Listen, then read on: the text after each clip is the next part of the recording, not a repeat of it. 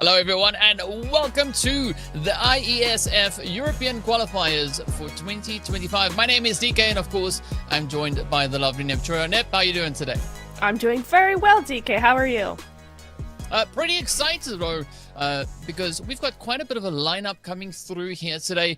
Of course, as we know, it is the Europe qualifier, so we are going to be looking at a lot of European teams, obviously, that are going to be battling it out on the battlefield to see who will be the teams moving forward to the next stage. And I think there's going to be quite a bit on the line here as we have quite a bit of a lineup coming through with regards to all those participating teams and all the particulars with regards to this event. But I'm excited as we'll get into that a little bit later on, take a good look to see exactly what we have coming up, who's going to be playing when, where, and why. But I think there's going to be a lot of action out on the battlefield here today. I think we're going to be coming in with guns blazing. There's a lot of teams out here who are gunning for those spots. There's a lot of players with everything on the line here today. Only 3 days, which is technically 1 day up from last year's qualifiers. They only had two last year. So there's more games to prove what they're worth and if they deserve a spot forward into the next stage. So I am very excited to see where this goes. Yeah, and I think, of course, that breakdown of the 3 days is going to be quite a nice shift up for these teams, right? Seeing that we've got so many teams participating, we are going to have the 2 days of group stage before we move into those finals to see exactly where these teams will end up. And, of course, only a select few teams will be making it through into the finals. So, essentially, they got to hit the ground running, right? They got to give it their all right out of the gate to see if they can establish a good foundation coming off the back of this first day, because tomorrow is going to be the last day. So I think there's going to be a lot of action. And of course, as we'll take a look at a little bit later on, I think the map rotation is also going to be quite interesting for these teams as well.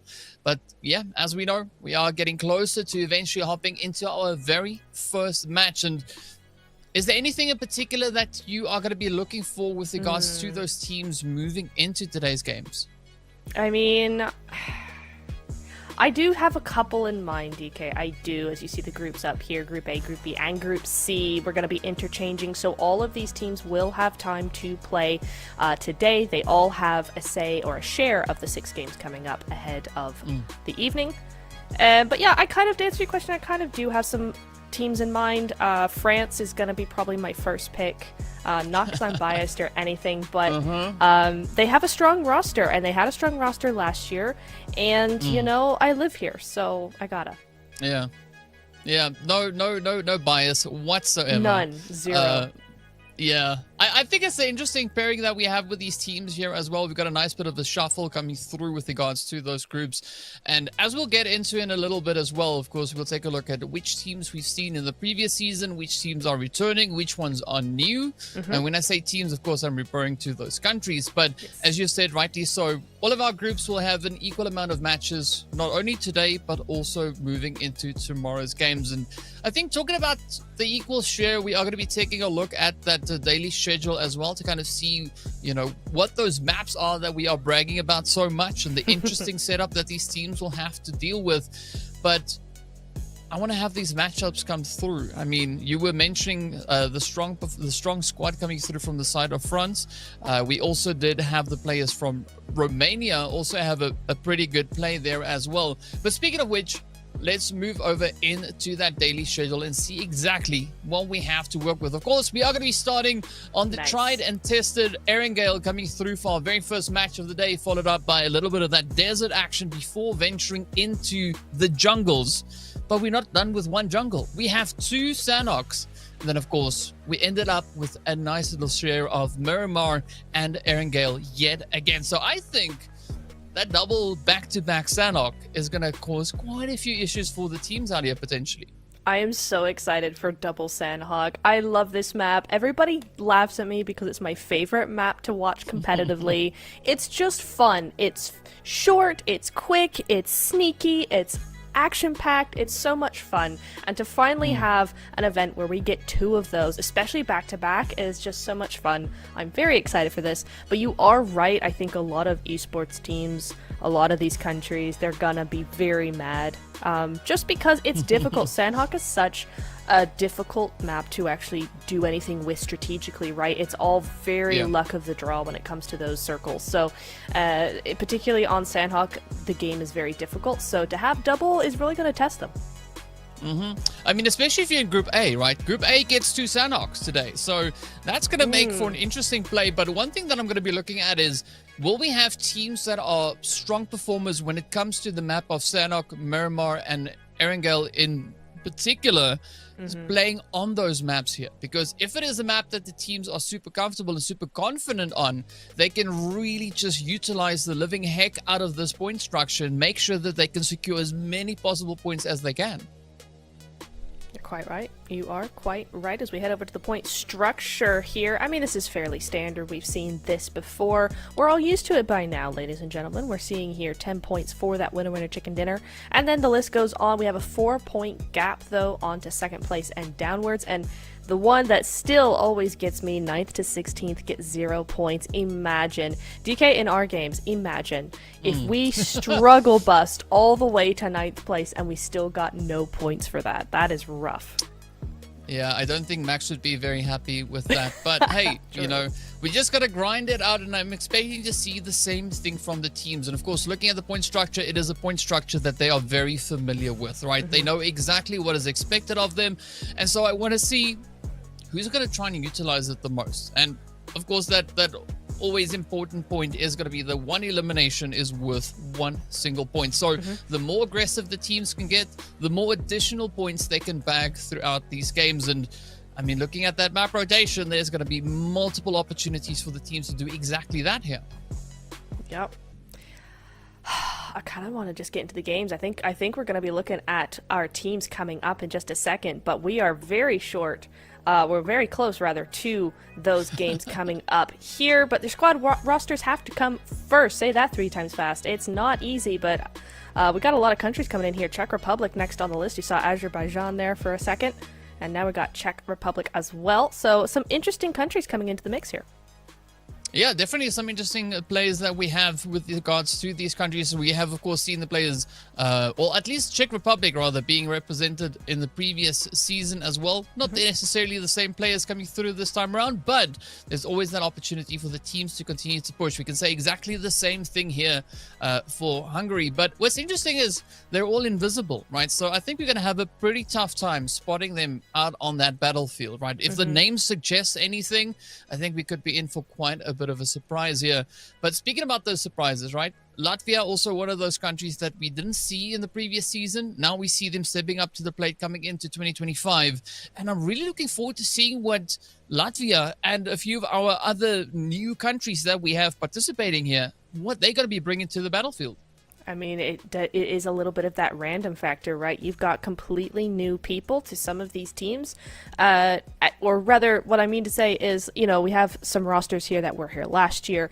A lot of them aren't, though. So for those rosters that were here last year, this is a completely new lobby. You can't play it the exact same way. So it's going to be very interesting to see how these teams adapt. Sure, yes, we have seen some of these teams in those practice rounds before, but still, you know, it's not the real deal. Serbia being one of those rosters that came in with the same roster last year. So we are looking at some familiar faces, but I want to see how those familiar faces go up against the unfamiliar. Oh, yes, that's going to be quite an interesting one. I mean, aside from Serbia that we saw previously, Croatia, also one of those returning countries. So I want to see how these lineups really kind of, you know, mend together once they step out onto the fields. It's always so interesting to see that synergy coming through between the teams, how they just communicate sometimes so effortlessly. And of course, well, here's that team that you were so happy to see. Hey. Of course, the team from France, and also the same roster from the previous year as well. So do you think we are going to be having, especially with the returning teams, returning rosters, do you think we are going to be looking at those countries performing the same? Or will we see a few of these new countries that are now being represented in 2025 actually giving them a bit of a run for their money? I mean, it's kind of difficult to say because my automatic response is, yes, these teams are going to give them a run for their money. On the other hand, last year, it was a very dominant performance by some of the squads that we have here today. So it is difficult to kind of really say because they were so strong against a lot of the other countries. But with so many having new rosters, I mean, it's kind of, you can't really answer that. It's got to be that we just have to wait and see. Well, that's what we will have to do indeed. Of course, now we are making our rotations through Group B. After Group B, we are going to be moving into Group C. Another returning team with pretty much a returning roster here as well, of course, is the side of Moldova. Last season in the qualifiers, in the European qualifiers, we did see them ending all the way up in 10th position. So I want to see those returning rosters looking to push the envelope a little bit further, making a play to see if they can get into those sweet spots. Poland, of course, also, again, one of those teams that are very familiar with this territory. And I just want to get to those fights, right? I want to see who's going to be taking Erangel, where they're going to be going, what those spreads are going to be doing. And, of course, one of the other new teams that we have, countries that is represented here is, of course, Wales. I think this is going to be quite a one to look forward to.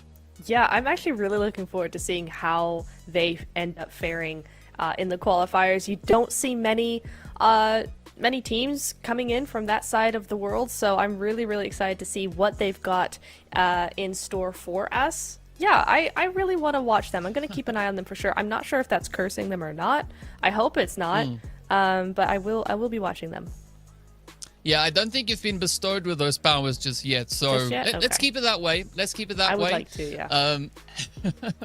But in the meanwhile, of course, we are going to be continuing through our rosters here. Germany, again, one of those countries with that returning roster. Last year, they came pretty close to finishing all the way up into that top 10. So I want to see if they can carry that forward, continue with the push, climb all the way through. And I think especially looking at how we are working through this group stage, the teams will be presented with quite a few challenges along the way. Greece, of course, also one of our new stepping up countries here. We got Stylish. I like those names, right? Some very interesting names. We also did have Barbie Boy.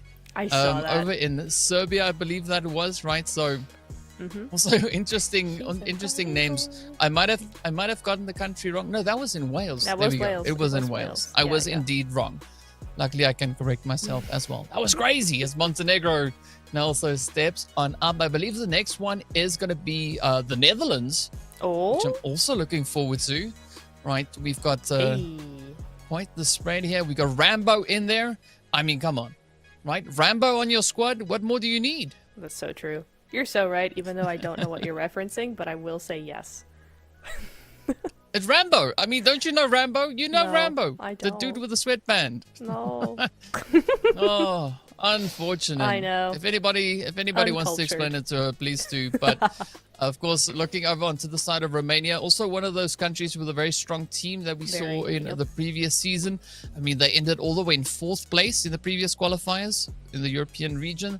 So I want to see just how much pressure they are going to be looking to apply onto that field. And then, of course, we move over to the team of Spain. I think Spain is our last team for Group C. This means, well, only one thing is we're almost ready to hop over into our very first match of the day. But, of course, before that, we are going to have a little bit of a talk more in preparation to seeing what our teams will be bringing in. And, of course, who can forget about Albania, right? Albania all the way in Group A.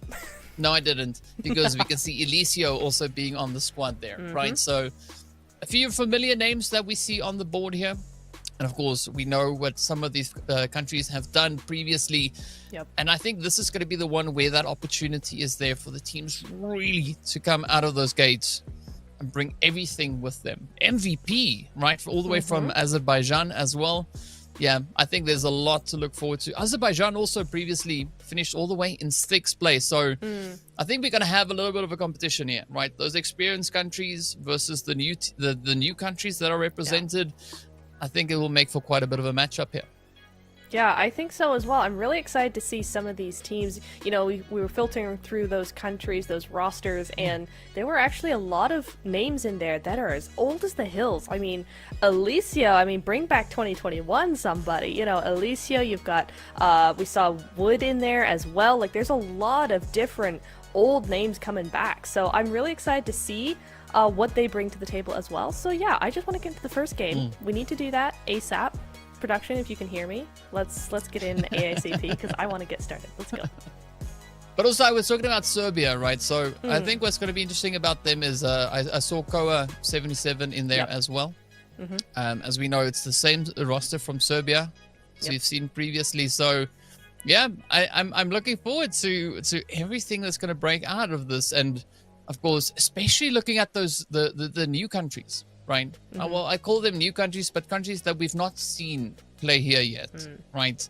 It's good to see those representations come in. But it's all going to be coming down to what the battlefield has in store for these squads because, of course, well, we've got that zone to consider. We've got the flight path to consider. We've got all the obstacles that these different maps are going to be throwing at them. So there's going to be quite a few hoops that they will have to jump through to see if they can secure themselves that winner chicken dinner. But now I'm going to make a bold move, right? Ooh. Yes. You've got to give me some prediction. Who do you think out of our first two competing groups, which group do you think is going to be taking that chicken dinner? Interesting. You've gone with groups, so I can't say France. Yes. Interesting. Interesting. Very smart. I mean, honestly, Group A and B, France is in B. Group B! Why not? Group B. You can't hold me back. I'll just be different and say Group A because Serbia is in Group A. Fair. Right? Okay. For no reason whatsoever other than it's just to be different, right? Okay. So he's being okay. You're just being difficult. I see. Yeah. It's all good. Yeah. Well, different. I didn't say difficult. I said different. There's a slight difference in that as well. But yeah, so the teams are going to get ready. I'm pretty sure we can hear those propellers now starting to wind up as the plane is getting ready to take off and take us across the map. I think particularly like with regards to a flight path moving into our first match going over onto Erangel, I'm hoping to see a flight path that is, I would say, somewhat balanced with regards to its trajectory. Right? Yeah. Something that kind of splits the map nicely in half so all of the squads can get themselves separated, positioned, and then from there on, I want a crazy zone shift. I don't want a nice shift, I want a crazy shift. Oh yeah. So that we can see all that carnage ensue as that zone starts to move on up. I mean, if we want to be super toxic about this, it's got to go Millie Island, right? It's got to first one, you know, you get those both bridges. of those. Oh yeah, both those bridges in there. Ooh, that'd be spicy for our first game. I would love that. But that's me being toxic. Me, the caster, me, the analyst, me, the one that's on their side goes, let's have just a really nice, solid game so everybody can do their strategy, everybody can do what they planned, and nobody's crying right out the gate. Maybe save that for the next Erangel. We'll see. We'll see. Of course, fortunately, we are not in control of where the flight path or the zone or anything like that is going to go. It's all going to come down to what these teams are going to be looking to do out here. And of course, well, we're all going to get ready to hop into that first match very, very soon. But there's a lot of pressure riding on this, right? As I mentioned earlier, we are going to be having our group stages today and tomorrow. And then come day number 3, only the top teams will make it through into those finals, right? Yeah. So I'm expecting the teams to really get as aggressive as they can while being realistic about the approach, right? You don't want to waste all your effort on the very first match and then be the first team to get set back into the lobby. I know it sounds familiar because that happens to me most of the time, but yeah, it's definitely something that I want to see how they're going to bring in that pacing, and especially looking at the countries that we've not necessarily seen play here before. Of course, I'm referring to countries like Greece, like Latvia, Lithuania, Netherlands. We got Portugal, and of course Wales. I think that element of surprise that they're going to be bringing to the battlefield could definitely count quite a bit in their favor, because the opposing teams don't necessarily know how they're going to play or potentially rotate through these maps. No, you're right, but I do think that a lot of the teams are going to be looking to have a really, really strong performance in the first day. I know of a lot of teams that have that strategy. If you've only got a 2-day group stage, you make sure you get a ton of points. I think particularly Turkish teams will do this a lot, where you go 100% in on the first day and then really back off on the second day. But by that point, you're 100 points ahead of the rest of them. You're not gonna lose then, are you? So I think we will see a lot of that from several of these teams. So I think today is going to be really, really interesting to kind of see who's doing what and where and how, which is really just the name of the game: what, where, and how. Okay, so as an analyst, right, which you are, I am. If we're getting fancy now, right? What would you advise if you had a team that was participating here? What would you advise them for their first strategy for game number 1 to be? Stick to their game. Don't overthink it. just stick to the strategy. If it doesn't go well in the first game, it's fine. It's just the first game. We can change it later. But for the first game, don't get into your head about it. Just play the game. Okay. Yeah. Don't overthink it. Just do it. Yeah. Do what we planned. There we go. Don't deviate. Yes. Yeah. Yes. Because they always want to deviate. Yeah. Or if you're like me, you just forget the plan once you get on the plane, right? That explains a lot, actually. Sure. We'll go with yes. We'll go with yes. I have no idea what you're referring to whatsoever. Our games. But anyway, yes. No, like, I still don't know what you're talking about. Sure. But anyway, yeah, we are going to be heading into those pretty soon. But this is where I'm curious to hear, like, what the predictions will be from our viewers, right? So if you want to tell us who do you think is going to be taking the victory in the first one, if you want to tell us which group, be sure to let us know. Or if you want to be a little bit more specific and name one of the specific countries that you think is going to be taking that winner chicken dinner right here on Erangel, be sure to let us know. In the meanwhile, we are getting closer and closer to hopping into the action for, well, day number 1 right here on the European qualifiers for the Iesf. And the pressure is starting to build, right? Just make sure that all the trays have been returned to the upright position. All the seatbelts are buckled in. You don't want to go out the door too early on, right? No, wouldn't be good. But yeah, I mean, I think definitely that Erangel could be exciting though. But of course, after that, we are going to be hopping into Group C, make their step up onto the plate as well, as they'll be joining us over on towards Miramar. And from there on, moving forward, right, all the teams have had the opportunity to kind of get a feel for what is going to be coming through here. But do you think there's going to be any particular point throughout the day where we are going to be potentially maybe seeing a team starting to take a bit of a lead? If one team has an exceptional first 2 games, then yes. As early as after Miramar. If they have really, really good, like, top 3 strong elimination point, whatever, top 3 back-to-back, then that sets the tone for the rest of the day, I feel like. And even if they don't do well in the last 2 games, then they're still that still goes forward over the Sanhoks. Or if they don't have good Sanhok, but they come back for that Erangel and Miramar, I think you're looking at a potential dominant team, let's put it that way. But I also DK, I'm wondering what it's going to be like for Group C, because Group C are coming in onto Miramar, and Miramar's your first game of the day. That is odd. For a lot of these players, that's going to be very odd, and I wonder how that works for them then. I'm pretty sure they'll be able to adjust, but of course, by the time we hit game number 3, all our groups will have played both of their matches so far, and I think from that point on, everything would have been pretty much established. And I think moving into match number 4, right, when we get back onto Group A and Group B yet again, that is where we're going to be seeing a lot more of that consistency coming through because, as I've said, the teams will have already broken the ice. They have got a pretty good idea of what to expect moving forward. But then the change-up comes, right, because we're changing up the map order, right? So Group A and B, they're going to be playing on Erangel. After that, they're going to be meeting up on Sanhok yet again. So quite a bit of a change with regards to what the map looks like, the size of the map, how you can rotate, you know, how far you can move. And of course, I think Sanhok is going to be quite an interesting one, especially looking at the fact that, well, the flight path doesn't play as big a role on that map as it does over onto the other 2. So I think that drop location could be quite a bit to work towards for our squads, Do you think there's going to be some hot drops, though? Speaking of drop locations? I hope so. I would love that. I hope so. I mean, I feel like everybody kind of shies away from a hot drop when it's as soon as you kind of get to this sort of level where it's like any sort of competitive that they stop, which fair, but also unfortunate. Boo hiss from the viewer's perspective because we want to see that action as soon as possible.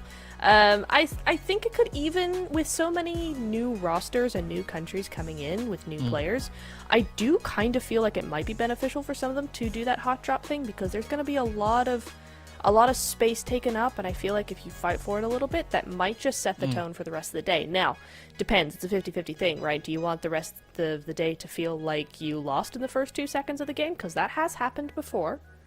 It's a bit of a risk.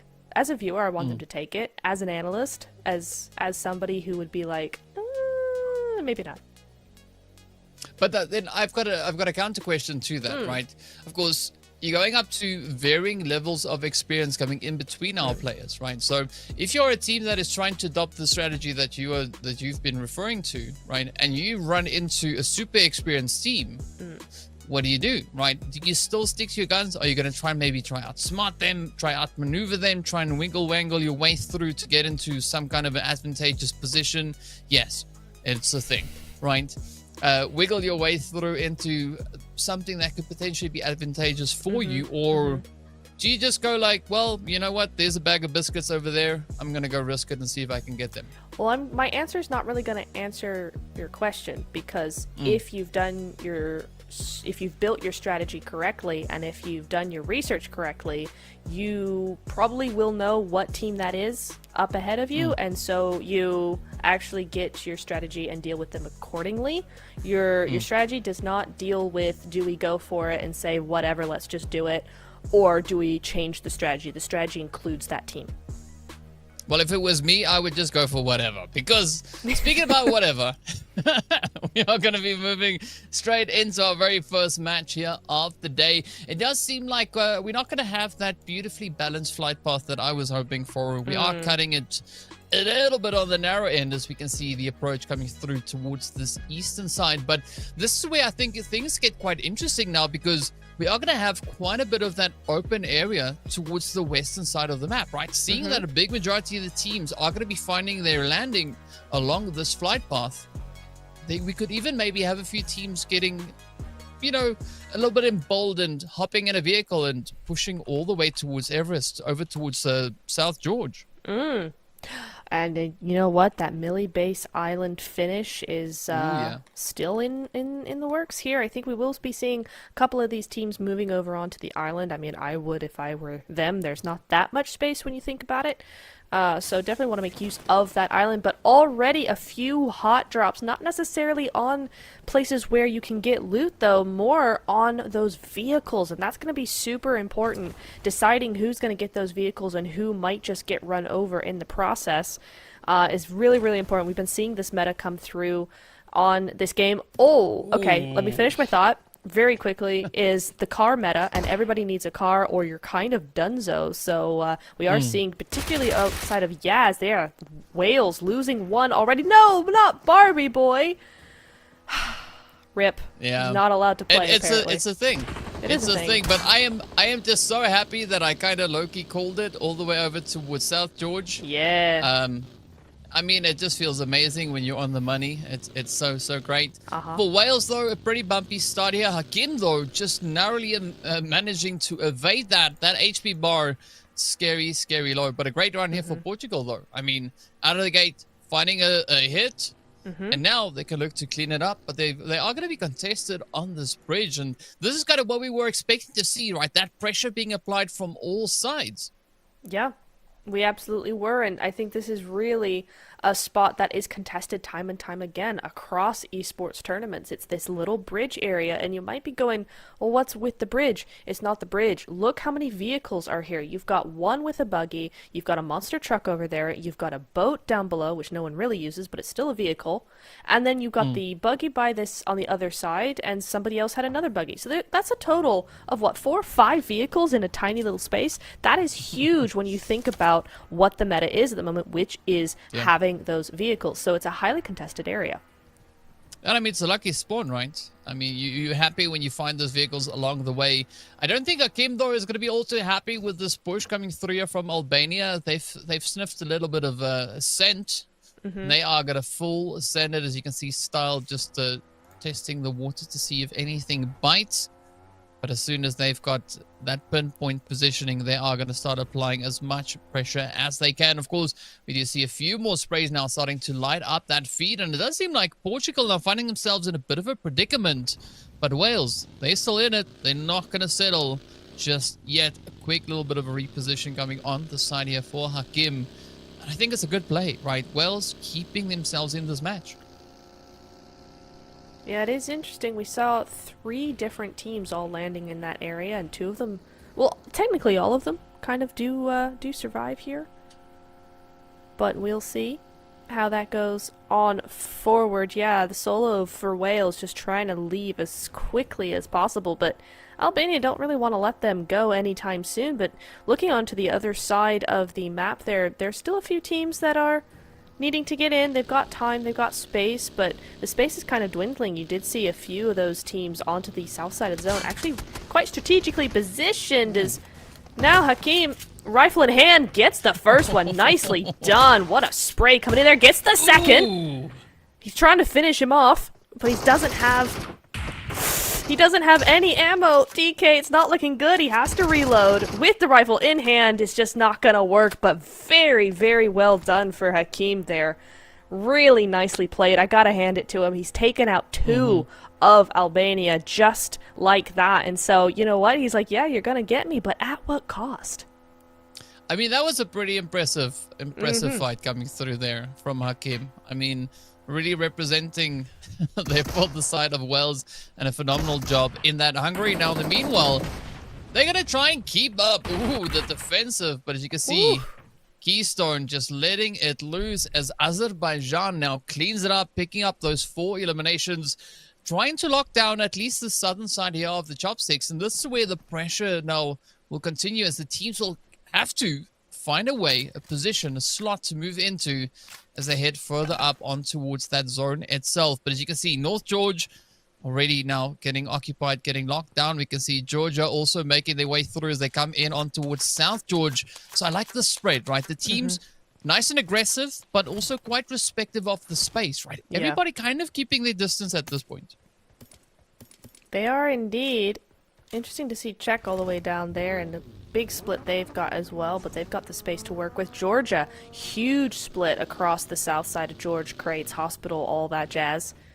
But again, you can. When it's at this stage of the game, there's not necessarily going to be any surprises. Yeah, you might have a straggler or two, but you should be able to hear them at this point. Everybody's got a car. We know that the flight path was not near George, so no one's landed there and gone unnoticed. So yeah, you're allowed to be actually use that kind of a split. It's when that zone's going to start getting a little bit more close together, start hurting. Yes. Teams in a little bit. That's when you might have a problem. Just like Croatia might have a problem here. They're just one. They're kind of a duo. One split coming in here, being surrounded casually here. But the thing is that they don't know that Croatia's here. Yeah, that's true. They don't quite know, but the pressure is going to be on. And you were talking about the zone hurting while hurting the players. Moving them further and further afield. That is quite a bit of a tongue twister, right? You can't say that. You can't. No. You can't say that too quickly, right? It is going to knot you up quite a bit. But what's not going to knot up is, of course, going to be Croatia keeping a very close eye across the way here. You can see AA, and I think that's Bosana, keeping a very tight angle on the positioning here. Meanwhile, it's going to be Azerbaijan now moving on towards that southern side of Everest. And what's interesting, though, even though the zone has taken a bit of a northern shift, right? We see quite a few teams up north and not so many teams over on towards that southern side. I mean, I would have expected a lot more teams to maybe go for a more southern approach, right? To kind of try and sneak your way up into the positioning like that. But, of course, there's a reason why these players are representing their respective countries, right? Because they better at playing this game than we are. That's true. That's why we're sitting here talking about it and not being in game, I guess. Yeah, that sounds about right. But we do see a little bit of, I wouldn't call this a third party really coming in here, but they are kind of looking. Wandu is like, oi, get out of here. Silence actually gonna be responding to that quite quickly, and still Croatia just chilling, just going, please don't see us. Please, we're not here. We want to live a little bit longer, but they will actually fight if they have to. Albania over in ruins here as well, and just going to be seeing, again, a lot of these teams. I will say, DK, I'm actually really surprised by how quickly these teams are moving into a smaller space than they need to. Zone 1, I mean, Stage 2 has just popped, but they've been moving in since like halfway through Stage 1. They are moving quickly into the center of Zone. They're really not wasting any time here. Yeah, a lot of mobility coming through, as you've pointed out here. The team's not wasting any time. We can see Poland also trying to figure out what the approach will be, how they're going to look to play through the positions here. But when it comes to Poland, I'm curious as to what Ked is going to be doing, right? I did see Ked's name in the distance there ever so briefly, but we'll find out a little bit closer to the time. It's amazing that these tires work still. It looks like they're all steel. I thought they were taken down to the rim. Turns out it's just some metallic wheels that they've got rolling over there. Of course, the positioning is going to push the teams further and further up on towards the north, as we can see. Still a few outlying squads having to find their way in. We even have... Sorry, we even have countries out in the blue. Nep, France. Oh! Narvalo, all the way down to that far, far southern side. I mean, I know, you know, sipping on some blue juice, you know, tickles the throat a little bit, but I don't know if that's really all too healthy and all too good if Narvalo is having that much blue juice. I mean, I will say I know what he's doing, right? Because a lot of teams will use this stage of the zone to actually move in through the blue and have a super late rotation. Romania was renowned for that. So I could see that Narvalo is just trying to scout out that backside, make sure there's no one behind them, make sure there's nobody coming in trying to sneak in through the blue. But yeah, like you said, he's sipping on the blue juice a little bit too much as a consequence of that. I hope he has some meds, because he's going to need them, because the zone has not been really kind in terms of entry points for a lot of these teams, right? It is quite clear to the north side. I mean, I think we saw Latvia up there.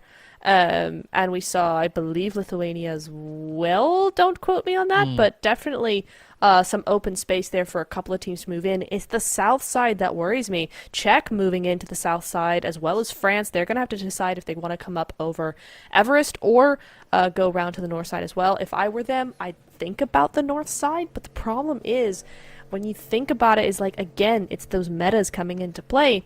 Everybody goes to the north side in this zone, so do you do that? That's the good question, and, well, we'll find out if the opposing squads will allow any of that to come through. But yes, you were talking about Latvia and Lithuania that we did see all the way towards that northern side. But I think this is where the teams with a little bit of a reluctancy to rotate out of that South George positioning could maybe cause a few interesting plays, as they have no other option now. They have to move up towards the north. The zone has kind of forced their hand. And looking at Czech Republic, they're also just trying to ride it out on the edge of the blue as now France starts to roll on forward. You can see a nice push coming through there from Rob. It's going to be Levy trying to see if they can park the vehicle just in a little bit of safety. Tree also getting fired upon. I love this though. Czech Republic definitely having a nice counter position towards France's rotation. Yeah, I think France really tried to swarm them to make sure they didn't get that compound, because once you got that compound, especially with it not being in zone, it was going to be a difficult play to make. But Czech managed to get in there. They did lose one, but they don't lose the whole squad, which I think that France was really trying to make happen. So GG's to Czech there. France decided it was not worth their while anymore. They're going to move on out, move to the north side. I do think that's the correct play here because, like we said, it is very open. They don't know that, but we do, so that was the right call to make for them. And France stay up as 4 with 2 points on the board. So matching with Georgia here, matching with Latvia, but honestly, the rest of the teams can't really say that. Yeah, I mean, the pressure is on, and it's not going to get any easier as we move further and further forward. Georgia, as you've pointed out, also with those 2 points up, but they're still looking pretty decent, right? Got the full squad locked and loaded and ready to go. I think for Croatia, though, things are still looking a little bit more challenging, as they've only got that 2-piece out of the 3 that they came into the match with, but they still have to find a way to secure that rotation. Georgia having a little bit of a play there with the vehicles, trying to get everybody secured so they can get those wheels a rolling. But then also Albania, just over on towards the north. I think they are, to some extent, trying to kind of pressure the teams rotating up behind them from finding a good angle further in towards the zone. Yeah, I could really see that Albania are probably playing this as kind of a don't tread on me sort of play here. They're trying to keep other teams away. They're shooting, but they're not targeting. And so they're really just trying to make some noise, try to make themselves look bigger than they are, more people than they are, and try and use that as a way to clear that south side and make sure nobody tries and challenges them, trying to survive a little bit longer, which honestly is not a bad play. Yeah, it's not. And I mean, we've seen this region being under contention for quite a while now, as we are nearing the end part of our stage number 3. Stage 4 is about to pop, and that blue zone and the zone itself could also apply quite a bit of pressure, as these teams will have to find maybe another angle to get themselves situated. But I think the interesting thing would be, especially if the teams over on towards that northern and eastern side will also then pull down towards the southwestern front. Fortunately for them, that's not going to be the case, as we now move out of the city and out into the open fields. And I think this is where those northern teams are going to be smiling, because they are just in such an advantageous position. Of course, France, though, also jumping at a bit of an opportunity here. Yeah, but Serbia have been doing some work here. It's France against the world, to be honest, just because France are out in the zone. We're getting a third party coming in here. That's going to be Czech, a really nice third party from Czech, actually making sure that they do what they need to do. They're disrupting this fight. Really nicely done. It does give Robs an opportunity to actually move away, so not exactly what they wanted on either party, but Robs is going to be happy with that. He's going to be able to get out of dodge quite quickly there. And now, I think Czech have gone, oh, okay, that we didn't do that right, or that didn't work, so we're going to just move on to where we need to go, focus on ourselves a little bit more. But it was a good play, it was a good idea, but this time they're just going to go their own way, find their own way, and get to zone, because you do need to get to zone now. 2 minutes on the clock is not enough time. Especially if you're one of the teams over in this region, right? Over on towards the southwestern side. I think for just the whole southern region it's going to be the case, because they find themselves on the long side of the zone, right? So that means the zone is going to be moving in at quite a pace, and so it is going to cost quite a bit of effort to keep them well ahead of that. Speaking about cost, though, Georgia paying the ultimate price as they go for a little bit of a northern rotation. We just still see Portugal on the opposite side. Latvia, chaos now, just trying to poke and prod their way through, spotting a few of those pixels out of place. But it does seem like Latvia actually finds themselves in a little bit of a challenging spot, right? Not quite secured within the zone just yet. Number 1 rule, don't shoot your own car. It's bad for the car. It scratches the paint, and everybody knows painting your car is very expensive. But Georgia, on the other hand, Step Bro is going to be just chilling on the beach, as we all would love to be. But he's just going to be chilling for a hot minute there. Czech Republic going to be grabbing another point for, their first point for themselves, actually. Their first point on the board here today. But it kind of leaves them in a little bit of a tricky situation, right? They found this little ravine, this little ridge side to work with, but it is very open around, and they've got 2 teams on either side. Okay, sure. Boskanek is looks to be a solo on one side, but on the other side, you do have at least 3, and that's going to be Latvia. It's 4 for Latvia. This is a team that has done, and I mean this in the best way, nothing this entire game, right? They went up to the north side, they've stayed in this compound for the entire zone, and you tell you what that means. It means that they have 254 ammo. They have full health armor, they have utilities, they have meds. They are not damaged by all the fighting that's been going on to the south side, so that makes them dangerous. I call it big brain plays, right? They strategically position themselves right over here, and they've got quite a bit of leverage now to utilize. And I mean, looking especially over on towards Czech Republic, they're going to have a pretty tough time rotating off of the edge of that zone. As we've seen, they are essentially pincered. It's going to be Croatia also now pushing a little bit closer. Fortunately, the zone doesn't shift too aggressively for our teams over on towards the west, but this is now where things start to get exciting as the eastern side starts to bring their rotations forward. The pressure is on. Latvia also now all the way up onto 3 points, I believe that was. Albania still in this fight, right? Holding steady, holding strong. Got that solo, but they've got 3 points on board, and this is now Latvia trying to sneak up. Is going to be Czech Republic. That could maybe be checked out pretty soon as Keep sneaks on up. Chris sends out the utilities, and this could blow everything wide open. Oh, the damage is there, though. damage is there. It's about to be very there. These are some great nades. They're just missing slightly. I'm not sure how. I think the cars are blocking them, actually, which is insane to see. But those cars themselves are about to blow up, and that's a lot of utility being used by Latvia here for no real... There we go. Just about gonna be seeing a retaliation there. But yeah, that is crazy. Those cars should not have eaten as much damage as they did. Czech is very, very lucky. It was a really, really nice play by Latvia. I appreciate it, but at some point, you got to say enough is enough. We're not getting the knocks that we need, and we need to focus on ourselves.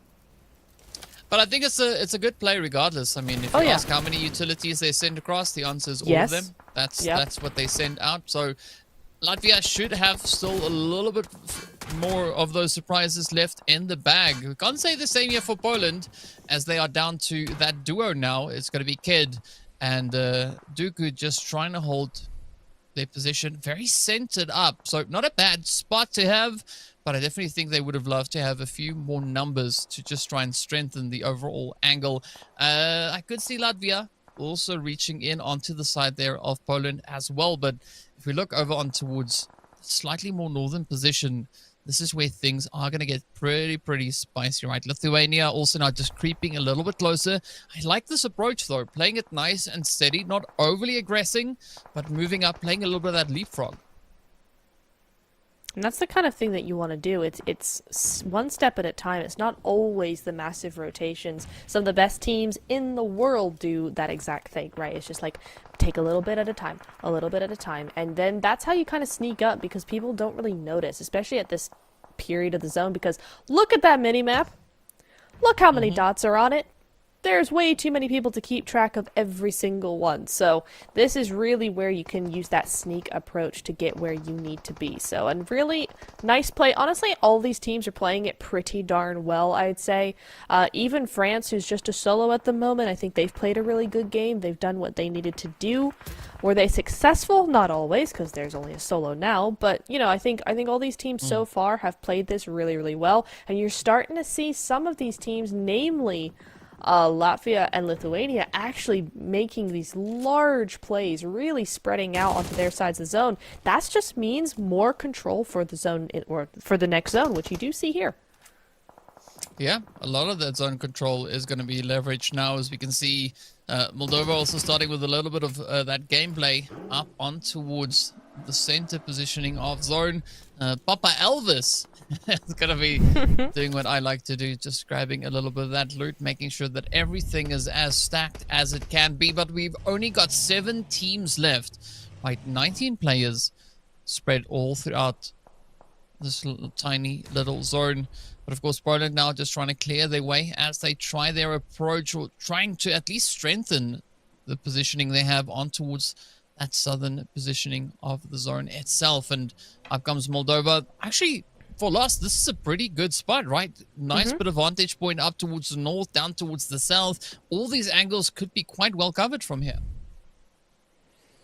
We'll have to wait and see. It's a nice 2-2 split that we're seeing from Latvia. I kind of feel like it's probably something we're going to be seeing quite a bit from them. You do see Papa Elvis there coming in, taking out Silence, or at least knocking him. We'll see if he gets that finish.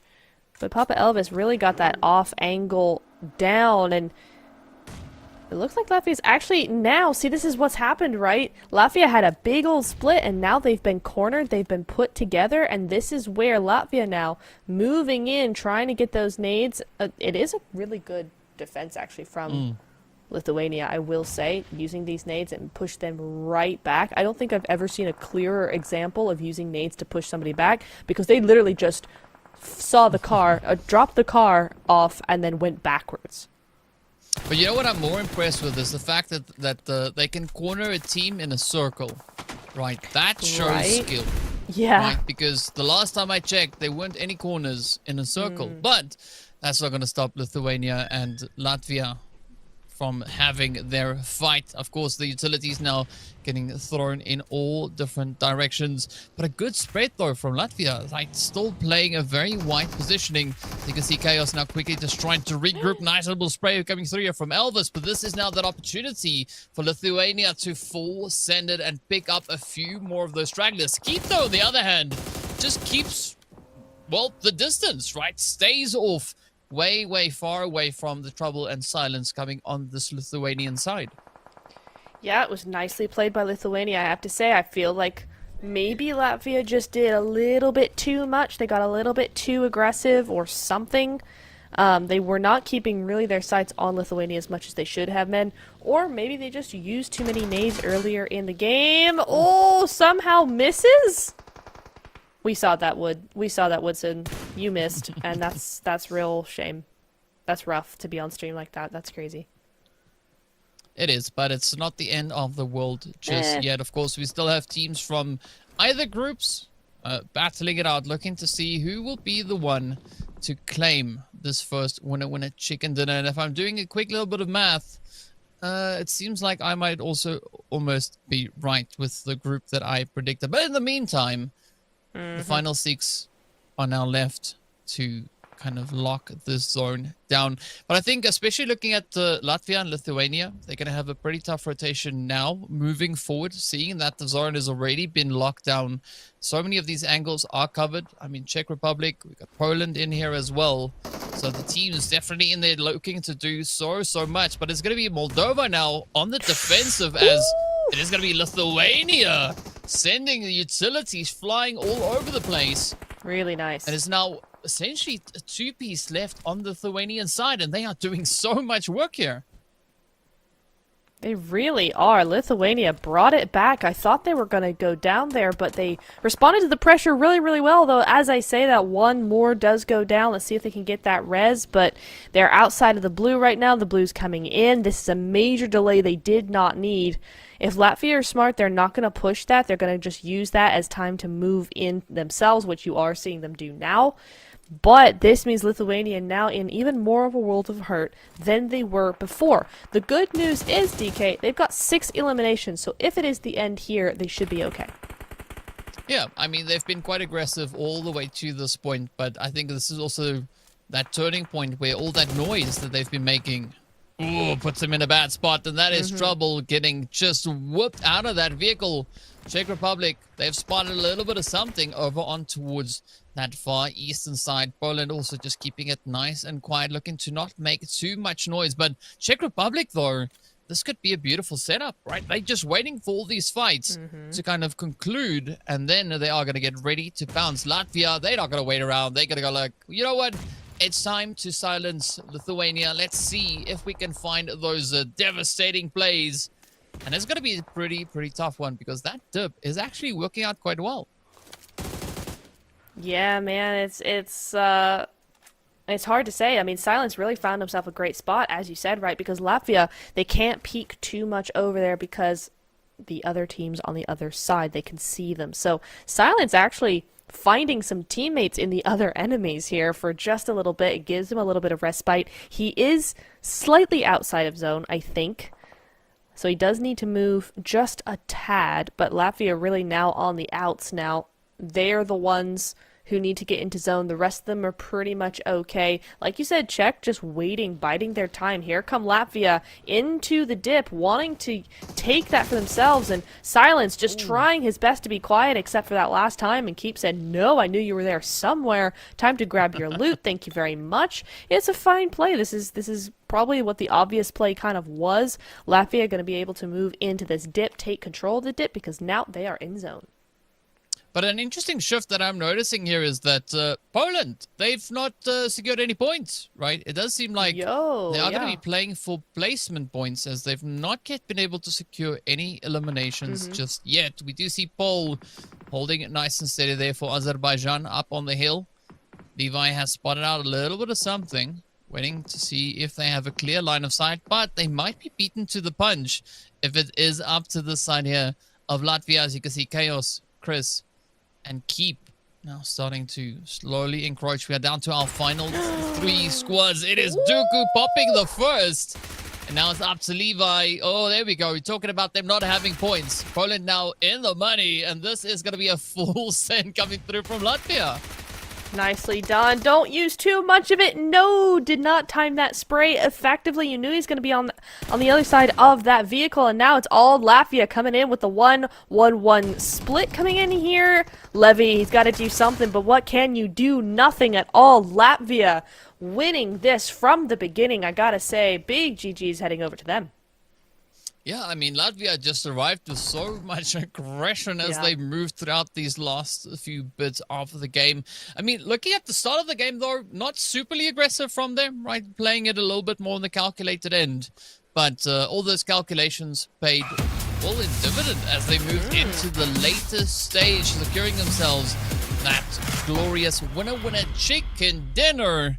And, of course, all the bragging rights that go with getting the first one for the first day. So a phenomenal performance on their end. Of course, we are going to be taking a look at a beautiful breakdown from these teams as well. But I think, Nep, that was Latvia setting the stage. It really was. Again, I was saying, you got to keep that momentum going. You have a really good first two games, really dominant first two games. You're setting yourself up really, really well. And so far, Latvia are listening. They are starting really, really strong with that first game. Really nicely done. I'm happy for Poland also that they got a few points, right? Yep. Definitely got placement points. That's a guaranteed. But they were at least able to sneak in that one elimination along the way. So, you know, 1 point does add to the overall tally that they've got.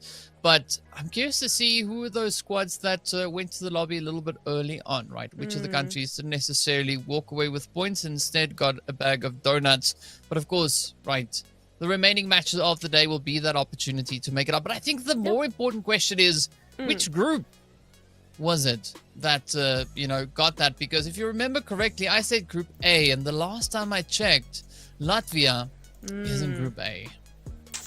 You know? You know what? Well done. I'll just do a little bit of this, and then... Well done. Yes, very good. I'll get you next time. Next game will be mine. But you know what? Good job. Well done. There we go. That's what we want to hear. At least we will get into that breakdown pretty soon. But now I'm going to ask you, which of these teams was the craziest performance for you? Aside from Latvia, we know they got that winner chicken dinner, right? Who else stood out for you in this past game? I want to say Lithuania, just because they bounced back after that initial pressure in the end zone very, very well, I thought.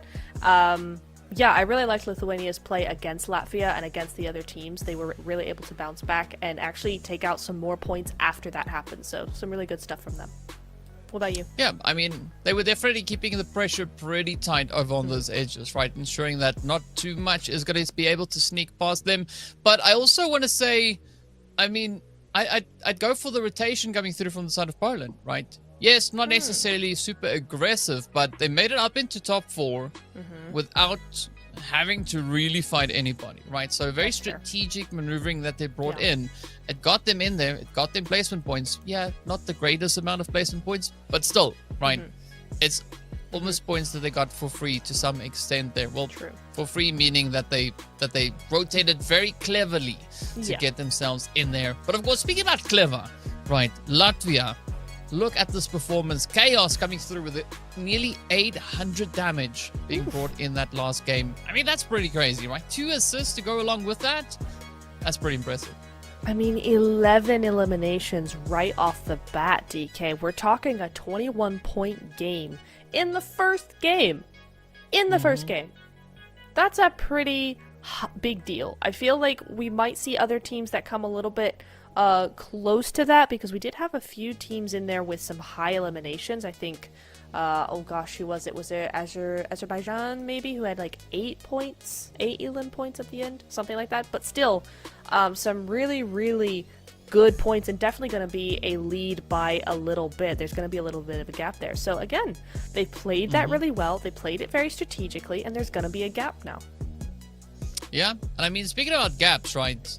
There's a reason why I think Latvia also performed so well here, is because they were receiving so much love from what I can see in the chat, at least, right? Yes. I mean, if you look at the chat, it's just Latvia flags all over the place. Oh, yeah. Right, so a great amount of support coming through for them, as well as looking at these elimination counts, right? Chris doing a lot of work securing those 5 elims alongside Chaos then coming in with the second highest tally. But everybody brought their part into this. Keep actually, playing on that elevator position up on that roof for so long. Yeah. Caused quite a bit of chaos for the surrounding teams, but not a lot of that resulted in too many eliminations for them. But of course, as we know, the total eliminations that we had in this past match was a grand total of 50 being spread throughout our teams. Yes, indeed. 49 total knocks. I will say as well, though, Keep and Chaos, I believe, from Latvia, no damage points. They took no damage that entire game. And I don't know how that's even possible, but they took no damage, which is insane. It's simple. Keep kept to the roof. It makes sense. I mean, yes, but Chaos did not. I mean, so Chaos is, I think Chaos is from somewhere else, where they're just really good at, evading those shots, heading in their direction. But yeah, I mean, that was our first match summary that we had right there. And of course, the match rankings to make it official. It is going to be a 21-pointer being sent over to the side there of Latvia. I can see the rest of the points over on towards that right-hand side. Azerbaijan, Czech Republic, Lithuania, all coming in with those double-digit scores as well. Goodness me, yeah. Double digits, but it's really Latvia that takes the cake here. A 10-point lead in the first game is pretty good. I mean, you do see a lot of those points kind of dwindle soon after you get past 5th, right? France with 6, Moldova with 4, Georgia with 3 points. But there's still lots to play for, lots of time to actually patch things up there and get those points where you need to be. It wouldn't be that hard to get right up into 3rd with another good game, considering or provided that Lithuania and Czech Republic don't do well. But I will say, I feel like Czech are kind of sleeping at the... Not sleeping, but like... I feel like there's more to them than we've seen in this first game. I feel like we haven't seen all that they can do, and that should be very scary for the rest of the teams, because if they can get 10 points when they're not at their full potential, their full strength, I'm wondering when they're going to turn the switch on and kind of go, okay, now we go, and how dangerous that's going to be for the rest of the teams. Yeah, it is going to be quite dangerous, especially with Latvia and Lithuania being compared to each other right here. As you can see, both teams bring in quite a bit of a contribution with regards to those eliminations. And I mean, this is just the first match of the day, right? We still have 5 more to go, and each of our groups, as we've mentioned, are going to be facing off in the same kind of sequence as we saw just now, twice today. So the next time we are going to be seeing Group A and B play is when we get to our second Sanhok of the day. So there's still quite a lot to be seen coming through from our respective squads. And also, we did see the players there from Poland, right? Also sneaking in those lovely 6 points that we saw, right? So strategic plays, I do think, go quite a bit of a long way. But this was the litmus test for the day, right? For A and B. Next up, we are going to be adding on to this, right? With, of course, Group A taking a bit of a rest. We're going to be bringing in Group C. So the pressure is going to be on. This is going to be that opportunity to see if Group B can actually continue with the momentum. And if Neptura can get a team right that is going to be winning the next winner chicken dinner. Of course, it is going to be towards the desert as well. So I think there's a lot to look forward to moving into the next game eventually. I mean, there's always something to look forward to when it's Miramar coming up next. I'm very excited to see what's going to be going on. I want to see this new group. I want to see what ends up happening with them. Let's bring some fresh blood onto the scene, get that ball rolling. Yeah, I want to see what Miramar is going to do. Are there going to be any snipers, though? Because we have been seeing them make a little bit of a comeback. As you would call them, the snip snaps, right? Snip snaps. We'll see if those are going to be featuring here, and or if the teams will be presented with an opportunity, because I think Miramar is probably the best map out of these 3 to get that, to pull off a few of those snip snap plays. So yeah, it'll be an interesting one to see indeed. But yeah, if you're watching, be sure to let us know, who do you think could potentially stand a chance, as we are going to be moving towards Group C. That will be joining us, as I mentioned, right? So that is going to be Belarus, Germany, Greece, Montenegro. We've got Netherlands, Romania, and Spain that are going to be stepping up, and they are going to be facing off against Group B, right? So the pressure is going to be on. and I want to see who will take it. So if you know of any supreme snipers in either of those two groups, let us know and see how accurate those predictions are going to be. But so far, first match, Erangel, a phenomenal turnout here. As we know, Latvia doing some phenomenal things. The pressure is going to be on, though. Will they be able to kind of continue with that momentum when we see them come back in game number 3 as we step into the jungle? Right, that's quite a bit of a change up in terrain. Yeah, it is, and also you have that one game off, right? So it means that that is going to be difficult to adjust to. It's something that I didn't really think about, and that I think everybody's got to think about now, because yeah, they have that game off. I mean, DK can't predict Group A anymore, so that's a relief. I'm happy with that. But will he predict Group C? That is, answer in the chat, because I don't know. I'm still going Group B because there's a lot of teams in Group B that I think will do quite well on Miramar. And I didn't say France, so you can't accuse me. Yeah.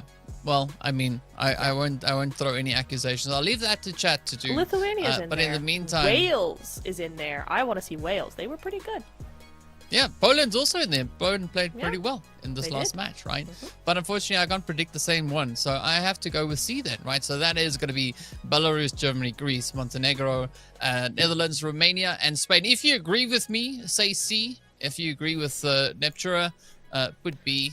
If not, if you don't want to do any of that, just promote the country that you are here to support, right? A lot of Latvia. To show up in chat, and just looking at chat now, it is going crazy, right?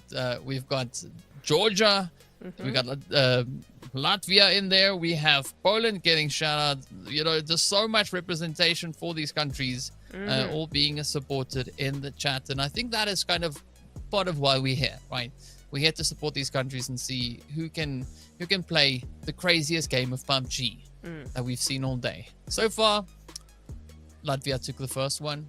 Who will take the next? We don't know. But of course, we are going to be getting ready to move into game number 2. Not quite sure if we're heading into a break or if we're hopping straight into the action. But we'll find out in due course exactly which way that will go.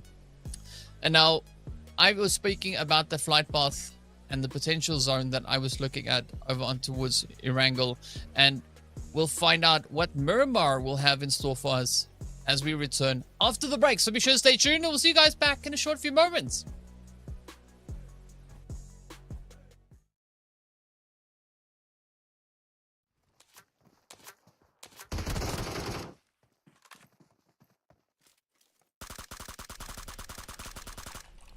Yeah, you're good.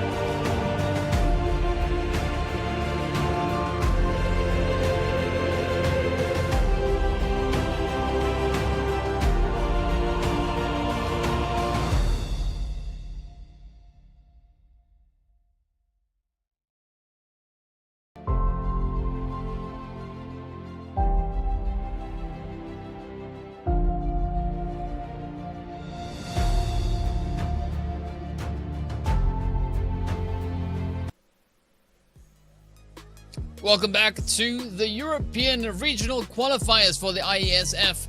Day number 1, we are in group stage. Match 1, done and dusted. Latvia coming in clutch with a beautiful winner chicken dinner.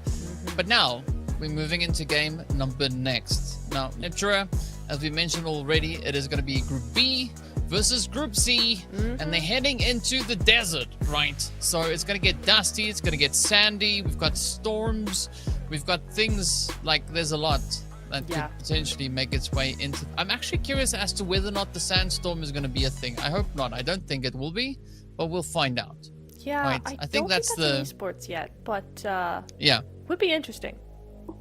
Yeah, because that could definitely change up how the teams would approach this match. But of course, it is going to be a nice little bit of an opportunity for Group B to stretch their legs, right? They've now played on Erangel. Now they step over into the desert and kind of just have a little bit of that sun, which I wouldn't be saying no to at this point. But of course, it is going to be that opportunity for Group C. No, this is studio lights. It is pitch dark outside and it's cold. But anyway, so this is the opportunity for our Group C countries now to show us what they've got, right? Have they been studying Group B coming into this to kind of come up with a bit of an approach, a strategy to try and best them? Or are they just going to do what I do and wing it? You do wing it. You wing it well, but you do wing it. So, yeah, it's hard, you know? It's really hard. Actually, people like DK is really the hardest people to coach, players to coach, because they wing it and it still works. And so they're like, well, why can't I wing it? I'm like, because play with the team, play to the strategy, don't go 400 meters off, and yet somehow he still manages to do it. So, you know what? Whatever. Anyway, you do you, man. It's fine. But I think the best invention would be like a vehicle that just comes with me wherever I go, right? I know there's such a thing as a bicycle, but that's too much of a hassle. It takes up space in my back, right? But just like a vehicle that follows behind me, right?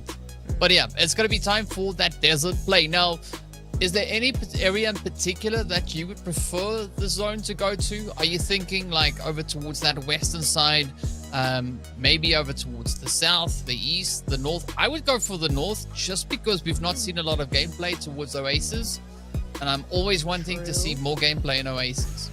True. Oasis is always where you want to be. I always like the west side though, like severe west over by the boundary cliffs. I think that's a really cool area to play. There's a lot of stuff over there that makes it very interesting. It's very tough on players, but I think it is really, really interesting. So I wouldn't mind another zone over there. I've actually seen a final for one event that I did a while back where it ended on Miramar right at those cliffs towards the southwestern side. It was insane. Yeah. And so I think it could be quite interesting, but the only sad part is the likelihood of the zone actually going there. True. It's going to be Los Leones. It's a bit of a it's going to be a bit of a coin toss, I'd say, to get into that area. But yeah, I mean, I'm looking to see what these teams are going to be bringing. I'm excited for Group C. I want to see what their approach will be.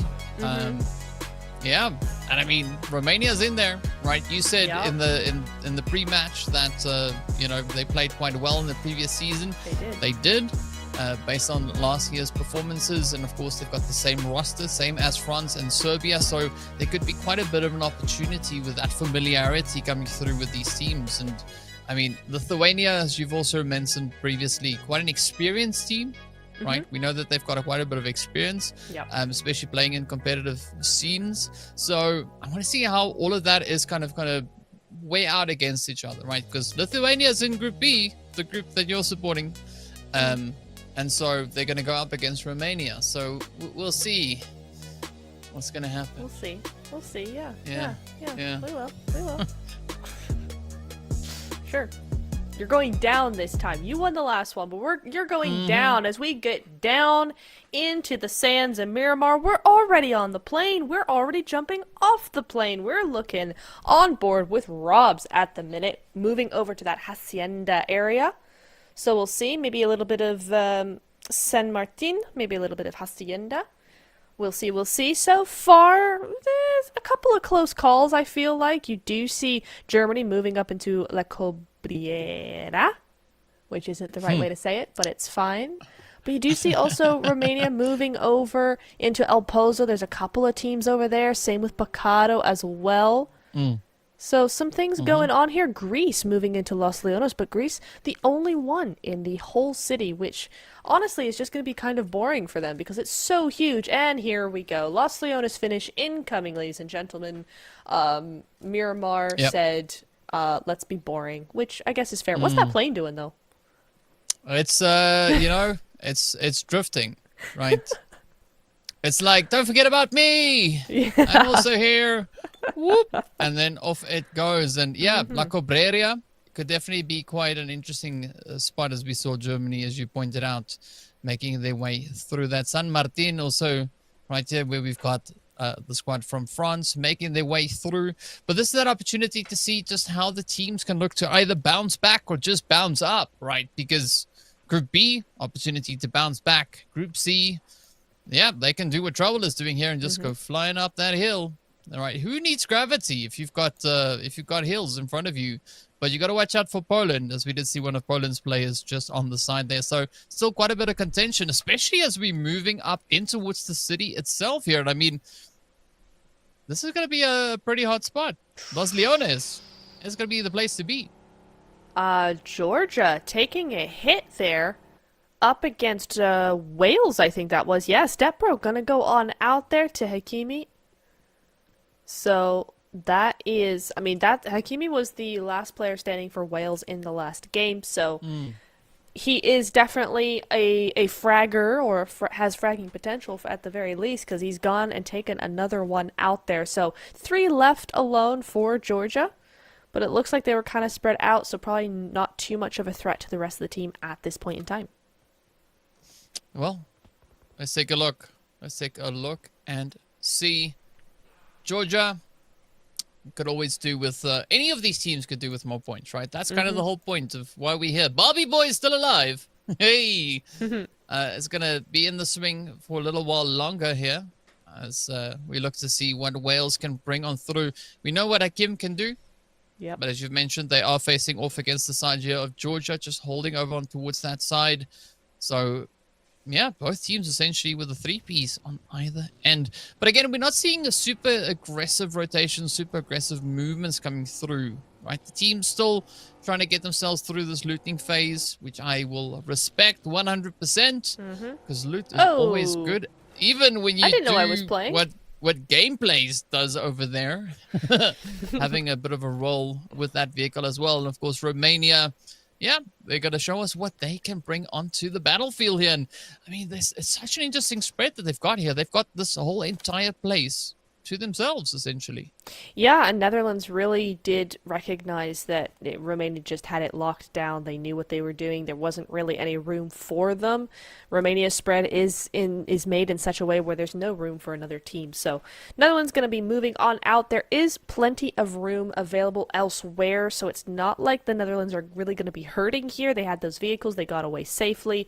No one is really looking to actually do anything too drastic at this stage in the game. Miramar, a lot harder game to play, I feel like, than Erangel. It's much more open. It's much vaster, I feel is the good word, because technically they're the same size, but they're really not. And so you really do need your full squad alive with you. So a lot of these teams are going to be a little bit more reserved in the first phases of the game. But speaking about reserved, right, I'm looking at the chat and I'm already seeing Greece and Georgia and Albania getting love in the chat, right? I didn't know chat could move that 14, fast. There's 14 countries in this match. So if you're here, you're supporting a country other than the 3 I just mentioned, right? Yeah. Show some love, right? Because we got quite a few people watching, right? Come on, tell us who you are here to support. Who do you think is going to be taking the very second winner chicken dinner? It is, of course, the first chicken in the desert, right? So that makes for a very interesting one indeed. But yeah, looking over onto the side here of Germany, we saw them taking that very northern positioning, making their way up into here. It's going to be Spain, though, coming through with all the parkour moves, right? Just flying off of roofs, into walls, over things. It looks exciting. It does indeed. Makes me want to do some parkour. Oh, I was going to say, hey.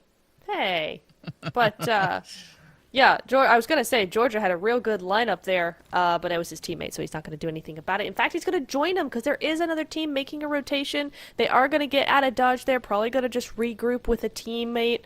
They want to be as strong as possible, having lost that one. They are center zone, so yeah, regroup at this point in time, a really, really good move. Something that Spain will want to consider once they move into zone, because that is a big, big 2-2 split coming on there. Yeah, it is definitely quite a big of a 2-2 split. But speaking about splits, look at Poland, right? We got Kid right there on the front line, keeping a nice little bit of a positioning there, while the rest of the team is still spread in between Impala and Puerto Pareso. So I want to see, are they going to look to maybe condense that, rotate up, maybe go a little bit more towards that eastern side of Los Leones, or will we see them taking that more southern approach? Of course, speaking about southern approaches, right, there's 3 teams that need to consider their southern play, as it is going to be Romania, Germany, and Spain, still all the way out on towards those edges, or edge positionings rather, of the zone itself. But again, decent spread. I like this for Wales as well. Also just, surviving longer and further into this game. But when we're talking about the flags, we are seeing a few more flags now coming into the chat as well. We do have a little bit of that Lithuania flavor in, as well as Portugal getting shout outs. So continue to support your countries in the chat. Let's see who will get that winner chicken dinner. The pressure is on. The angles are there. And speaking about angles though, look at this. It is going to be Snowix and the rest of the players here from France making their way on in here. And only one team so far, Neptura, sitting with a point on board. It's going to be Wales. And it's a good point. I mean, the first point's always the good one, right? That's the one that sets that momentum, and especially if you're only 3, it's what you need. Ooh, so nicely done from there. Oh, wait, can you have one? Wales. You have to ask them. Yeah, Wales, they're on point. There we go. Okay. That's all I wanted to say. Belarus, I will say, are on point. With their placement, they've got a really good position so far in this zone. You already see them taking some hits and dealing them back in kind here. As wow, a big split coming in from France. Actually, it's not a big split, right? That's a very normal 1-1-1 split, right?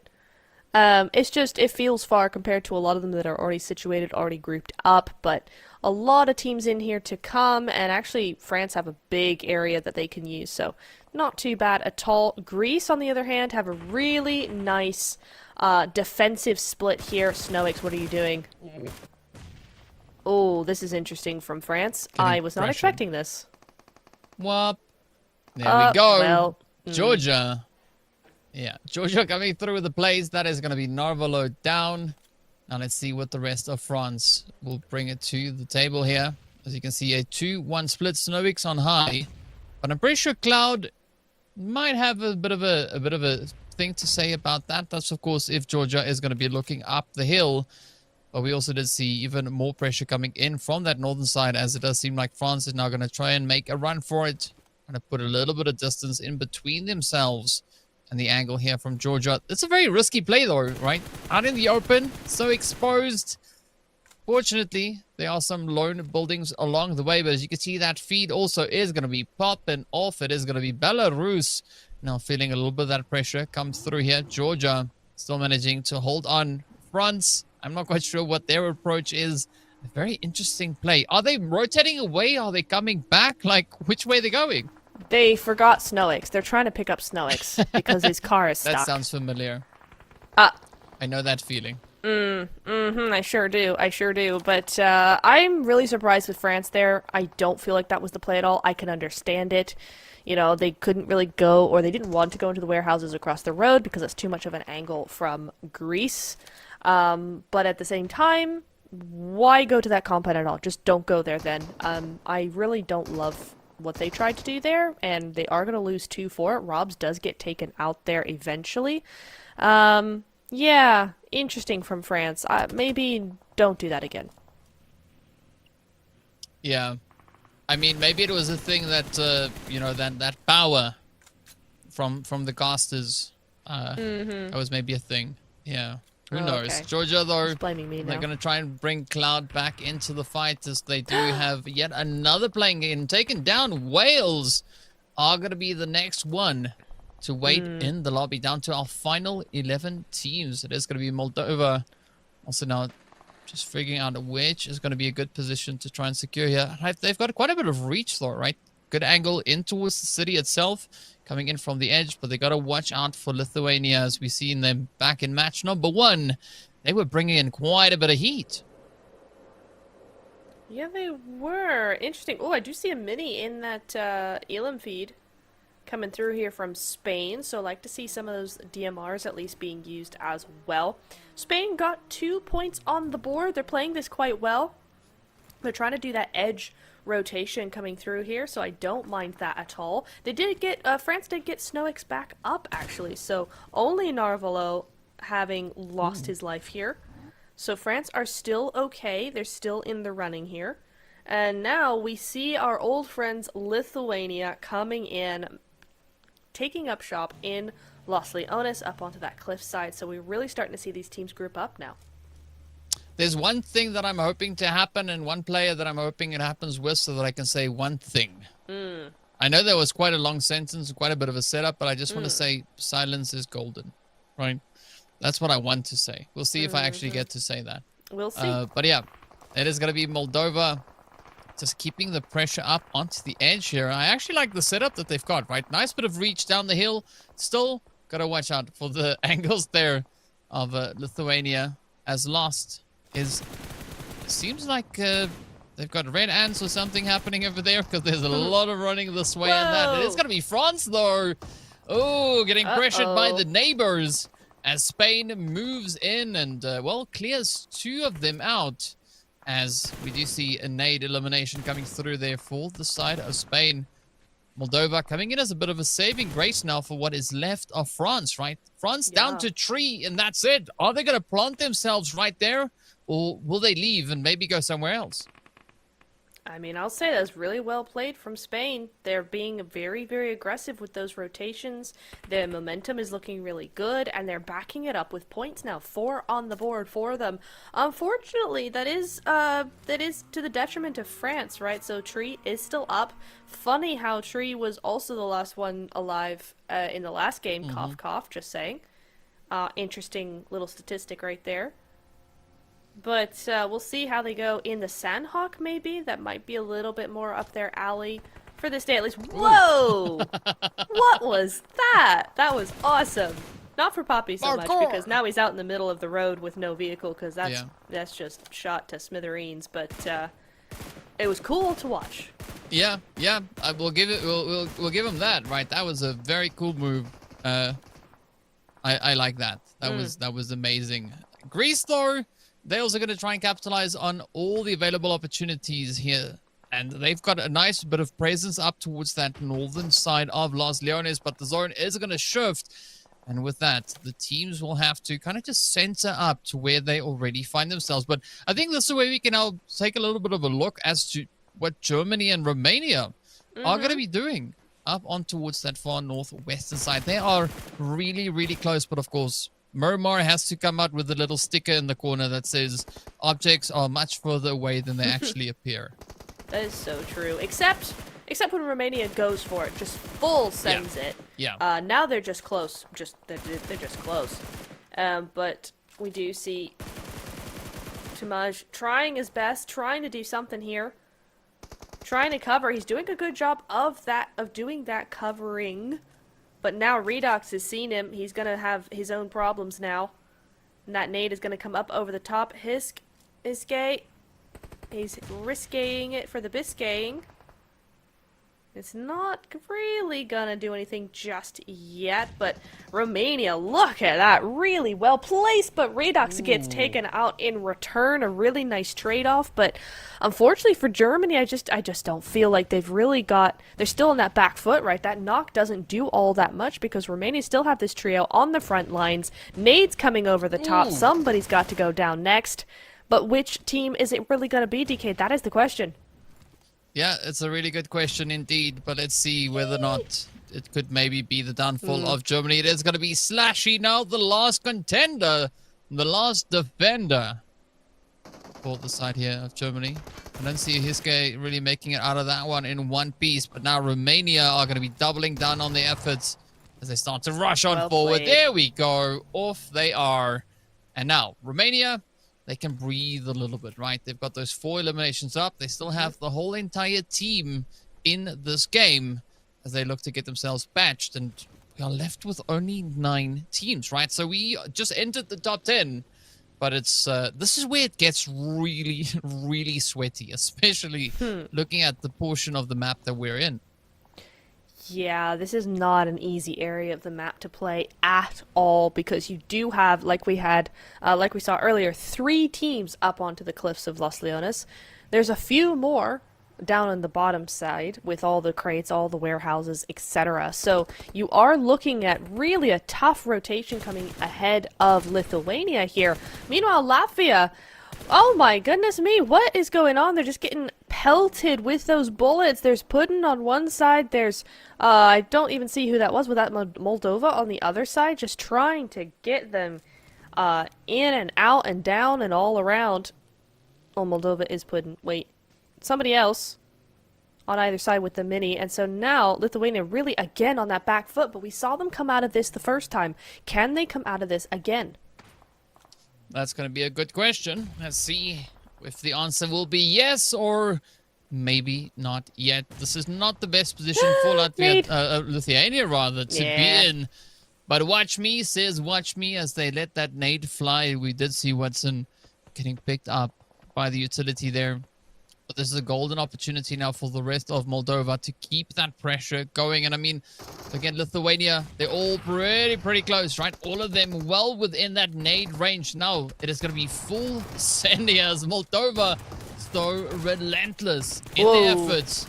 In the car. But at what cost though? Because I mean, Lithuania is still kind of holding on.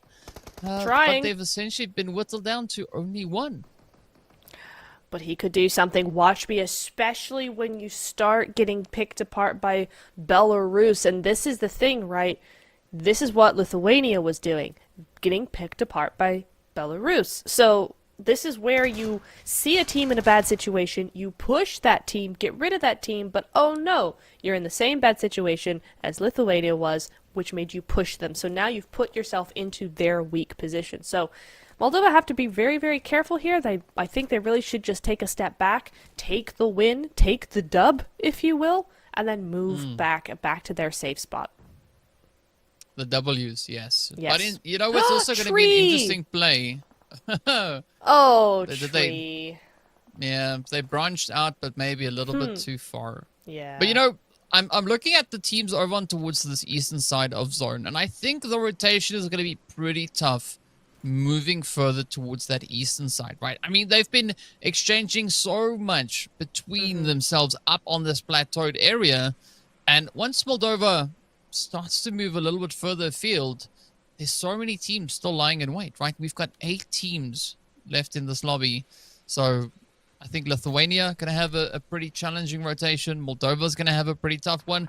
Belarus, I don't think they're going to have too much trouble because there's still a bit of an opportunity for them to kind of slip through that southern opening, right? Of course, they can't see what we can see on the map, but I'm hoping to see maybe something heading in that direction. Romania, though, Nep, look at this, though. Good coverage. Yeah. Great coverage from them, but they have to watch out for the Netherlands. And I will say this, DK, is that the Netherlands are playing it like Poland are continuing to play it. Very passively. We're not here. Don't look over here. Honest, we're not here, and we'll see you in the top 4. That's how they seem to be playing it. Patron does go down there. He is knocked on the side of Netherlands, but he was out the open. That still doesn't really say too much for the trio still in the buildings, but that kind of does mean that probably Patron is no longer going to be with us, no longer going to be in play. I don't think they can get him back. But we'll see how that goes. But just interesting to note that on that southwestern side, there are still 2 teams with no points, but they are still here. Yeah, they are still holding it nice and steadily. Greece, they've got that 1 point on board. Let's see if they'll be able to secure a few more. Again, not necessarily a super contested position that they find themselves up on towards that northeastern side. So there could be a way for them to rotate through. I'm curious as to how that will be. Are they going to choose that main road? Or are they maybe going to try and sneak through the compounds? I think at the end of the day, Nep, the zone is going to be the big decider as to how they choose to rotate in. It is, and it's about to pop in 3, 2, 1, go. Yeah, there we go. Smack dab in the middle. I would say arguably this is kind of the hardest bit. There's so much open space. If it had gone to the north, we'd have a bunch of compounds and little dips and things to go through with. If you go to the south side, it is very open, very difficult to play. That might actually be kind of worse, especially with Moldova there in such a dominant position. But it's gone to the middle, that massive, massive road. There is a little bit of that downward, kind of trajectory of the terrain that you could work with here. But yeah, it's going to be very, very difficult. Romania still has control over the north side of zones, so that means that these teams who are trying to move in can't really. So this, I think, is about to be finished fairly quickly here, just because no one can really move in. Yeah. This is what I would call a very difficult zone shift, because I mean, the teams were kind of hoping that things were going to get better. It didn't. It also didn't get worse. It just got. Yeah. I mean, whatever description you want to add to it, that's probably where it went. Rambo, no. Oh. The headband got in their eyes. That's what happened. So Rambo couldn't really see. But now it's up to the remaining two for the side there of the Netherlands to see if they can get themselves securely positioned up into a zone. Romania doing good, coming through with those 5 points already. Not too surprising seeing that from the Romanian side. As we've already established, they are quite a strong team to contest against. I did see also, apparently there's a prediction that that Greece is going to finish with a 14 elimination chicken. I would not say no to that idea, but they're going to have to do quite a bit of work if they want to pull off a maneuver like that, because looking at the rest of the teams in zone, there's not a lot of options here for Greece. Yeah, I mean, yeah, they'd have to take out like 3/4 of the lobby, which isn't impossible, I suppose, but just highly unlikely. So, you know what, fingers crossed, let's see Greece end up doing it. Oh, that is going to be Poland taking out a sneaky knock there from that south side. Romania now trying to move up, trying to move in. It's unfortunate that their teammate is not, because that's the one with the most eliminations on board, right? 3 in total. Hopefully they can get him rezzed back up here. Redox might just be going for that res, but Greece are going to make it very difficult here because they have moved in. That's double the trouble onto this north side into these compounds. Spain as well been very dominant in the last few zones. 4 elims only, but I think they've been doing a lot more than that. They've just been controlling and controlling and controlling, and that's what you want to see from a team. Yep, definitely you want to see that control being implemented across the board, and there's still a bit of an opportunity here for that now to be the name of the game. But Spain trying to lock it down at least within those compounds as the zone is going to get ready to move. Moldova and the Netherlands still all the way on towards that far southern side. Poland, they've just been big chilling, right? And they can continue to just keep on chilling because they're still in zone. They've got a beautiful position within there. But I think this is going to be that opportunity now for Poland to start waking up a little bit, right? To get those barrels all nice and warm and have a little bit of that ammunition getting spent, as well as the teams are going to look to kind of just push forward into these positions here. And now it's go time, because Spain trying to gatekeep the players here from Greece. I'm just watching. Where are they going to go? They've got 2 behind them for Spain. 2 behind them, everybody else in front of them. And there's a sneaky team off to the eastern side as well. Who is that over there? Because they look like they've got quite a few players on board with them. They're outside of zone, on the edge of zone, but still could be very, very dangerous for the teams to the north side. One from Greece does go down. That's going to be fake on their side. Redox goes very low. Eclipse, great spray from him. Rambo for the Netherlands does go out to the blue zone. I'm sorry, DK. It is how it is. But Spain now clearing up Greece one by one. And Ellis goes down 1 HP left on his bar, going to be taken out there. So Greece will be going out with just 1 elimination. Unfortunately, that is not the 15 that we were wanting from chat. But you know what? Next time, Sanhok, always doable. Yeah, I mean, there's still a few more matches left for our teams here to showcase all those performances. Belarus, though, still holding steady, right? 3 eliminations, 3 players. Things looking pretty balanced on this front. We do see the players there from Moldova just below them, and now it's going to be that big decisive play, because looking at Belarus, right, they're going to have to make their way through Moldova to get into zone as Melvin gets picked on up. Let's see if Ramzik can maybe find a good positioning. That utility has been let loose. Will it find the necessary damage? Not yet, but there's going to be quite a bit of back and forth utility all over the place. Dooku, though, actually sneaking in. Oh, Ramzik! Off Come they on. go. I mean, Romania on fire right here. Romania doing so well. I'm shocked that Ramzik was unable to get that. There was 1 HP on that guy. He knew it, and he still didn't make it happen. That is unfortunate. Taba now going to be going out, so Belarus do not get those extra 2 points, but they already had 7 eliminations. That's not too shabby to go out with, especially in the top 5. So they've had still a really, really good game. Nothing to really sweat about. But now, DK, we're down to our last 4 teams. Romania, Spain, Moldova, and Poland. Poland, once again, here in the top 4. So, obviously something's working for them. The Netherlands didn't work out so much for them. Probably left it just a little bit too late. But Poland have got that little sweet spot of, you know, what rotation when to really sneak in there. So, good job from them. As a duo, we'll see what they can bring to the table in these last moments here. They do have a player right next door to them. But for now, the focus, I think, is really going to just be this Spain and Romania head-to-head here, because one of them's got to go before they can move forward. Yeah, ooh. Does seem like Spain is going to try and keep the pressure up, but up comes Romania, just trying to counter the plays here. Very strong performances coming through from both squads. As you can see, both of them situated right up at the top with regards to the overall points so far in this game. But now, pressure is on, right?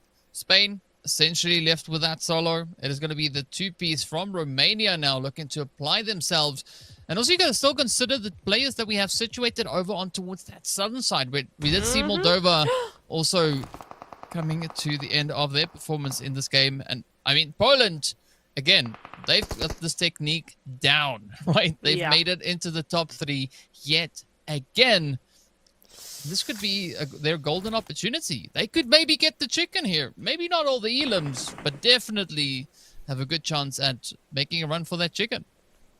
It's entirely possible. We're into zone 9 now, right? So it does mean that that zone has no zone. We're just meeting in the middle.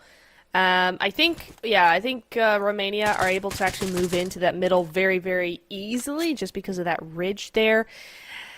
And now I really don't like Poland's odds at all. Spain has gone out to the blue zone, but I don't like Poland's odds at all because now they've got much more open area to get to that middle. Romania have the ridge line, and I feel like Poland needed to do more quickly in order to stop Romania having this upper hand, because now this is going to be really, really hard to combat. Well, I mean, let's see if they can actually pull that one off. If Poland manages to clutch this one out, they are very deserving of a big congratulations. Oh, absolutely. But of course, it is going to be a little bit of a back and forth, a bit of that hot potato play coming through here. It is, Romania though, that causes quite a big problem for the side of Poland.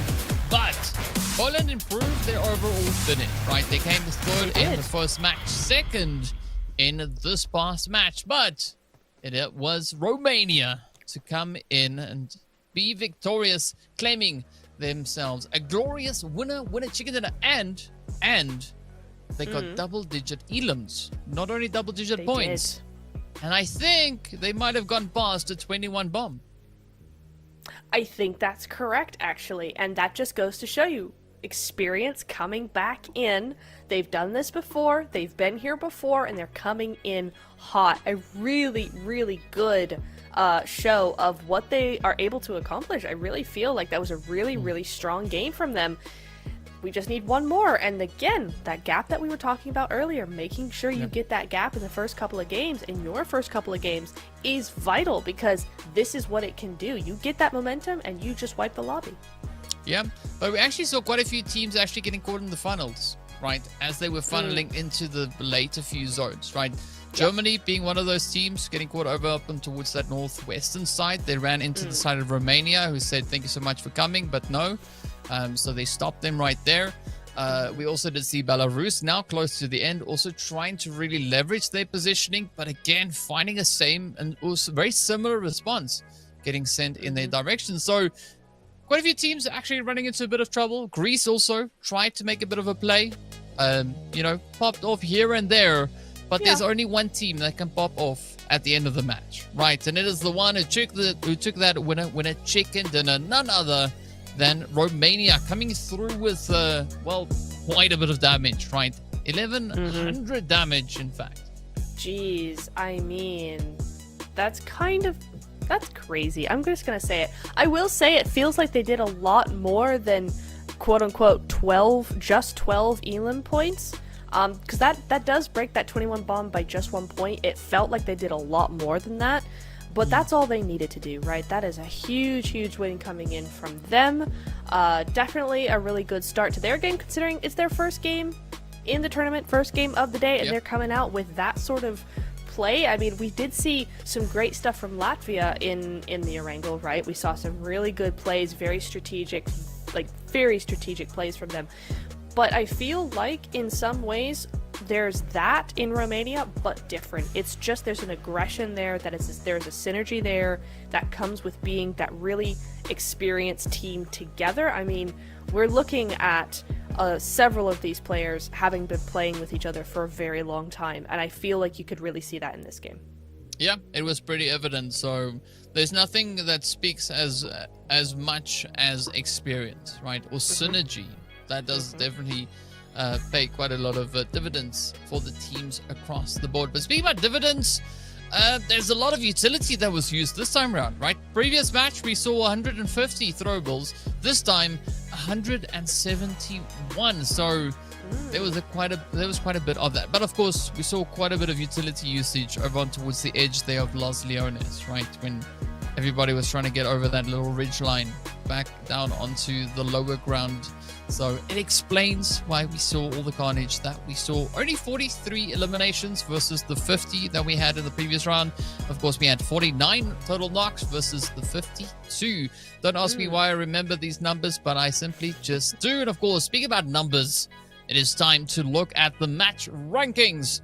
A glorious 22-pointer heading in the direction there of Romania, Spain, Belarus doing pretty good each though.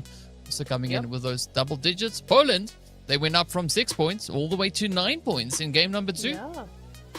Yeah, they did a really, really good job with that one. That's going to be adding to their total very, very nicely. I do want to shout out Belarus, though. I feel like they really came out guns blazing in that first game. I was impressed. Belarus did some really good stuff. They kept annoying the rest of the teams around them. They positioned themselves well, and they get 10 points to show for it. So, yeah, really, really good show from them. Yeah, I mean, Moldova also doing a phenomenal job coming through with their 9 points as well. Lithuania really capitalizing on those placement points, right? Or rather not placement points, the elimination points. I saw the 8 and I was like, woo! And then I was like, oh, that's the placement, not the points going alongside with that. But either which way, also still a good job. And that's also going to add up to the overall tally for them. Greece also being one of those teams alongside Netherlands having their first match right here. So they've got points on, but we've got to take a look and see where this will take all of us. Are we going to look over onto that page number 2? Yes, we do. So Albania, Azerbaijan, and Czech, unfortunately, not going to be walking away with points for this match, but France, Georgia, and Wales will. Yeah, they will. I mean, a point is a point, right? It gets you further in the points. That's the thing. It's like anybody can have a bad game. You get 1 point, you get 2 points. You don't want 0 points. And sorry, you 3 teams down there, you did get 0 points in this game. It's just you just don't want to do that. You don't want that to have that happen to you, because that means this game was a waste of time, because this game does not get you further up on that leaderboard, which is a shame. Yeah, but another thing also is that we are going to be taking a look at our head-to-head right here, right? It is Romania and Belarus.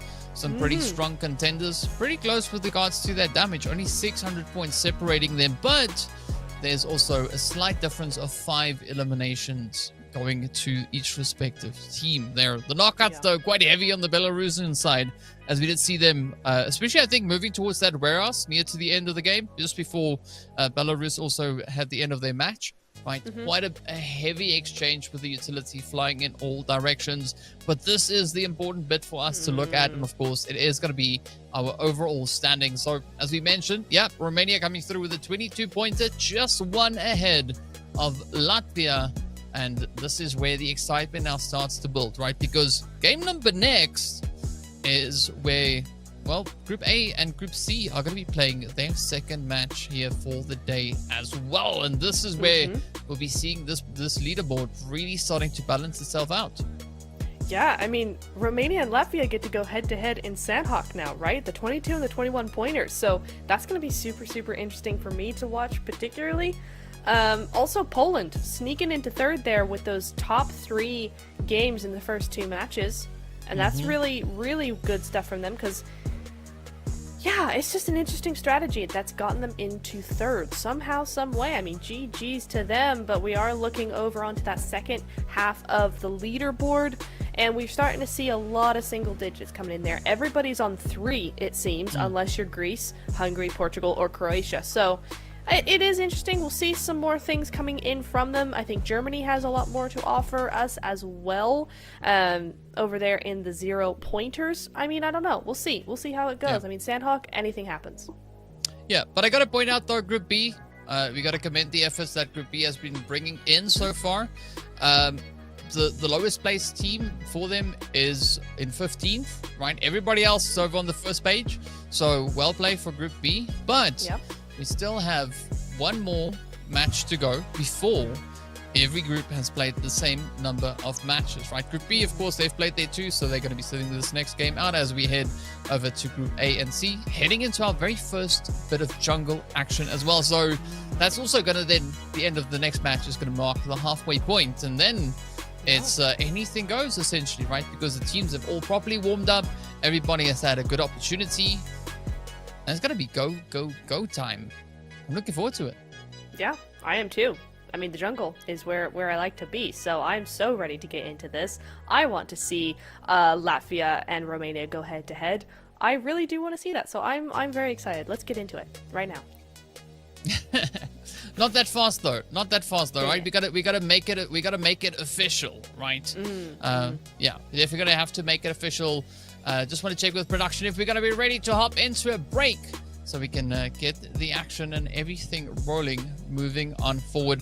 Of course, as we know, we are going to be looking at a few of those amazing replays and reliving a few of the best moment from match number 2. So just waiting to see. Yeah, like, do you have any particular takeaways? Any takeaways from that? No? Too late already? We are going to head straight into the break. So enjoy the replays and we'll see you guys back in a short few moments.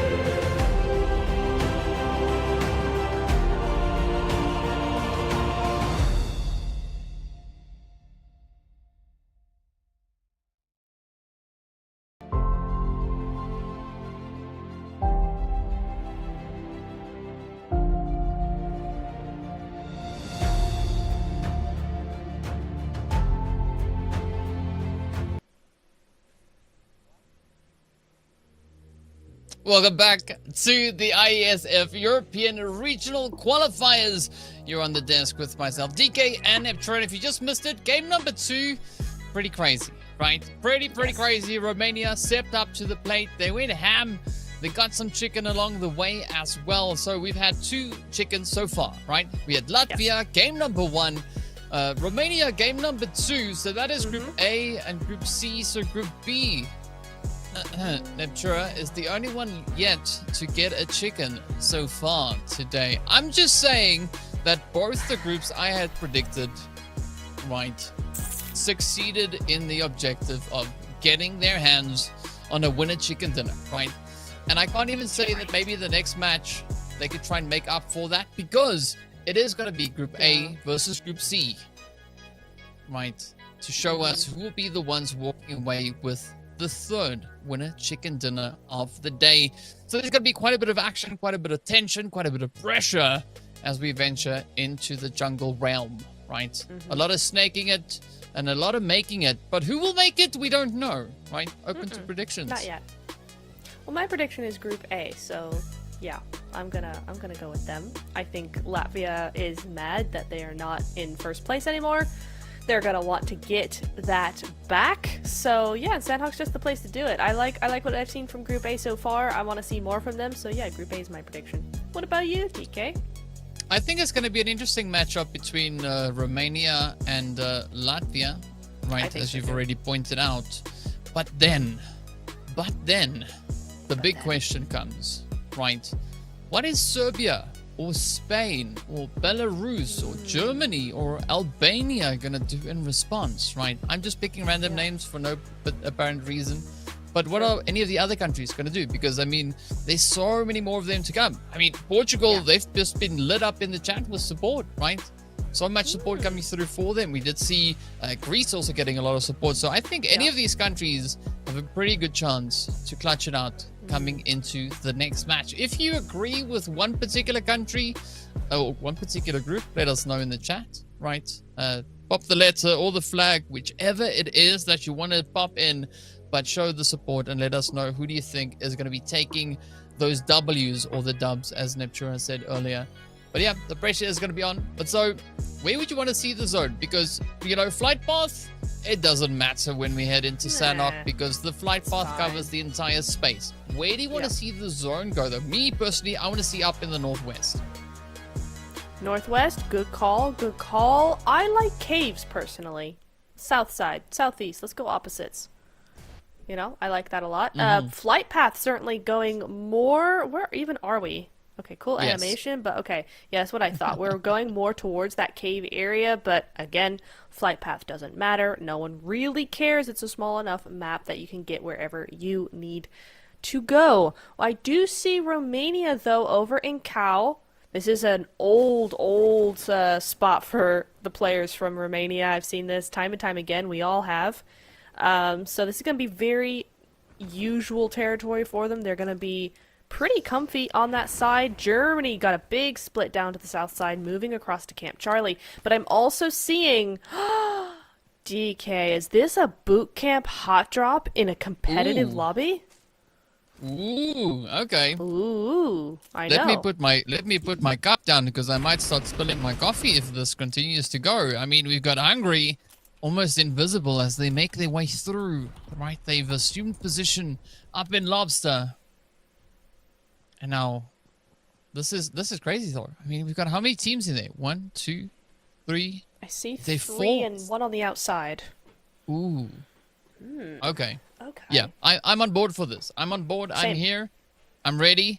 I mean, you know, Hungary, they've got a good position up on towards that center spot, right up in Lobster.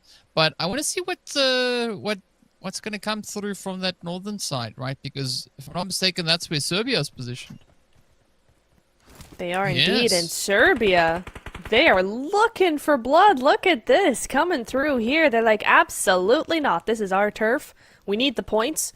Get out of here. Well, let's see if they'll get it.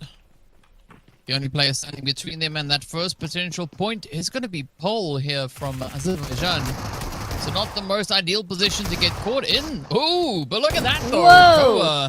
getting it dropped down. Fortunately, not out of the match, but just looking for their change, as there's going to be a quick opportunity to get themselves patched back up. This could be an opportunity for Azerbaijan now to, feel a little bit emboldened and maybe come knocking on the door, looking to see if they can find a few trades along the way. In the meanwhile, it's going to be Hungary keeping a very steady position, looking to see what will come through from that southern approach. It's an interesting setup we've got here. I think Hungary have kind of split themselves up quite well. 3 in the main building, 1 on an off angle. I don't hate it. Do I love it? I don't know either. Boot camp is such a weird place to really play from, especially when you've got multiple teams in one area. It's very difficult to really make head or tails of it. So, yeah, I don't mind this from Hungary. I want to see how they're able to actually play with it, though. We'll see. We'll see. Montenegro, on the other hand, 2-2 split, very sort of basic. It actually looks like they're going to be moving on, moving away from boot camp, actually, which, not a bad idea. There's not that much loot for that many players.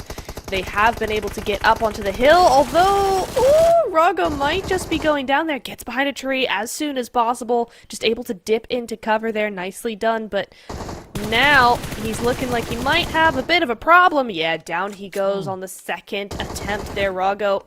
Inside the building, though, so as long as a teammate can get to him, he should be okay. The rest of Montenegro are going to be just skedaddling out of there. Honestly, the right decision.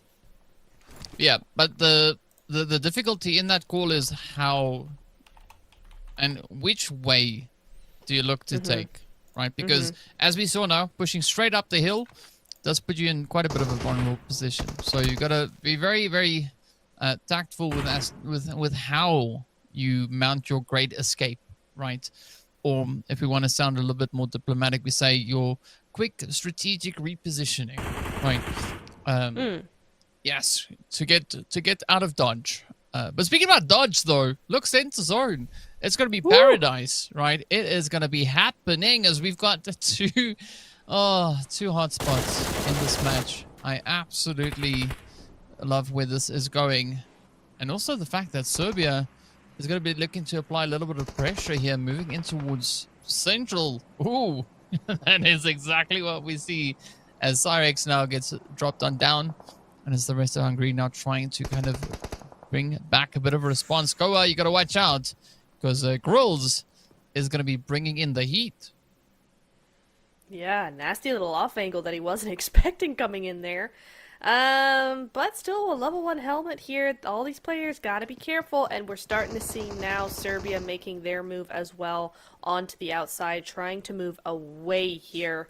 It looks like Hungary are gonna be allowed to keep boot camp with relatively little fight in them, to be honest. Kendo trying to kind of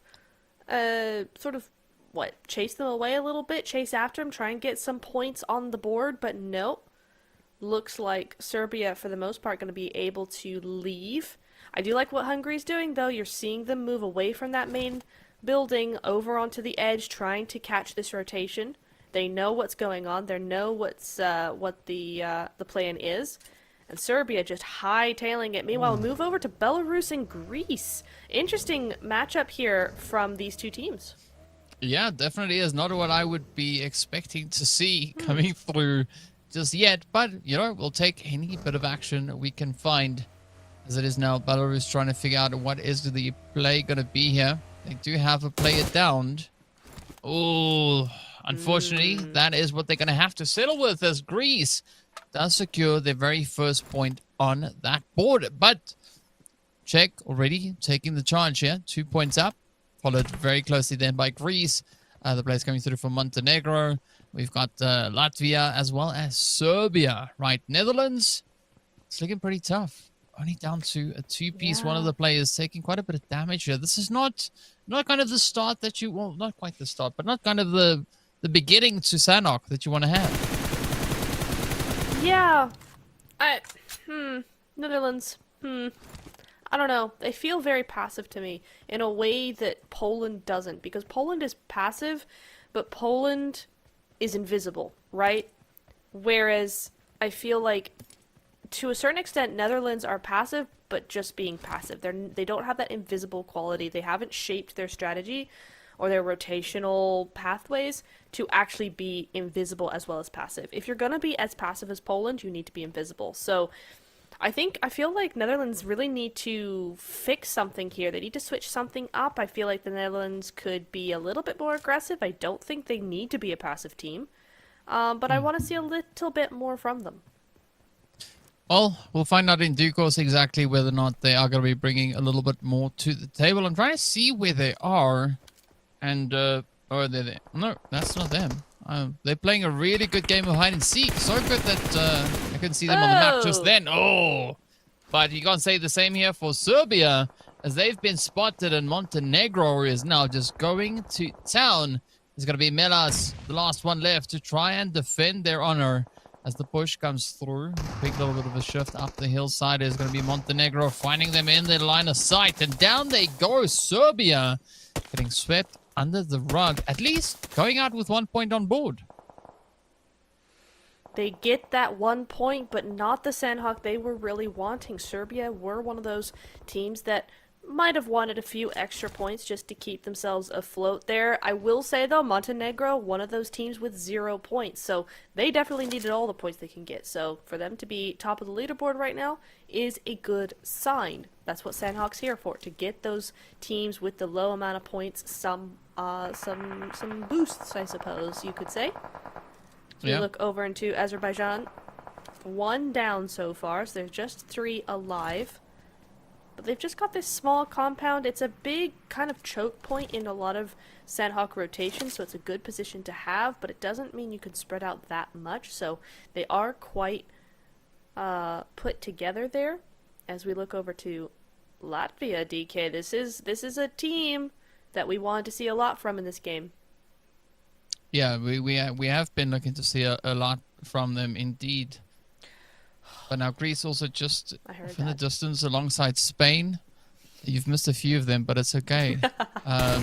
Maybe chat picked them up. No. But we'll see how it goes, and that is 100% okay. As Belarus is left for the solo. Again, Ramzek going to be keeping down the fort here as Germany starts with their rotation, heading up onto the north as they come pushing in onto the side of Romania. But Romania's like, yeah, no, you can have it. We're not even going to fight you for it. All the loot's gone. And we'll leave you with a bare bones compound. In the meantime, the teams will continue to look for that next little spot. And something that's always interesting for me on the map of Sanhok is vehicle rotations. Right? Mm-hmm. You guys, you probably know by now, I don't like rotating with vehicles, especially not on a map of this size, because, I mean, just if your car's idling, somebody on the opposite end of the map can hear it, and so they already know where you are, right? I like that element of surprise because it surprises me every single time. Chaos, though, the rest of Latvia, I think they've got a very, very strong positioning here. I mean, just the control of that compound. It's not necessarily the most opportune angle within that zone, but if that zone moves to the east, I mean, they're going to be smiling, right? They're going to be sitting pretty right there. I'm looking at Redox and Romania. 2-2 split coming in here. On paper, huge split. In reality, not that bad, especially with that zone, so they're going to want to immediately start a rotation, kind of try and group up a tiny bit, but not too much. They need to control that zone. But Germany are moving in on Redox. They know he's a solo. That was an instant rotation onto Romania's weak point there. And it is the weak point because he can't do anything here. He can't move away. He's too far away from his teammates to get backed up. So he's going to try and get out as fast as possible, but with 4 at his tail, going to be very, very difficult for them to do much. Yeah, that is, if the games weren't exciting enough, that is definitely one way to get that heart rate absolutely soaring. As you can see, Redox now trying to return a little bit of that contentious play onto the side here of Germany. And I mean, as a solo, though, Redox making quite a bit of noise, but the reinforcements have arrived, and I think this is exactly what Romania needs to stand a good fighting chance here. They've proven previously that they can actually pack quite a bit of a punch. And I mean, for Germany, this is a decisive play. They need the points. They need to secure themselves within those overall standings. So any opportunity they have here to get good points could be absolutely essential for them. Ooh, this is a nasty angle onto Czech here. If you can hit your shots, that's nasty, but if you can't, then you've just given away your potential surprise there. So maybe not so much from Albania, but at least they have that better position, right? They're able to have this high ground and look down on them, but they might have to be careful. There's somebody looming in the background. Ramzik with the DBS. Oh. There you go. Nah. Oh, so close. So close. Did find quite a bit of damage into the side of Germany. But that was a good defensive angle coming through from the side of Belarus. Unfortunately, 1v4 is not that easy, right? It is quite a difficult play to make, especially looking at the contenders that you'd be facing right here, right? If it was me, you would win me. You would beat me every day, all day long. In the meanwhile, it's going to be Montenegro and, of course, the players here from Albania finding themselves in a very close proximity as we move now to the northern side of Paradise. Yeah, this is going to be really interesting. Albania have found themselves in a really, really good position for this zone, right? They have Paradise. I mean, some might argue, including me when I'm in a different mood, but some might argue that being in Paradise is actually not the best option here in this kind of zone, because it means that you're in a compound that is going to be difficult to get out of because everybody else can't be in it. So you just move in from the from the blanket into the fire, whatever. Sure. You know? From comfort into death. That's generally how it goes.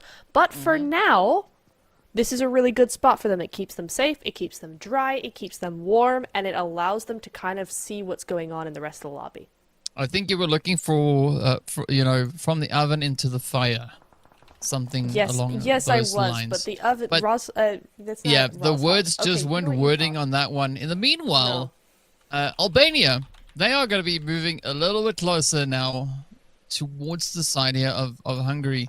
But it's interesting because, I mean, Hungary have their backs towards the zone, right? They have to move forward, and that blue zone is going to start forcing their hand as well.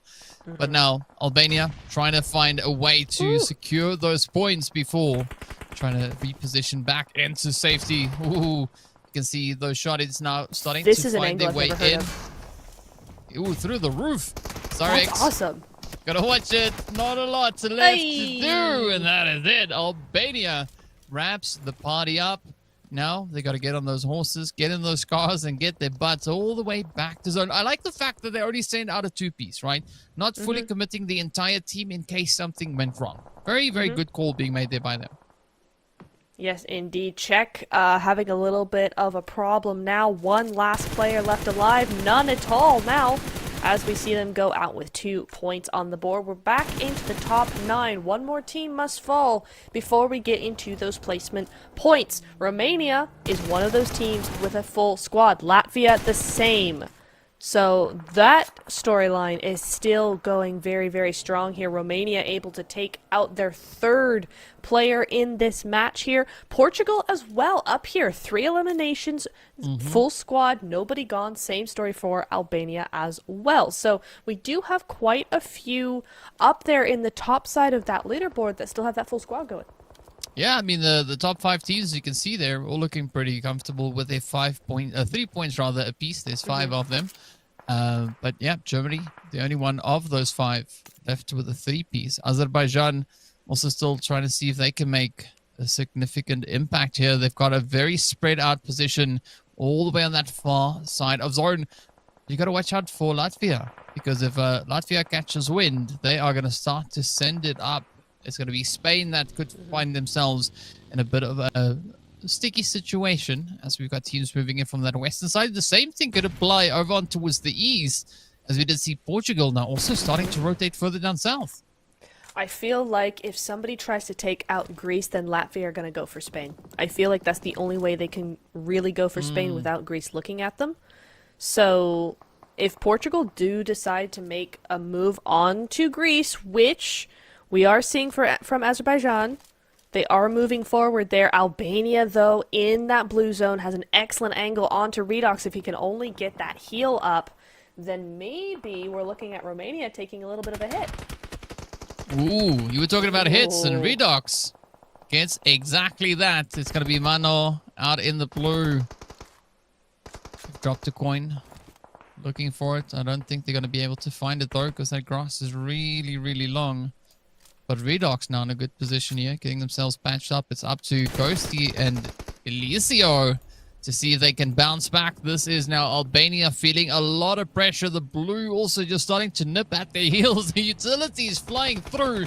Fortunately, though, for Albania, not finding the point just yet, but up comes that full send as EXO locks it in. Redox on the front line. DBS just securing that elimination, and Ghosty now might get ghosted if Romania do find the angle they are looking for. But Redox gotta watch it though, because the snakes, they do tend to bite quite a bit, but you don't have to worry too much, as Ghosty will get wrapped up and shipped out of here. Romania now up to 7 eliminations. Romania doing it again, man. This is what I said. A team needs 2 excellent games back-to-back early on in the day to really make that difference, and Romania looking to be that team. Now, Portugal have moved in on Germany? Okay, interesting. Okay, I would have thought they would have gone for Greece, but they didn't. They went for Germany instead, and we'll see how that goes for them. The zone pressuring Portugal now, and to be honest, Germany are inside a zone. An excellent nade gets rid of Perks, and they're trying to make a move. I think, honestly, DK, that Portugal have shot themselves in the foot here. I mean, Romania is definitely going to help with that, right? Because you can see that off-angle play getting leverage as the third party now starts to find its way in here as well. But Germany sending out all the utilities they have in their bags. Tikas gets picked on down. It's up to one dude now to see if they can hold nice and steady. I like that cheeky play by Hiske. Oh, he was in the car! It was a little bit too risky. Hold the side.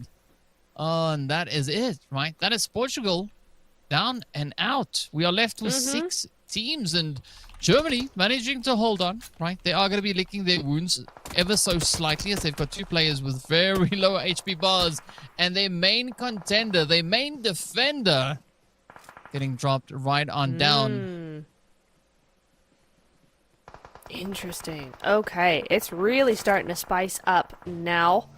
We see Greece having a little look-see over onto the side of Latvia. Latvia need to be careful. Greece do have one go down very, very low indeed.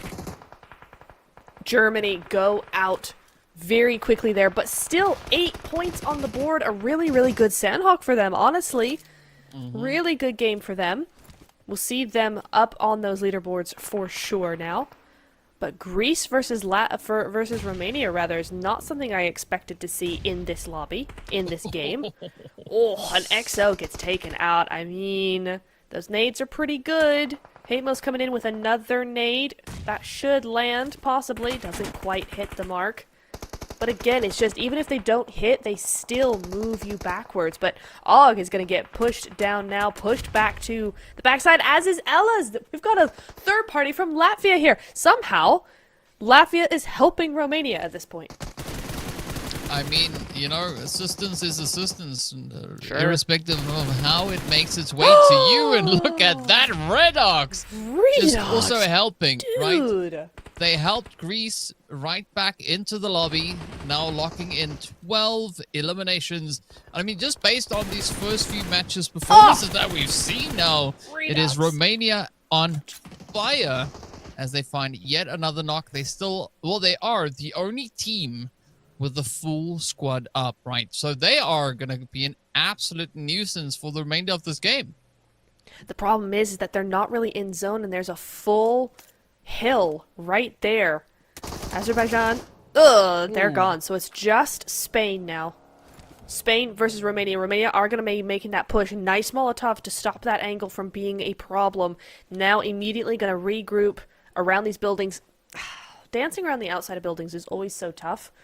It's going to be a difficult game on both sides, but Romania just has that momentum coming through. They've got EXO, they've got Redox, both of those players on fire. No, Redox goes down. I'm going to shut up. DK, your turn. Romania just looking so confident as they move through these compounds like it's not even a factor. As they start to move up, it is going to be Papi and Eclipse now left to contend here for the side of Spain. I don't see Blank necessarily getting patched up, especially not with XO jumping off in the distance. But there's going to be opportunity for that full send to come through. Romania now just ruling out buildings as they are able to get themselves back up to 4 players as Redox, XO overlaid. Ooh, and the rest of the team are prepping it all. The opportunity is there. The angle is in. Buppy now trying to clutch it, but unfortunately, Romania bags their second winner chicken dinner for the day. Back-to-back chickens. I mean, Romania, they've been cooking, right? They've been cooking, roasting, grilling, baking, boiling, whatever you want to call it, man. I am in awe of this team. Redux, absolute legend. On fire in that game. EXO as well. The rest of the team bringing in that epic support there with all those angles, all that utility.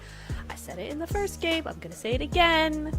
This is what you want from a team. This is a team with experience. I mean, they're bringing home the chicken, right? They're bringing home the chicken. And it's no surprise to see this performance coming through from Romania because if you remember last year, right, we saw them in the top 4 in the qualifiers. Yep. So a lot of that consistency has been brought forward by Romania just in the first few games so far today. But of course, that only marks the halfway point of the first day, right? We still have 3 more games to go. So each of our groups are going to have 2 more matches to play for. And Group A, they're not going to rest just yet because they're coming right back after this. So the pressure is going to be on. But before I get too far ahead of myself with what could be, we have to look at what was, right? So a very exceptional performance coming through from our teams here. Romania coming in clutch yet again. Not as much damage this time around, right? Previous game, it was 1113. This time is 905. So a slight bit of difference, right? Math, whatever. But look at these points though. 6 eliminations, 5 eliminations. And yeah, right? It's all stacking up. It really, really is. You're right. Not as much damage going out, but 16 total eliminations. A 26-point game to back up the 22-point game we saw in the last Miramar match. That is an insane stat to be seeing from this team, and that is going to be weighing heavily on their new first place in that leaderboard. I mean, there's so much heat happening right here that I've forgotten it's winter, right? Well, at least for me. So it's amazing to see. It is crazy. Romania doing an absolutely phenomenal job. I mean, look at Redox, right? 6 eliminations. EXO coming in with 6 eliminations as well. I think there's something with the lettering in the name, right? The EXO, because both players have it in their name. And that's probably why they're performing the way they are. But look at the damage as well, right? 905 damage. So that's what the equivalent of 9 eliminations worth of carnage being brought through here. And overlaid, though, has been the master dodger in this one. Only taking 114 damage. Unfortunately, not finding eliminations, but it doesn't matter. As we can see, the elimination count, again, back to 50. Pretty close to what it was in the previous one. But this also then explains quite a bit, right? The throwables down to 102. So we've actually dropped by, 73 throwables that was used in comparison to what we had over in towards the desert itself. And so the teams focus a lot more on their gun skill as opposed to, using their arms to get those eliminations locked in. Yeah, I'm also noticing 49 total knocks, 11 total revives is really just showing you how brutal it is. When your teammate says don't get knocked, he really means don't get knocked because there will be no time to get you back up. So you've really got to get your head in the game, keep switched on, and don't get knocked. Definitely something, especially on Sanhok, to really think about. So coming into this next game, don't get knocked. Yeah, and speaking about knock, right, it is going to be Romania knocking on the door. With those 26 glorious points. I mean, such a gap. Yeah, I was going to say 26 to 9. 9 That's nearly a 20-point gap right there. That's 16-point gap. Nope, wrong again. No? Caster 17. math, can't do it. Anyway, while Neptura plays with the calculator, we are going to be looking at the rest of the stats here. And as you can see, the eliminations, though, this is the scary bit, right? Because no team even comes close to half the amount of the eliminations that Romania secured in just this match, right? So, absolutely amazing play. I mean, the second most aggressive team was Germany.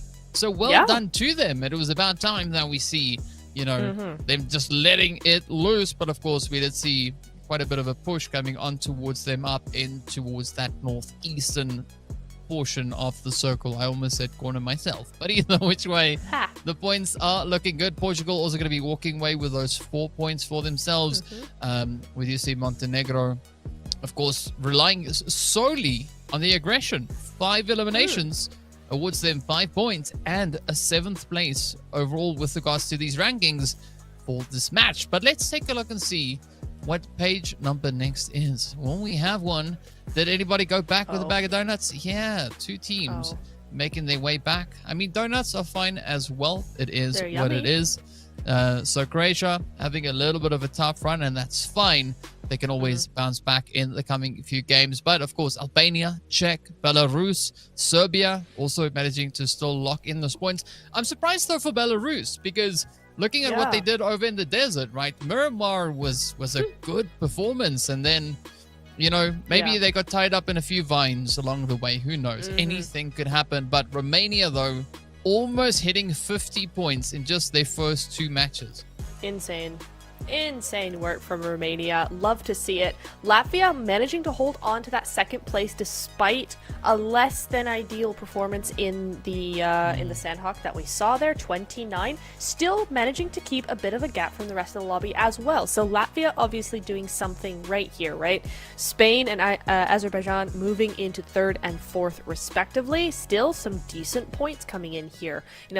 Considering Spain only played 2 games. Everybody's only played 2 games here on this leaderboard. So looking very, very good from them. Only 11th place is there with a single-digit point number. So we are looking at some actually fairly even across the board games, to be honest.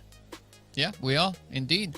I mean, of course, Germany jumping all the way up into 11th with the performance coming off of this last match. So there's still quite a bit of movement that can come through, right? Yes, Romania has established quite a bit of a lead here, and that's fine. But I'm looking at the rest of the countries to see who's going to be the ones to chase them, right? Who's going to go in, let's get the job done mode, right? I want to see who that will be. But of course, that's what the remaining 3 games are for. I'm curious as to whether there is a page number next. I know Max usually likes the next page the most, right? Because this is where things get exciting as to who could be the next teams to jump onto this page itself, right? Because, as you've said, there's not a lot of points really separating much of these teams, right? 4th and 11th is only separated by 10 points in total. So there's still a lot of room for some major moves to get brought in here. And of course, well, this is where we see the rest of our squads. Croatia sitting there with their 1 point. We got Hungary also then on 1. Wales still holding steady with 3 alongside the Netherlands. And then, of course, we got Serbia, Georgia on 4, Portugal and Montenegro on 5. So a very balanced spread with regards to our squads. And yes, I didn't forget about Albania and France. There they are, both sitting on 7 points. 6 eliminations. It looks, I like the pattern, right? 6 eliminations apiece, 1 placement point each. It works well for a little bit of OCD, but I want to see the next half of today. The next Sanhok, Erangel, Miramar. I want to see these teams, especially over on page number 2, really bounce back aggressively, right? Because after today, they only have 1 more day left to prove themselves. So the pressure is going to be on. The heat is going to be there. And looking at Romania, I mean, they just cook it, right? They brought their pots and pans and whatever they can find. They just brought all of it with them. Yeah. They do. And the thing is, you're right? The last 3 games, that's all they've got for these lower place teams, because 4 and 48 points, you're not going to do anything tomorrow if you keep it like that. So these last 3 games, you really got to do something. Yeah, so the pressure is there and it's mounting. And of course, to keep with the excitement, we just went into the jungle and the jungle is so exciting that we can't get enough. So we are going to be heading back into another one. So the pressure is going to be on. And of course, I just heard some interesting news from production, but I missed that because apparently I was talking so loud I couldn't hear myself. But there we go. Of course, that means that we are going to be taking a quick little bit of a break while we get the jungle reset and ready for more carnage. So don't go anywhere. Enjoy a few of the highlights from this past match, and we'll see you right after the break.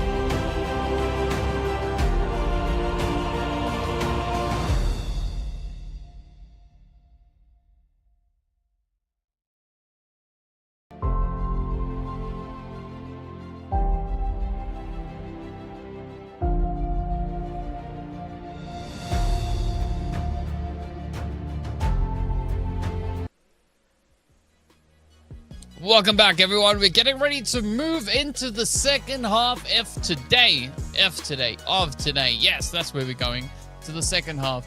But anyway, of course, it is going to be quite exciting as all our teams now have played their 2 matches. And we've seen Romania come in with a back-to-back winner chicken dinner. Latvia, they got the first one. But are they going to be able to get the next one? Because next up, as we all know, we're heading right back into the jungle. This time round, Group B is going to be joining Group A to see who will be getting it done. And so far, I've been hitting it on the head with my group predictions as to who's going to be getting those clutches. Of course, I will now stop predicting and we'll just pass it on to see who can get it, right? But in the meanwhile, Of course, it is going to be another opportunity for a little bit of that jungle action. I love what's happening in the chat. A lot of support coming through here for the countries. Just absolutely filled up with flags to the brim. But now what's going to happen, right? Are we going to see a little bit of love being shown for Croatia, for France, Georgia, Lithuania, Moldova, Poland, Wales? Are we going to have all of those supporters also now stepping up to the plate to cheer their countrymen on into this next match? Nep, tell us which group is going to take the next up. I won't say a thing. Being mean to me, first of all, chat. So if we could all support me in the chat, that would be awesome. Secondly, Sanhok A versus B. Oh, that's actually really hard because, yeah, you got Lithuania in there. You've got France in Group B, Croatia, Georgia. Georgia's been doing some really good stuff. But Group A, man. I'm gonna have to go with Group B again, I think. I think there's a lot of teams in there that might just take this one. Well, one thing I can tell you with the utmost certainty is that Romania is not going to get the next chicken dinner on Sanhok. That's a guarantee, right? But so who it will be, we'll find out very, very soon. But yeah, I think looking at what these teams have been doing so far, and also we did take a look at those overall standings to see where the team's going to find themselves. This is where things now get serious for today, right? This is where the hard work will come through. And I'm curious as to how the teams will look to maybe change up their strategies coming into the second half. Because whatever they've not been able to accomplish in the first half of the day, it's down to this. Only two more matches here today will establish on what kind of footing they step into tomorrow's matches. And of course, I think essentially in a 2-day race, right, you want to try and only close up gaps coming into the last day. Use that first day to kind of establish a bit of a dominating position. And I mean, Romania, they've succeeded phenomenally so far in that. So it does now give the opportunity to the rest of the teams to try and do exactly that. But of course, speaking about which, we are going to be heading in soon, right? So, Natira, where do you think the zone is going to be going this time around? I'm going to stick with Cave. It went Paradise last time. It's going to go south. Yeah. Yeah. Okay. We'll see. Well, Cave is all the way over there, right? On the opposite end of the flight path. But as we've established, flight path and zone don't necessarily coincide when it comes to this lovely, lovely map of Sanhok. So let's see how the teams are going to look to get themselves distributed. I think one of the teams that we could also maybe look at for a bit of a something here could be, I would say, Poland or maybe even Georgia, right? To just bring us a little bit of that surprising action. Because, I mean, we've got Georgia all the way over on towards that far western side of the zone. And then looking at Poland, we've got them on the exact opposite end, right? All the way over towards Montenegro. So, good opportunity for rotations, but hot drops right up in bootcamp again. Hungary, not afraid to make some moves now. Or rather, Serbia, not afraid to make some moves, and make some moves they do. Hungary, who were allowed to keep bootcamp to themselves in the last game, are not allowed anymore. They are forbidden, in fact. They are transported to a more suitable area of Serbia's choosing, and that area has got to be the lobby, DK. Yeah, you could almost say that they've been booted out of It was right there. It was right there. Yeah, you missed it. Man. I'll just continue. I'll just do a few more of them. Maybe it'll warm something up somewhere. In the meanwhile, up in Paradise, Albania are going to be having an absolutely great old time here, right? There's nobody here to contest. They can go about their looting business as they choose. But of course, well, as we can see, the zone has shifted up towards the north yet again, right? So Paradise pretty close towards that edge of zone. Even looking over and towards the players here from France, they do find themselves in quite a bit of a scattered out approach towards this game. They do indeed, but sometimes scattered is the best approach, to be honest. It keeps you quiet, it keeps you sort of invisible as well, as long as you're not being noisy and misclicking and things like certain people. But, you know, it's a good thing to end up doing if you're in this kind of lobby for sure. We'll see Moldova now kind of doing the same thing. over in ruins. A nice little split coming in from them as well. No one really wanting to be too kind of together, really. Everybody's splitting out, trying to get that loot where they need it to be. Latvia as well on the other side of zone, outside of zone, sneaking up on Wales there just a little bit, seeing them out the corner of their eye, just making sure that there's no funny business gonna be brewing over there. I've got a theory as to why these teams are so widely spread. And it's because the jungle is humid, right? I mean, they're cooking salt out there, right? Yeah. It's humid. It gets a little bit clammy, and a hammock. Kim, fitting a little bit of that, hitting in their direction as well. There's going to be Dragon now, looking to just fly up the edge here. Got to watch out for Papa Elvis, though. Papa Elvis applying up the pressure onto Barbie Boy. And this is now putting Wales in a bit of a sticky situation. It sure is. We need to see Barbie Boy live a little while longer. Dragon does go down here, and this is where Latvia are going to be calling in the reinforcements. Here we go. Chris barreling on through onto Barbie Boy's position. He's got enough info to do so. He's got that cover as well. As long as Chris stays on this side of the building, he has that cover. Beautifully played by Chris here. Really nicely done. Barbie Boy, unfortunately, trying to meet him head on and just does not work there. The S12K just too good. And Dragon does get that res though, so Barbie Boy's position was not in vain. Gonna be able to possibly do something here. Chris on 1 HP somehow still gets it. Does he get 2? Please tell me he doesn't. What? Oh my Chris! goodness. Yeah, you see what happened there, right? What are you doing? Chris crossed over the top of that hill. Uh-huh. And then it was just game, set, match, go, action crazy. Absolutely phenomenal. One-on-one clutch there coming in. I mean, that was pretty insane, right? There is no way he should have been allowed to do that, but he did. He did it. It's all him. GG's, 1 HP. I mean, honestly, kudos to him for doing that with 1 HP. Like, I would be getting the first knock and going, I need to heal, I need to heal, I need to heal. Please, please, please, please. I mean, but he didn't. He went for it. There's nothing more nerve-wracking than sitting there on like 2-3 HP and you are staring your opponent in the eye, right? Yeah. Just looking at them and go like, oh, I just hope I get this next shot in before. And fortunately, they pulled it off, and so well done to them.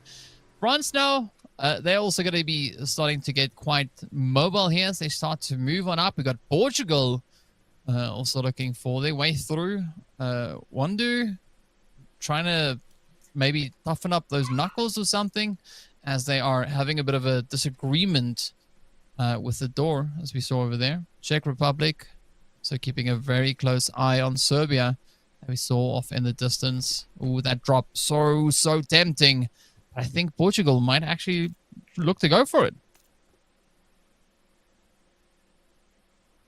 We'll have to see. Have to see indeed. Nice little compound they got for the moment, though. Latvia and Poland now, both of those teams out in the blue.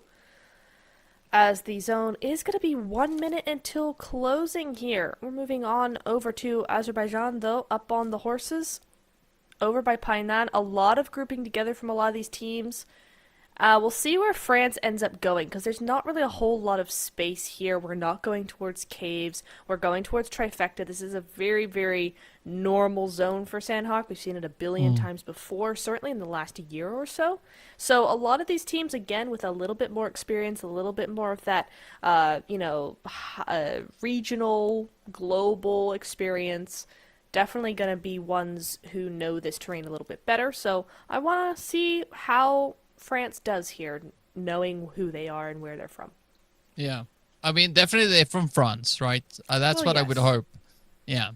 Just, going off of what would be pretty obvious. Azerbaijan also having a bit of a think, as you can see them just, going about their business, trying to figure out, are they going to look to get aggressive as there's nobody close to them? Are they going to maybe rotate up? towards Painat. Maybe go for a little bit of that transitional territory. In the meanwhile, yeah, it is going to be Lithuania finding themselves in a bit of a situation here, right? Croatia spotted them out in the blue. It's now Watson and Marin, I guess? Marin? Having a bit of a stay here. I'm never good at pronouncing numbers as letters. Yeah, it's tough. Let's build a word. What do we do? I don't know. Whatever counts. And it's like, great. 4. Literally. This is my petition, esports players. Just type it normally, you know?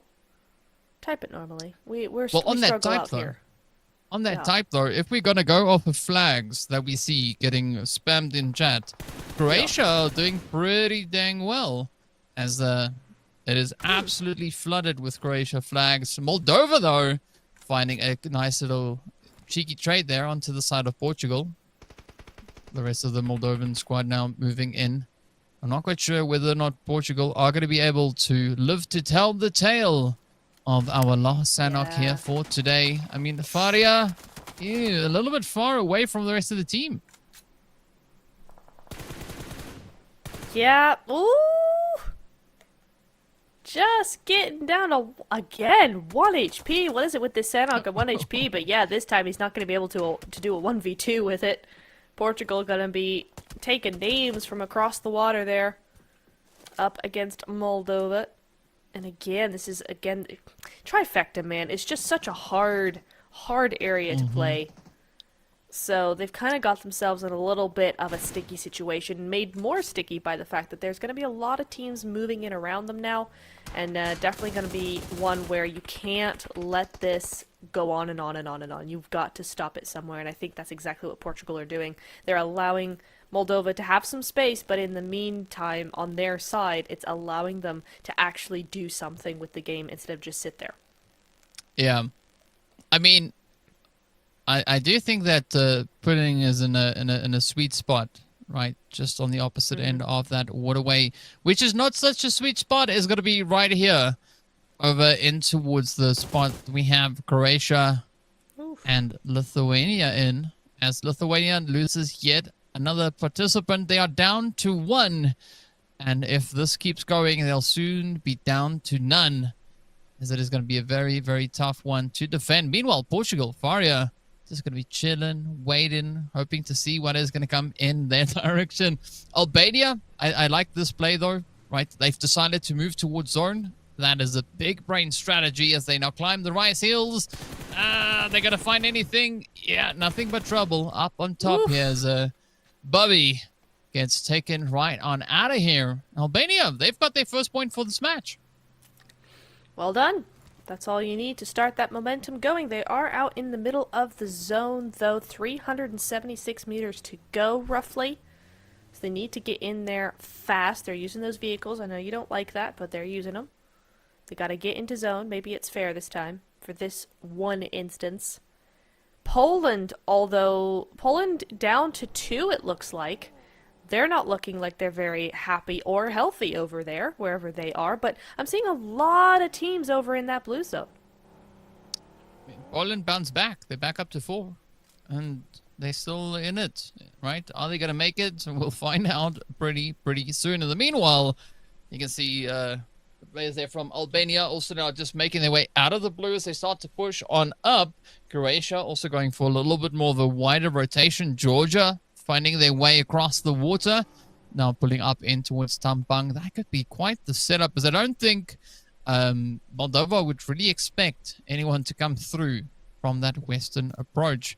Azerbaijan also now taking a little bit of a spread here as they're trying to see how many different angles they can cover, making up a challenge as they go. It's going to be Latvia, though, finding themselves in a bit of a difficult one, right? They got Elvis and Keep. But will they be able to keep their team in the fight, though? That's going to be the big question. Time will tell. Time will tell. They really need Chris up and running, though. 3 elims on his side. He's being that fragger.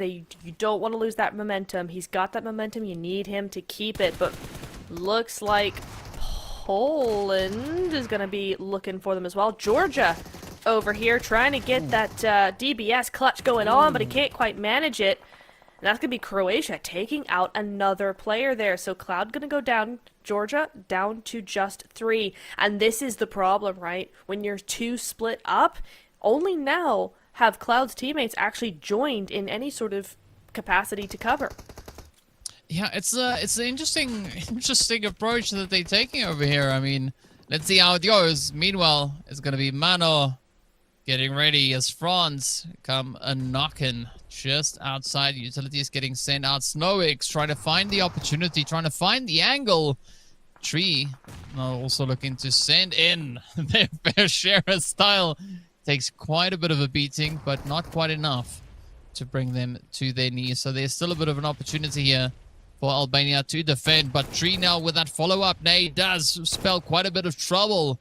As Albania is caught, they are pinched and they don't have that much to play with here. But France absolutely relentless as they come looking for a bit of a breach. A bit of an opportunity. The reload is going to cost Snowix severely as that DPS comes in clutch. Elisio locks it in, and there's a reason I call the DBS the don't be silly. Hi. Hi, Serbia. Third party. Hi, welcome. Okay, cool. Nice little cleanup from Serbia. GG's. I thought France was really going to win that one until they didn't. So, GG's, I guess. I mean, still 6 elims on their side. One of their better games. I think, if not their best game so far. So, nicely done. But still, what a way to go, am I right? Oh, what a way to go! As Marin just completely obliterates that player there. That is rough. But, you know what? Croatia are not complaining whatsoever as Georgia now losing one, struggling to get into zone. Marin is going very, very low, gonna get that heal back up and running. The last player left alive for Croatia, trying to do his best for his team. 51 meters into zone. This is the problem, right? Georgia are gonna try and suppress him until they can get into zone and gatekeep him, and Marin cannot let that happen. So I do like what Georgia are doing here with Makara. Yeah, there we go. Marin is going to go down. But I did like this off angle from the backside, right? Because obviously Marin is going to try and move away from Georgia's teammates there. So it was a nice little off angle. Didn't need it, though. He ended up going out anyway. Meanwhile, DK, Latvia, moving into zone. Yeah, but they did lose a player to the blue. That's super unfortunate, right? Yep. Not what I was expecting to see come through here from Latvia, but, you know, they will keep rolling as they now push up. It's going to be Papa Elvis and Keep. Again, trying to sneak on up, but they've been caught out in the open. Oh, yeah, that is absolutely devastating for them. Azerbaijan trying to cook up a few nades, but getting absolutely battered in the same time. Now it's going to be a Hardman on the front line with a little bit of a sneaky sneak coming through here from Paul as they sneak up the edge, trying to find a bit of an opportunity, bit of an angle. Papa Elvis, though, not going to go down without a fight. Is this going to be the play? The shots are in. The third parties are flowing, and that is Papa Elvis getting ended right then and there as the DBS comes in clutch. But now, Poland up on the hill. This could be quite a bit of a turning point, right, as they look to leverage the angles down on towards Azerbaijan.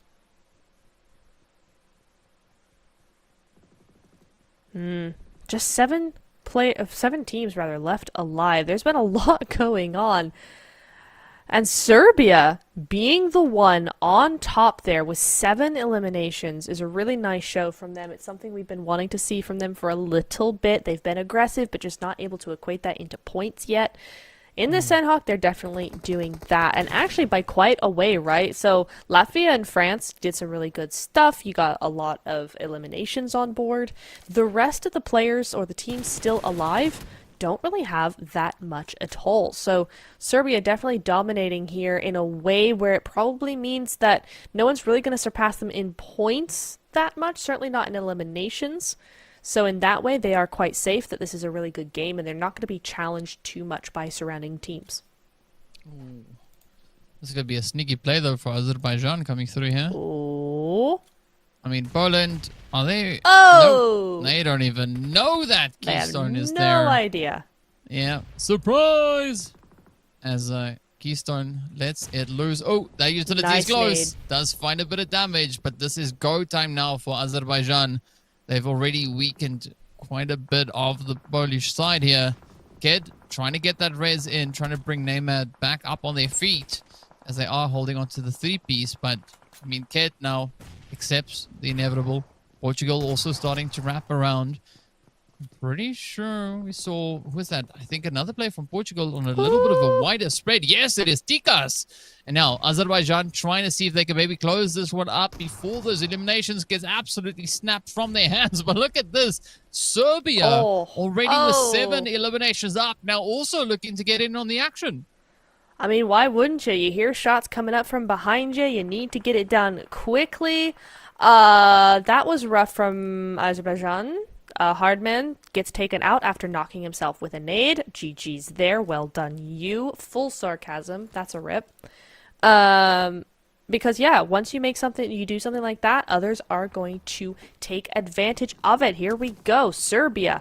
Case in point. Koa looking for that jump shot. Looking for something. Walks right into a nade. Oh, my goodness me. Tikas doing some really good work here. Oh, that nade falls a little bit short. Bounces where it shouldn't have. But this should be a really nice one. No, they're just on the other side of that rock there. They've fallen down a little bit further, so that's going to be quite nice for them. But still, Portugal coming in there, stopping Serbia in their tracks there. Nice. Good job from Tikas. Yeah. Yeah, I mean, Tikas playing a phenomenal game here with the utility. Unfortunately, not sensing that Serbia has, in fact, repositioned, right? Koa 77 now knowing that there's a snake somewhere in the grass.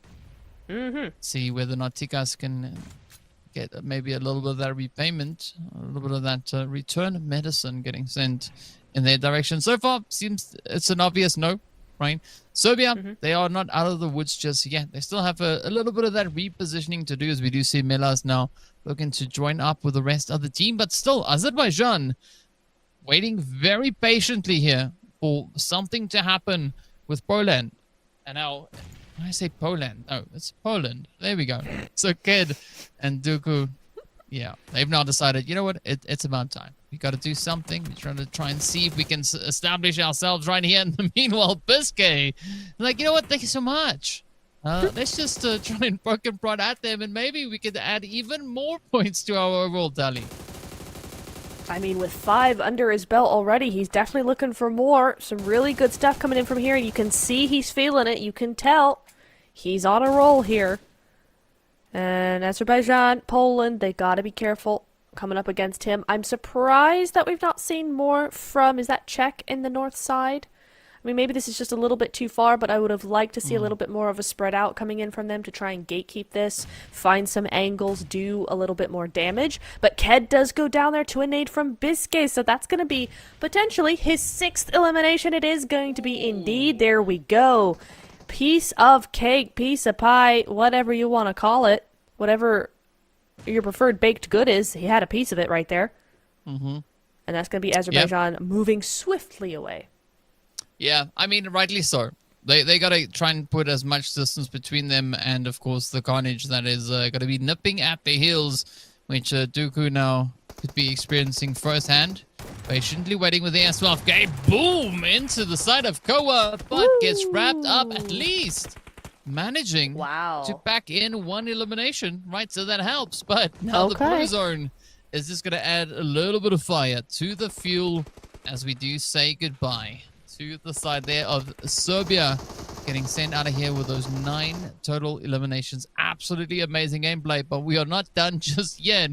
We still have Moldova as well as Czech and, of course, Azerbaijan holding nice and steady, right? An average of 3, and there is indeed 3 players left on either squad. Now, the opportunity here coming through for Czech as they are left with a solo.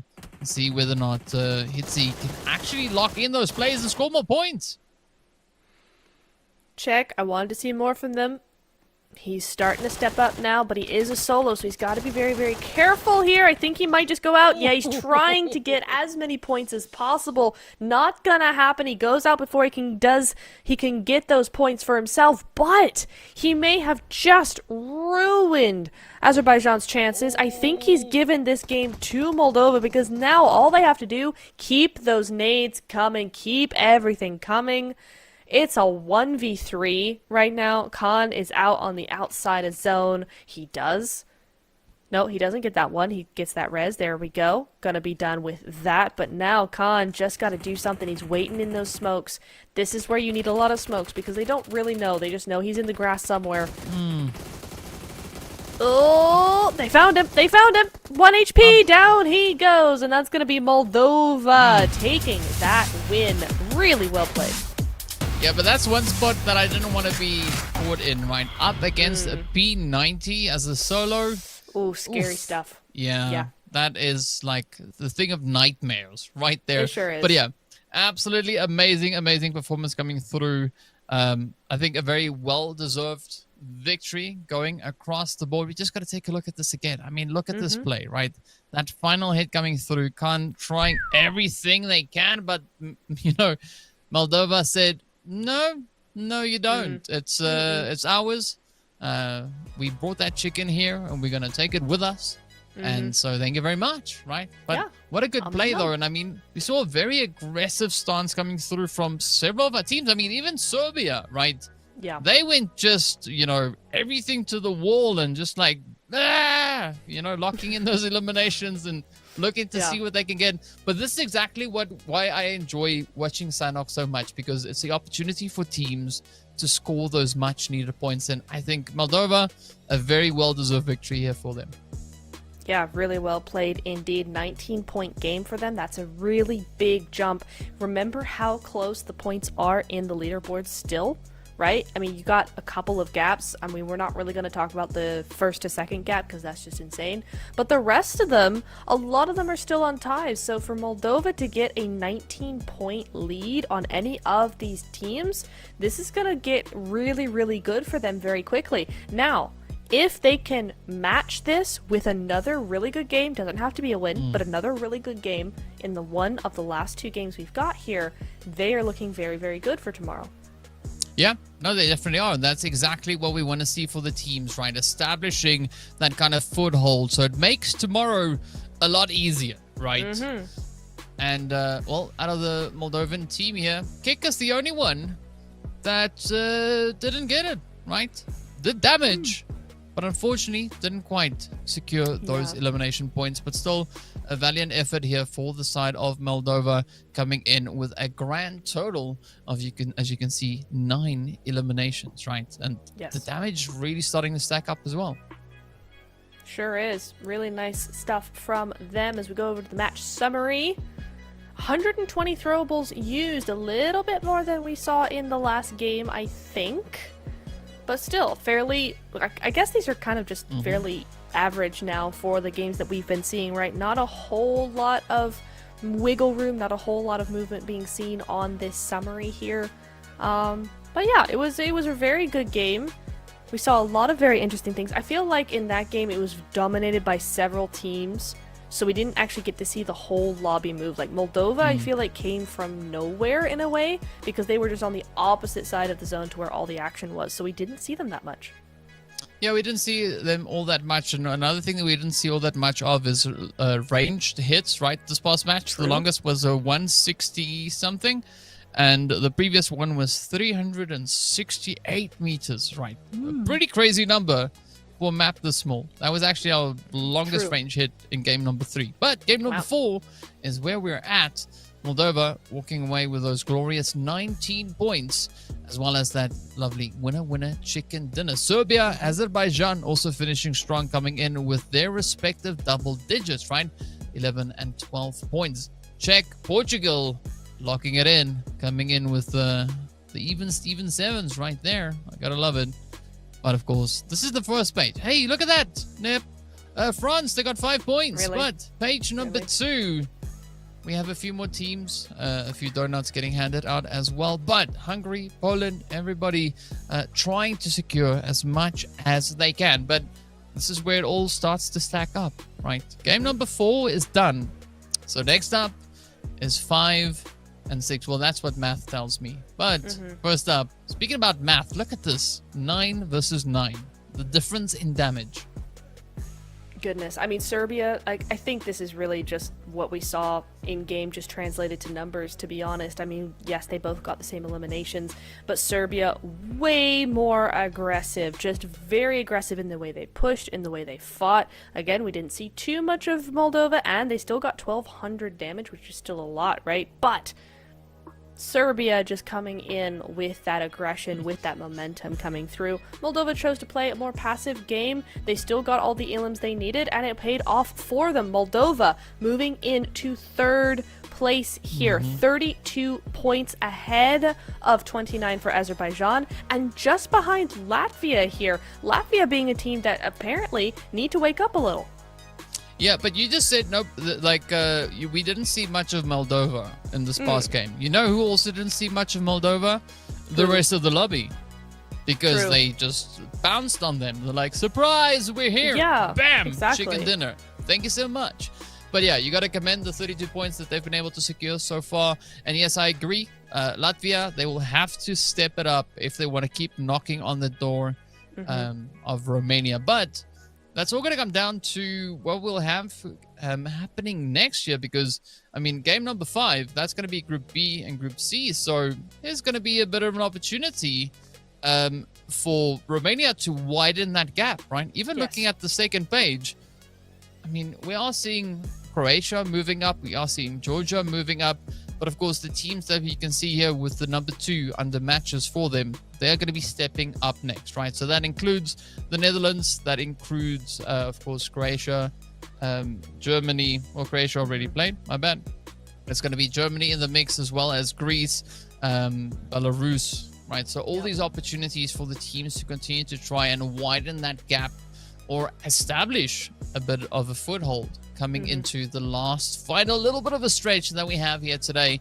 But I think Miramar, or rather Erangel, is going to be a good opportunity for the teams to do exactly that, right? Going back to the tried and tested, the bread and butter of PUBG Mobile, right? That's going to be the opportunity for these teams to do that. And while we wait for them to do that, we are going to hop into a very quick break. So enjoy a few of the highlights from this past match. We will see you back in a short few minutes.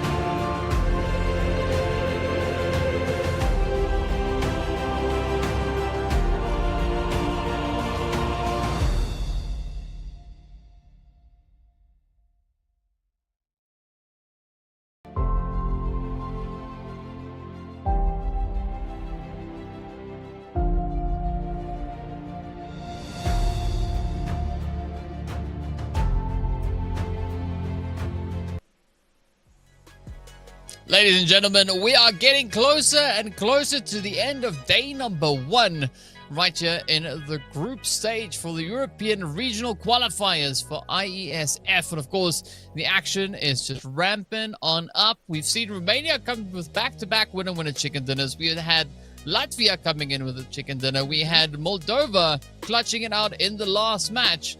And we still have 2 more to go. So next up, we are going to be heading right back into Erangel to see who's going to be the team to rise to the occasion. Of course, the players from Group A, the countries from Group A, they are going to be taking a bit of a rest before they join us in the last match of the day. But that, of course, means that we are going to be looking at the teams and the countries representing Group C, right? Yes. Romania is in that group, Nep, and I think they are, as I said during the break, I think they're going to come running out of the gate and they'll bring the gate with them, right? They're not even going to leave the gate there. They just go they're just going to bulldoze. But I'm also hoping that one of the other teams are going to look to stop them, right? Maybe it could be Belarus. Maybe it could be Greece. Maybe it could be Germany. It could be Croatia. It could be France. It could be anybody. Yeah, right? All of them have a fighting chance. You're right. They absolutely do, especially when you consider that Romania have not played Erangel yet. And yes, Erangel is every team's bread and butter. That's the one that you play the most. However, it means that all the teams have a much more equal footing now because everyone plays that. That's always everybody's best map, right? So the Miramars and the Erangel, the Sanhoks rather, they kind of do let those slide just a little bit because usually Erangel is the one that's on there the most. So I do feel like Romania might have a little bit of a tougher time than in the last 2 maps. Yeah, well, only time will tell, right? I want to see a little bit of that. I want to see a little bit of that competition come through, right?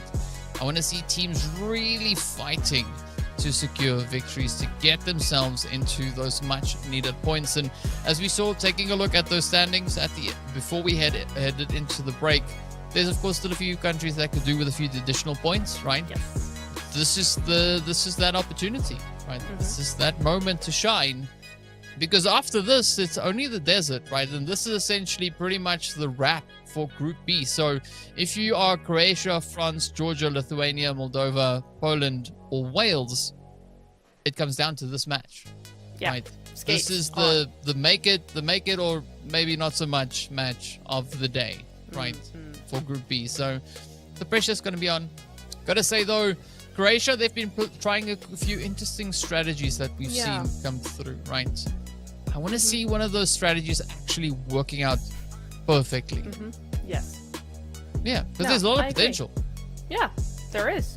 There absolutely is. There's loads. Yeah, I will say as well, not to be this person, but France had their best game so far in that last game, right? So again, there's somewhere where we're starting to see a little bit of that momentum build. I agree. There are some teams that we need to see come back into it.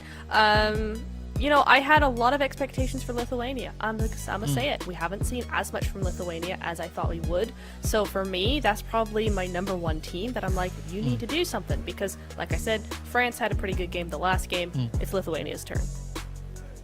Well, if Lithuania pulls a Moldova, that could be it. That could work. Right? Yeah, that Just works. go, surprise, here we are. And then that's it. Chicken in the bag. Easy. That's the easy strategy. You're right. Yeah, if only it was that easy. If only it was that easy, right? Just arriving on the battlefield and going like, yeah, this one's in the bag, it's ours. It's going to be quite a bit of a contentious play for these teams to secure that inevitability. But yeah, game number 5 so far. I think a pretty good pacing coming through. The teams really getting into the rhythm, into the flow of what is expected here. But I fear that whoever doesn't kind of spark up either in this match or the next one, depending on what group you're in, if they don't spark up in this last little stretch of today, tomorrow is going to be a really tough day for them. Yeah, I'm looking at Wales. Immediately looking at Wales because it's been a hard day for them. If they don't come out in, well, this game, I suppose, and do something, I think we can kind of say that's bye-bye to them because they've just not put up the points they need to make it even really all that doable, even if they come back, unless they have massive games like Romania has been having.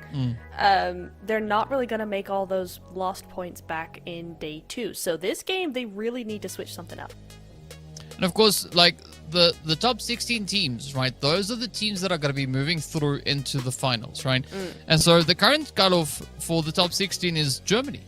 Germany is in 16th place, right? They're sitting with 8 points. So for Croatia to go from 5 to 8, it's only 3 points. Yeah. It's not that much, right? But yes, getting those points, it's sometimes a little bit easier said than done, right? Nerves is a factor. Opposing teams is a factor. Drop zone, flight path, all these things play into whether or not the teams can actually secure the points they need. So the pressure is going to be on. And I think in this one, we are going to be looking over towards the players, of course, from Croatia, Montenegro, as well as, I'd say, the Netherlands. We've got Wales, as you've mentioned, and then, of course, Hungary, right? If those countries can step it up in this game, they'd be golden. They would indeed. Are we going to be seeing any hot drops coming through, though? That is the question. That is what I'm wondering, to be honest, right now. We see a lot of stuff happening. Are we going to see another contentious bridge area over by Yasnaya? I don't really know. Croatia already hit the ground. Good to go on that front. Greece taking it away, going to Lipovka. Not really wanting to get into anybody's way there. But we'll see. Let's see. We got Romania down to Milta area, probably over to Milta Power. I mean, if we're going to be, having that throwback from 2021, 2022, it's going to be Milta Power. But we'll see where they go. I'm just looking at Croatia there on the right-hand side. The zone looking quite favorable for Romania, but... yeah, Croatia, they were doing things. What those things were, I can't tell you because I don't quite know what it was, but it was definitely something. And I think with the zone shift, it is going to be quite an interesting dynamic for a lot of our teams having to make their way on through. In the first Erangel we were talking about, that Sosnovka military island, military base. Let's see if any players could maybe make their way down in towards that direction. And of course, Nepturo was asking if there's going to be any potential hot drops. We do see the Netherlands and Germany in very close proximity to each other, up in towards Severny, also up in towards Rozhok. There's a bit of an opportunity for some chaos, carnage, and upsets to be had. So, will it happen? We don't quite know. But up comes Poland. It's going to be Rozhok. Very calm, very collected. It's going to be Netherlands and Germany, though, having a bit of an exchange. Oh, the pan! Oh, so risky. Very risky for a lot of Biskies, though, to be honest. Let's be real here. That's going to be now 2 points on the side of Netherlands. Let's see. Germany, though. Germany needed these points, man. Germany needed these points, and unfortunately, it just looks like they're not going to be able to get them. Their solo is going to have to play so passively now, so quietly in order to get anything at all. So, unfortunate for Germany. They are one of our teams that really needed points tonight. They are going to have one more chance at least in the next game, but still. 2 games, you'd have to take advantage of that.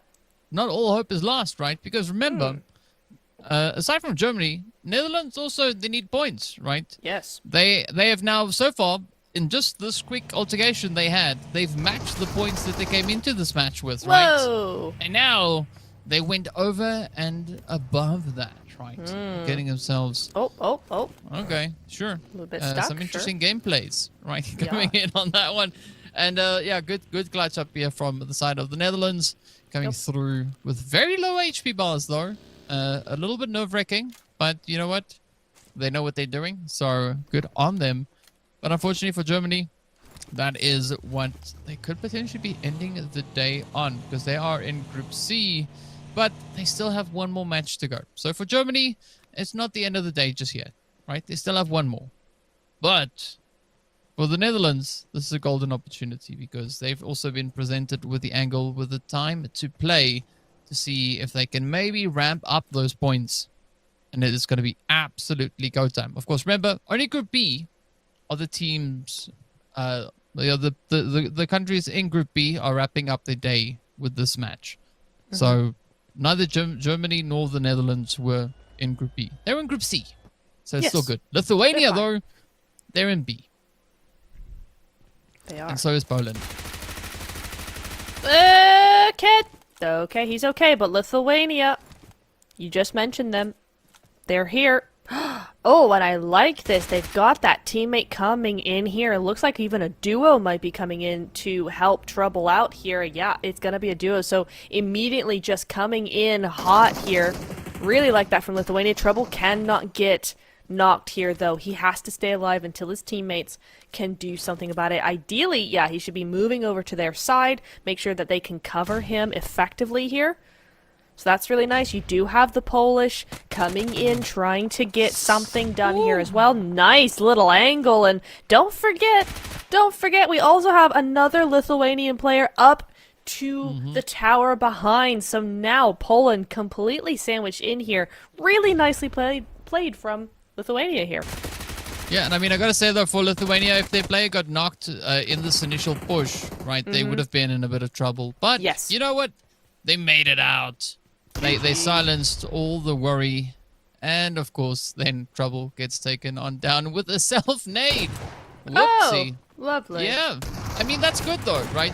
So the only one that can take Trouble down is Trouble themselves. Yeah. As it's now up to Watson and the rest of the team. They finish off the players there from the side of Poland. So 2 squads already done and dusted. Poland, they do conclude their match with that one, but we did see them well within the top 16, right? So at least for the remainder of the day, I don't think they're going to have to be too stressed, right? They can come into tomorrow's games and bring a little bit of that focus in along with it, right? Really just ensuring that they make it up into the finals, because I think that's what pretty much all these teams are aiming for. Spain especially, I want to see what they've got up their sleeves. They've been looking really, really good, I feel like, over the last few games. They came in really strong, coming in from Group C. They still got another game after this, so they're feeling okay as well. Not that much pressure. I just liked how they played. I like how they move as a team. I like how they rotate. So I do want to see a little bit more from them. See what they can do in this game. Lithuania as well. Still already 4 points on the board after that fight that we just saw here, but the zone has gone to the south, as we mentioned earlier. A lot of nice little splits coming in here, nice positioning from a lot of these teams. I actually like how this game's shaping up. Yeah, even Malta is getting a little bit of love there, right? As you can see, it is Romania in a bit of a situation. On the opposite end, they have Greece. So let's see who will be the one to call this home. As Romania, they don't really have to do all that much for the remainder of the day because they've already done so much. But I don't think that is quite going to be the approach that they're going to be going for, right? I think they want to play and end the day off with as much of a bang as they can find. But they've got an interesting kind of pincer play onto the side of Greece. So they've got 3 players over on towards that eastern side. They've got another one overlaid all the way over towards the west. So this could put Greece in quite a bit of a predicament as they now start clearing out buildings. And we know that, unfortunately, there's nobody there. So they are just sending utility out and not getting it back. I mean, at least they're, process of elimination. Am I right? Yeah. Overlaid. Gotta be careful here. I mean, or do Greece have to be careful of overlaid? I feel like the way that Romania's been playing, that's kind of how it's going. And especially when you see Romania distracting Greece with this 3-man push over here, really just making all the noise in the world, trying to get that info, and leaving overlay to actually just do his thing very, very quietly and use that sneak attack coming through here. So nicely played from Romania. We'll see a little bit more from them probably. Here we go. Nades through the window. They know he's in there. Beautiful nade coming through. Now it's just up to the rest of them. And you see immediately Greece starting to scramble. as they need to. There's nothing else to be done here. They got to get into position because they know this fight is coming. They know those nades are coming. And Overlaid is going to abandon his position to actually help his teammates. They got to do it fast, though. I see a little bit of pink over into the north side of Milta. It looks like Belarus might have a say in this. Ooh. Oh, quick action Redux! coming through here for Romania. Oh, but there we go. Greece now still only playing with one hopeful here. Let's see whether or not Greece can clutch this one out. Romania going to look to get a bit of a bounce going. It is the rebound, and that is it. Signed, sealed, and shipped right out of here. As you can see, Greece at least managing to find themselves that one elimination, right? So not too bad of a finish, actually, right? I think that's what, 11 points for them that they've now ended up on. Something like that, yeah. Still currently a top 16 position. But we'll find out at the end of this match whether or not that is still true. And of course, you were talking about the pink team coming through up in towards that northern positioning. Of course, we can see the players from Spain here keeping a very, very close and watchful eye. Of course, the team with the pink color, that's going to be Belarus as they find themselves up on the hillside. But who will they target, right? Are we going to see Belarus on Spain, or is it going to be Spain on Romania, or Romania onto both? Tough to say. Or are they just going to stare at each other for the next 10 minutes? Because I know esports teams love to do that. It really is a thing. Yeah. So they might. Oh, Hovercraft in play, though. Again, blank. Not really going to be taking any shots there. Just going to want to back that up into the other side of Milta. So it looks like they might want to hold on to this, but Georgia now making an appearance over into the distance there, moving straight past Milta over onto the hillside to the east, eastern portion. So that's going to be interesting as well, moving into Milta from that side. Yeah, this is going to be interesting, I think, for many of the teams. We do see the zone has moved in, so stage 3 is up and running. We are looking at Milta as being a large part of it. So a lot of these teams now a bit too close for comfort. Yeah, they are getting pretty close, and nobody wants to be the first one. So let's see who is going to look to break the ice. France also moving up on the hill. A nice little bit of an overwatch angle that they have done onto the hill, but it doesn't seem like Romania's even phased. They're like, yeah, it's fine. We've got a few teams in the surrounding area. It's like, yeah. We'll get them. Don't you worry. We will get them. Moldova also not going to start moving in from atop the hill. So this is becoming a very interesting, slightly uncomfortable Pubg sandwich. Wait, no. This is more like a dagwood. It's not a sandwich. Sandwich has only got like 1 or 2 layers. There's like, what, 5, 6 layers here? Something like that. So this is going to be crazy. Really quick. I can't wait. The zone's moving in. I think we've got about 2 minutes or maybe a minute and a half until that carnage really starts coming into play here. And the Netherlands, I immediately saw them with a large wraparound coming in here, but now they're going straight into Moldova. I don't know, there's a lot of area on that western side they could have used instead, but I appreciate them trying to be a little bit more aggressive with it, but a 2v4, is that really the way to go in your second to last match here? Sure. Why not? It's exciting. Cool. All right. We'll see whether or not that ends up being the case here. But it's pretty crazy to look at this, right? There's 1, 2, 3, 4, 5, 6, 7 of our 11 teams situated on the southern half of this map, right? And if that zone shifts south, which it maybe might, it's going to be a pretty horrendous play for everybody in this lobby, right? But I think if it moves over towards the western side, potentially towards Montenegro or just into that farm region in general, it could result in a very exciting play because, I mean, these teams will have to cover quite a bit of ground here. Georgia has to be very careful. I don't know if they know who they're up against. We've seen Romania do come back from worse angles there. Marin, though, continuing to be somebody for his team. Croatia owing a lot to this man. 1 point on the board for them so far. But the Netherlands, again, moving in. trying to find any space that'll hold them, but unfortunately, I kind of just feel like they've left it too late, right, to rotate in this way.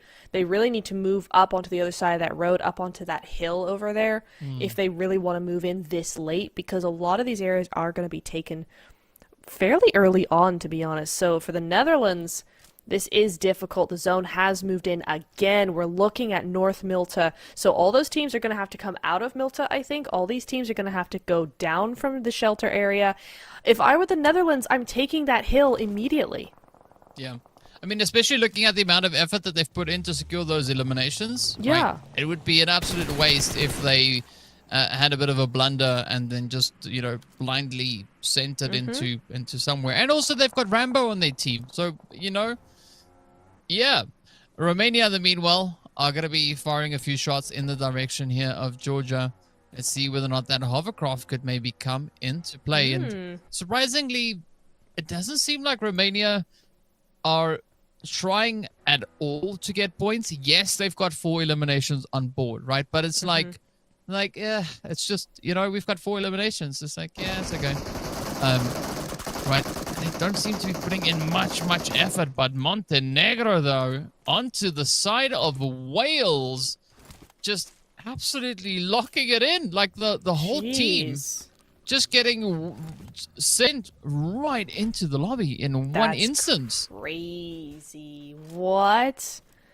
Wales, man, what's going on? I said they needed to step it up in this game. They were not given that opportunity because, dear oh dear.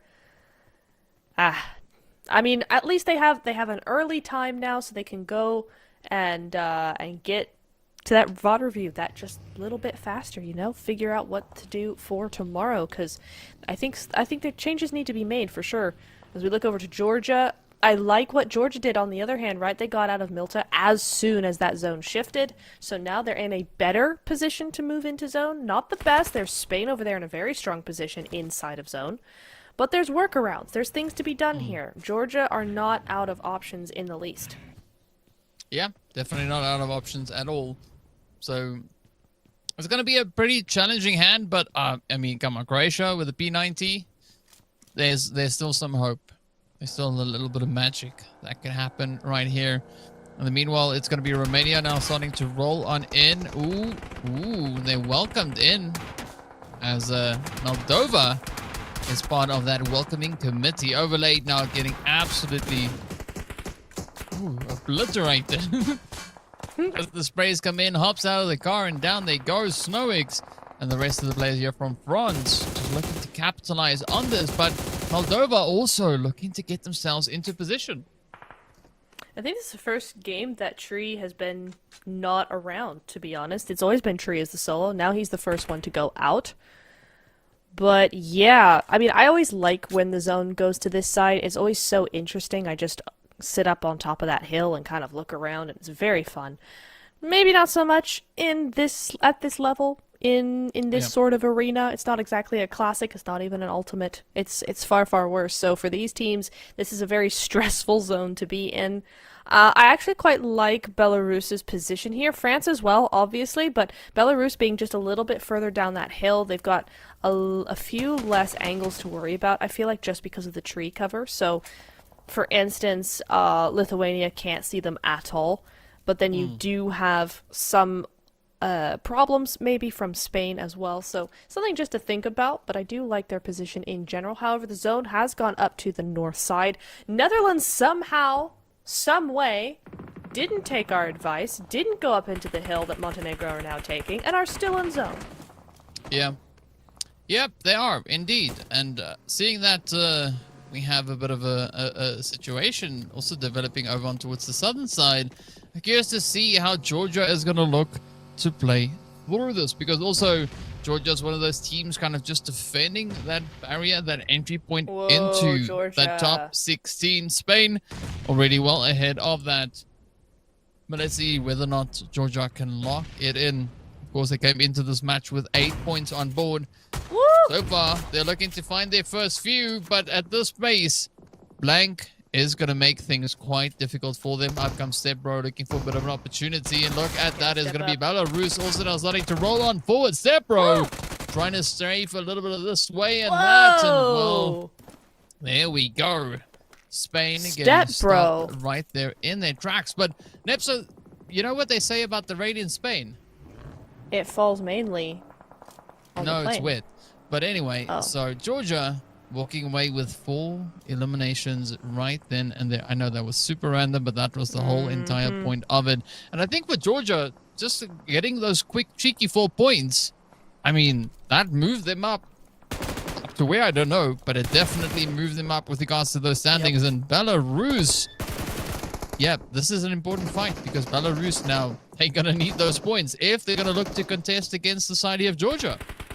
They are indeed. Romania taking out bit by bit the players from France there. France go out 1 point on the board. That is all they get. But we now are in the territory of placement points. So each of these teams have a few more points going their way depending on how long they can survive. So far, they're surviving pretty well. I like the aggression that we're seeing from Georgia, but Kick doing some stuff as well. Here we go. The rest of his team moving in. Lithuania coming in for that third party. This might just spell the end of Georgia. That nade, though, helps him out so much. Just so much. Yeah. I mean, Wow. Georgia's players just like, no, I'm not leaving yet. You can try as much as you want. Ain't no way. In the meanwhile, there's going to be Montenegro now turning their focus on to Belarus. Belarus, I mean, they've been able to yet again get themselves positioned up into zone. Good rotation, but it is going to be a pretty tough one to get out of this because they are well within reach of all those utilities. And let's see if they can maybe find a good response. Ooh, the bounce. Rocco just looking at that like, oh, no. Go the other way. Yep. Yeah, Belarus, I mean, I guess it's the best they could do in a tough situation, but you're right. They're kind of pincered here. There's not much else they can do at this point in time. Yeah, I don't love that. I don't love that for him. But you know what? Who am I to judge? I ain't doing it. I ain't here. But Montenegro having a field day with the teams coming in here. 5 eliminations on the board so far. Belarus do take 1. Let's see what they can do now. That's going to be a knock immediately over. At least Remzik has a car. He can leave immediately, but Lithuania gotta pick up on that, surely. Yes, they do. Gonna try and track him down, but he somehow manages to escape that, but then there's just more teams everywhere. So how much longer is he gonna really go? No, he's not. He gets out of the car. Boom! Gets taken out. Yeah. Lithuania get that point. Their 7th point. Yeah. Wait, yeah. DK. I mean, you said, yeah. 7 points for Netherlands. Yeah. No. I'm seeing it. I'm seeing it. I just saw it now. That's crazy. Yeah. Since welcome when? Welcome to the party. Yeah. So it was a good one there for Lithuania, especially because you said, are they going to lose track? The answer is no. They followed that one all the way to the very tippity top. And also you got to commend Georgia also coming through with those 7 points. I mean, they're essentially 1 point away from evening their score coming into this match, right? 1 point away. Yes, they've got a solo, but a solo can still make a little bit of magic happen along the way. And we're also now well within placement point territory. So this is where things get quite exciting. And if you look over on towards that right side of the screen, you can see it's 7-7-7-6-6. So that means we are in for quite a bit of a ride, right? 5 teams looking to see who can do the most damage. And I mean, Lithuania, they've got the numbers, but are they going to be able to bank on that? Time will tell. Time will tell. 1:14. The zone is being very slow here now. Just really creeping on in. Giving these teams a chance to kind of figure out what the next spot is for them if they need to move. But honestly, everybody seems fairly well situated. They're just going to wait and just wait and wait some more. Wait for that zone to come in. Georgia keeping up that aggression. I like that. Not keeping quiet. Lithuania needing to move in. They're trying to, I mean, this is exactly what they need to be doing, right? Using this time to try and get rid of Georgia. It's just really a thorn in their side at this point. They need the space to move. They need the space to work. Well, let's see how much work will they do here. I mean, Montenegro, yeah, in a decent spot. I like that elevated position that they've got. But it's all going to come down to this next zone shift, right? If it moves in their favor, cool. There's quite a bit that they can do with that.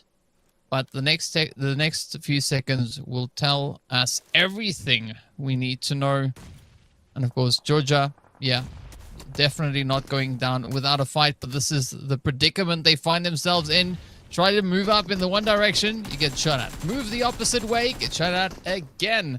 So you either gotta, you know, fight the nades with more nades, or gotta find an absolute masterful approach. Zone, of course, has gone further down south, so that is now gonna force the hand to our teams we have up towards to the north, right? So Montenegro, they'll have to move. Netherlands, they'll have to move.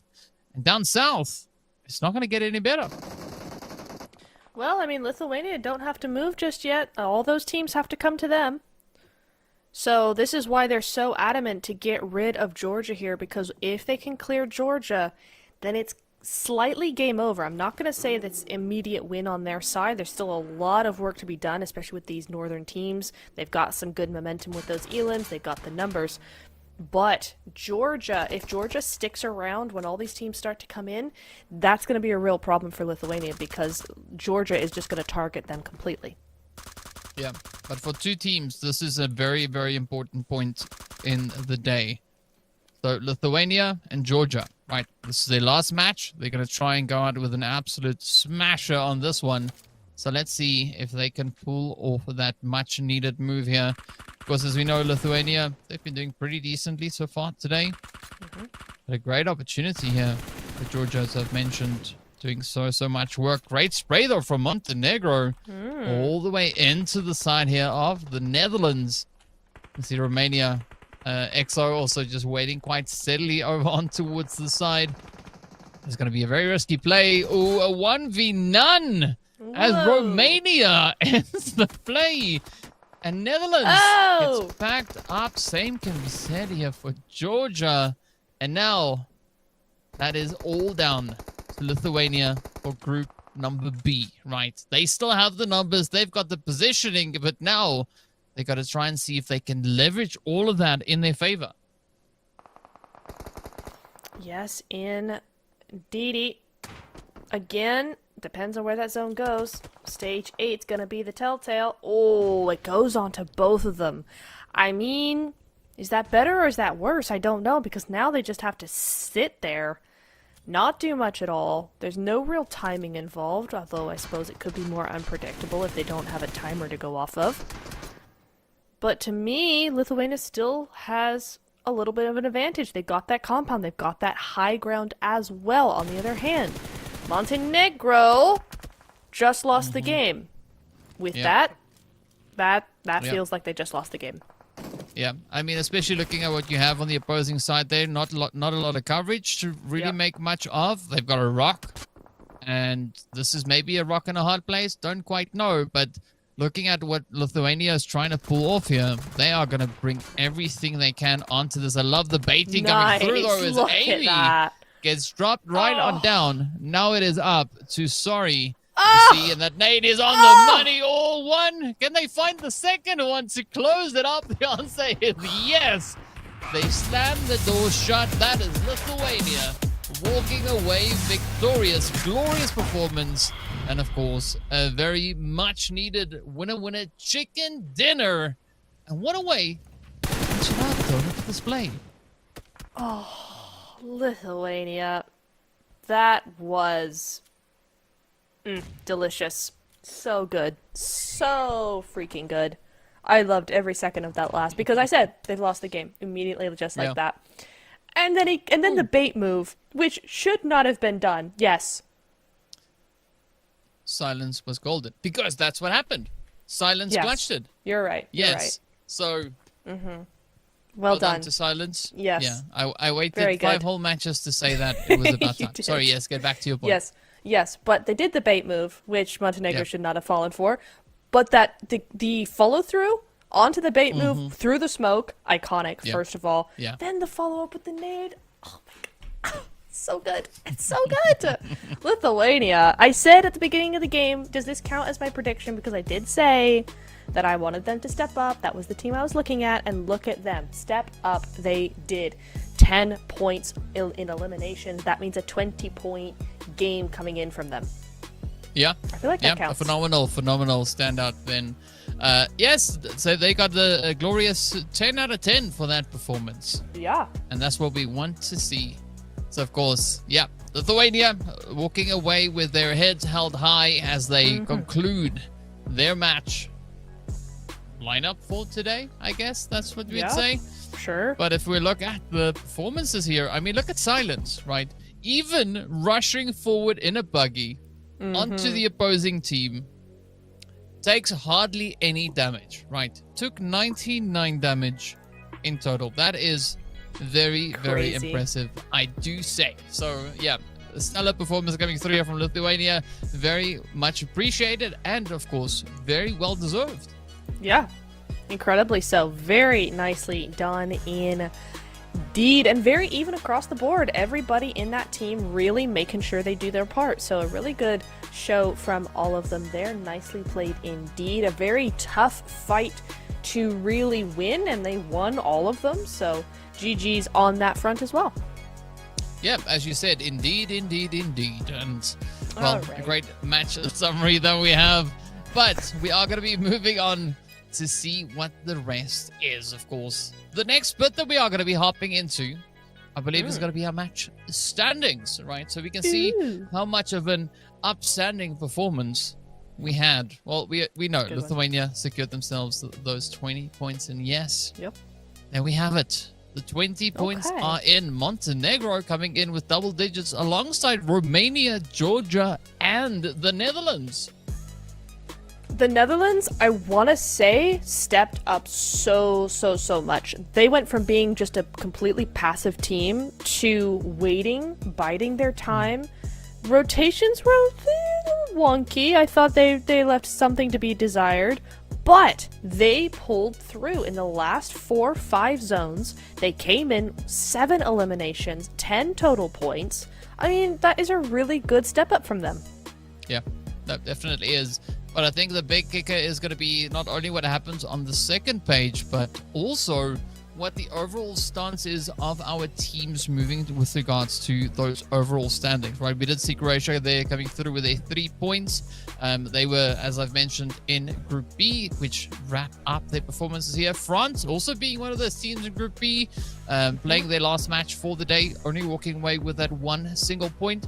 It's unfortunate, but there's always tomorrow, another day, and even more points up for grabs. Of course, speaking about points up for grabs, look at this. Lithuania versus Montenegro, and that point comparison. I mean, 9 knockouts versus the 10, both coming away with those 8 assists, but the damage just so heavy on the side of Montenegro. And I mean, rightly so. They made it all the way up towards the end of that match, just holding on. Yeah. But Lithuania just doing what they did. Silence also doing what they did, just sneaking in there and wrapping up such a beautiful match. Yeah, they really did. I mean, it really was that thing where 2 teams on the opposing sides were really doing some great stuff, and then they just went to head to head at the end. But Romania still keeping up appearances with 61 points, nearly double what Moldova has in second as they move up to second. Moldova coming in there with 36 points. Latvia moving down. Moldova only clinching that by 1 point. And in fact, Lithuania now tied with Latvia after that win with 35 points. It's pretty crazy to look at these numbers. I mean, the team's definitely doing quite a bit of work, as we've seen already. I mean, yes, some of the countries not necessarily having the same kind of performance that we would have wanted to see from them in the first day of play, but we still have one more day to go. One more opportunity for the teams to try and solidify themselves on this page. So far, I mean, Serbia, Poland, Georgia, as well as Czech, they're good, right? Yeah. They're on that side of the page where they need to be, but we're not done with the day. We still have one more match to go. Yep. And so that means all the teams that you see with the 3, right? Yep. This is their opportunity now to try and bring it in to see if they can clutch up and get themselves in a lot more of a comfortable position moving into tomorrow's game. So, yeah, we got to give it up to Netherlands, jumping all the way up GG's. into that 13th position, right? That was a 6-slot jump, and they're not Wow. done yet. They still have a little bit more to go. So, yeah, the pressure is going to be on, and hopefully tomorrow we can see Wales look to bounce back, because they've not necessarily had the greatest day, but it's okay, right? It was day number first, but not day number last. That's yet to come. So the opportunity is still available. Yes, it is. You're right. No, you're absolutely right. We'll be seeing what they have in store tomorrow. But game number 6 coming in here very, very shortly, DK. I'm excited. Oh, yes, indeed. But of course, on that excitement, we are going to be heading into that break, right? And of course, hope you guys enjoy a few of the highlights from this past match. We'll catch you on the other side.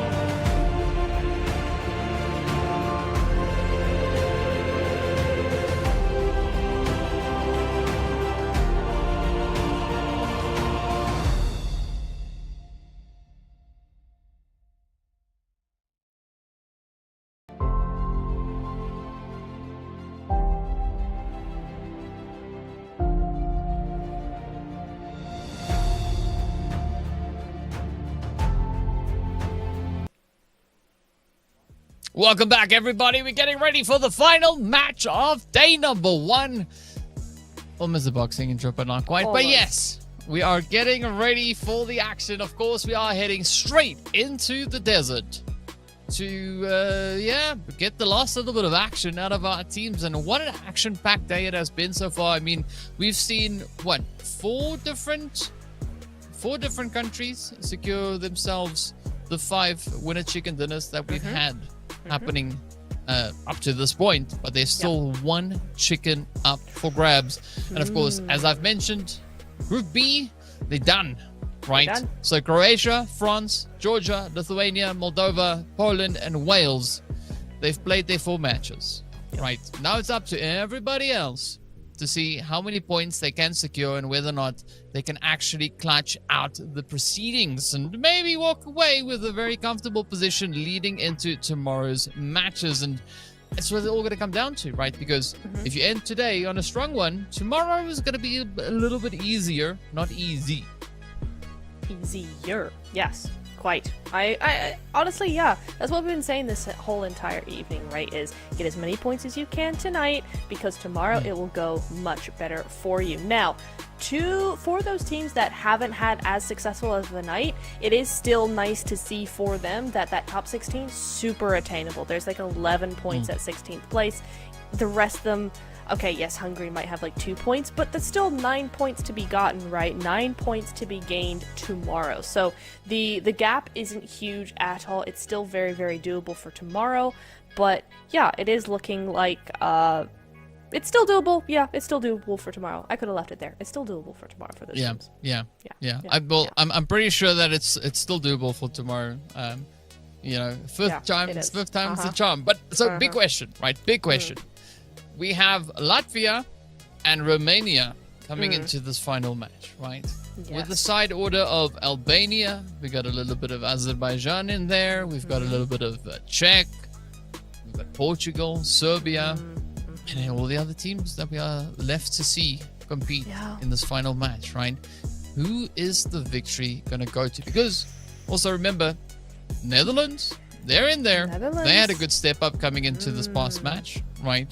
So they could look to maybe bring in a bit of a rush, maybe surprise themselves with a winner chicken dinner, right? I honestly think at this point, it could just about almost be anybody. I think so as well, to be honest. Yeah. I think it could be, because Spain as well, very strong. They're not really looking like they're going to win just yet. They might be holding off a little bit, but definitely another top 3, top 5 coming their way, I feel like, the way they've been playing. So it really could go either way. I don't think a prediction at this point, any prediction is going to be accurate, to be honest. Or any prediction could be right. You're right. Because all right, go on then. No, I'm not making one, but I'm just saying it could be that much of a surprise, right? Like, so I would almost go as far as to say is almost any team that you could say has a chance to win that winner chicken dinner, which is any one of the remaining 14 teams. You could be very accurate in doing that, right? Based on the performances that we've seen so far, sure, we could be expecting Romania, we could be expecting Latvia, Azerbaijan, Spain. We could even be looking at Montenegro bringing it in, or Czech, even Serbia, right? Czech, because all those teams Serbia. I just mentioned, they're all on the first page, right? In the top 11. So there's a chance, right? I mean, how probable that is, I don't know. That's why we're here to find out, right? We can speculate until, the owls turn into vultures, which I don't think will ever happen. But yeah, I don't know what that was. It was just a thing. But it's all going to come down to what the teams decide to bring in to this final push. And I think we'll know pretty quickly who has a good fighting chance. I think it's going to be the team that looks absolutely relentless, right? The crew that comes in here, they go like, you know what? We're going to do this for our country. We're going to lock in that chicken. Whether we have one or whether we don't, it doesn't matter. We're going to get the last one for the day. I honestly feel like Serbia could do some great things the last couple of games. They've really ramped it up. So I definitely could see Serbia taking this one, but again, I don't really want to make a prediction just because it's anybody's game. Anybody could do it. I mean, we're kind of missing out on Romania though as well. Remember, they won the last Miramar. They could easily do it again. They were in that top 5 coming into that last game into Erangel. They had that solo. They waited and survived. So they obviously have that survivability as well as. So honestly, it could literally be anybody's game at this point. Yeah. That's what we said. Yeah, 100% agree. So I want to see where it goes, and I mean, the chances are looking pretty good. I mean, and also not only that, the teams have really upped the ante as we've gotten further and further into the day, right? The teams that were performing exceptionally well at the start of the day, they've now been challenged, right? Because the other teams that were that came in with a little bit of a slower start, they've like arrived. They're like, well, we're here. We're gonna get you, right? We're bringing in the heat. We're bringing in the spice and everything nice that goes along with that. So there's a lot to be seen, I think, moving into the last one. And I think that's also going to result in so much more of an exciting day come tomorrow, because these teams are, you know, they've now decided it's game time. Yeah. Fine. We're not playing classics. We're not playing ultimate. We're playing super duper crazy insane, whatever that is. And they're going to bring it to the battlefield. So I think, yes, the final game, the final desert showdown is going to be a good one, at least for today. And I think it's going to be quick. Ooh, these teams have not messed around in any of the games. Like, often you will see teams wait till like game or like till circle 6. There we go. Got it. Until circle 6, right? You'll see them wait for ages before they make a play. Not these guys. Yeah. They're in there halfway through zone 1. They're finding each other. So I feel like that just at game 6 now. Yeah. I think we're gonna see some pretty cool action very early on, and it's gonna be probably a fairly quick game. Yeah, and I think also at this point, if the country you are here to support is in this final match, right? Let's see who gets the most support, right? Yeah. Because it's been going pretty crazy today, and it's pretty cool to see. But so I'm curious as to who's going to be the crowd favorites also to take this victory, to take this winner chicken dinner. Is it going to be Albania? Is it going to be Latvia? Is it going to be Serbia? You know, tell us. Curious to hear. I'm going to be keeping an eye on it. But in the meantime, yeah, we're just waiting to get in. I think there was maybe a little bit of dust that got into the engine, right? So they're just cleaning that out, making sure that the engines operate the way that they should, right? So that the players can jump when they want to and not when they have to, because that's not ideal. It's going to be a crazy hot drop though, but we don't want that kind of hot drop. It would be very hot. Yes. Yes. But we'll see. Yeah. We'll see. Yeah. Yeah. So far in chat, I'm seeing a lot of Latvia, a lot of Romania. There's a little bit of Greece in there. Let's see, Albania's moving in here as well. So a lot of flags in the chat. Oh, I see somebody for France. GG's, see you tomorrow. Yeah, we're seeing a lot of team flags come in here, but just a lot of Latvia. So much Latvia, which makes sense, right? They are in this last game, so I guess it means Latvia. You know, Latvia's got a lot of support in that chat. I mean, what I've seen now is it doesn't matter whether or not the country is playing in that match or not, they get support. And that's what we love to see, right? So, yeah, if you are here for any of the participating countries, give them some love. In the meanwhile, we are going to be giving our final map some love, as we have the flight path that I wanted in the first time we were here earlier today, right? A nice centralized flight path that is going to be making its way on through. Is it going to hold true? Is it going to hold steady? Yes, the plane doesn't deviate. It's right there. But it's going to be up to the teams and that zone to show us what they are going to be looking to bring in. Because, Nep, if you remember, the previous Miramar, we went all the way down to Los Leones. This time, I want to see somewhere. Maybe Pozo, maybe La Cobreria, maybe Picaro, maybe Montenuevo, La Triera, Chumacera. I'm just saying names right now. But I Valle want to del see. Mar. Yes, Valle del Mar, Minas del Valle. Like, pick a spot. Let's go there.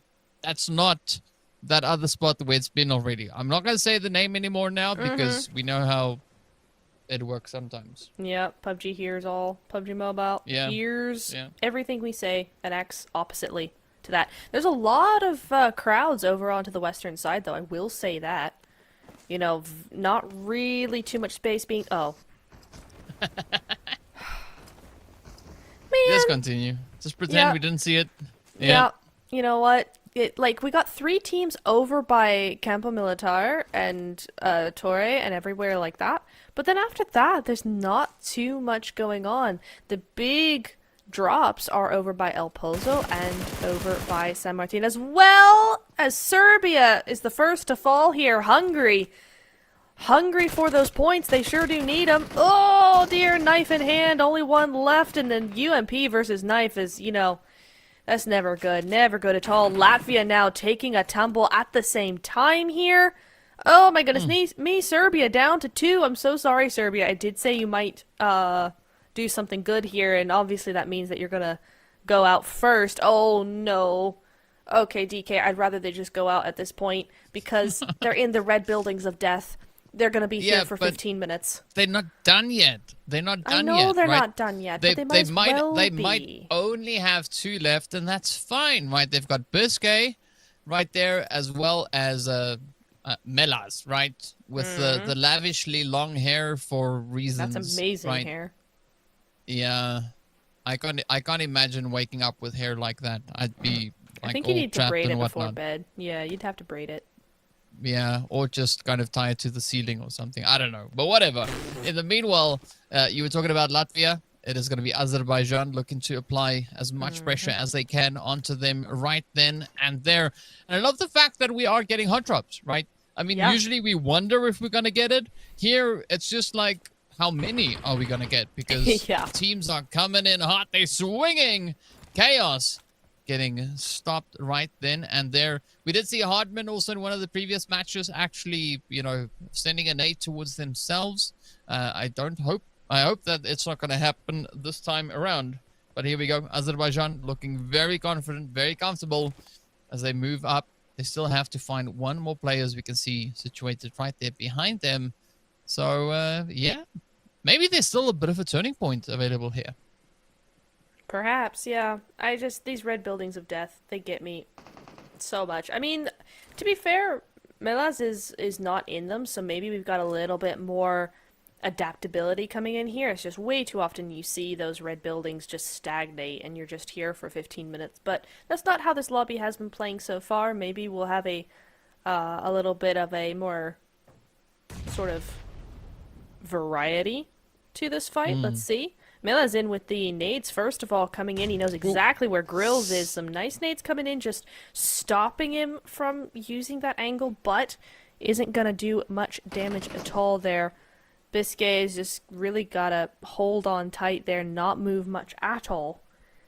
What do you do? This is the problem with a Picado fight, right, that is in those buildings, because where do you go from here? You don't really do anything. The only thing you can do is stay put until they decide to push you, and that is really, really hard to get them to do. You do see, though, Hungary, the 2-2 split coming in here.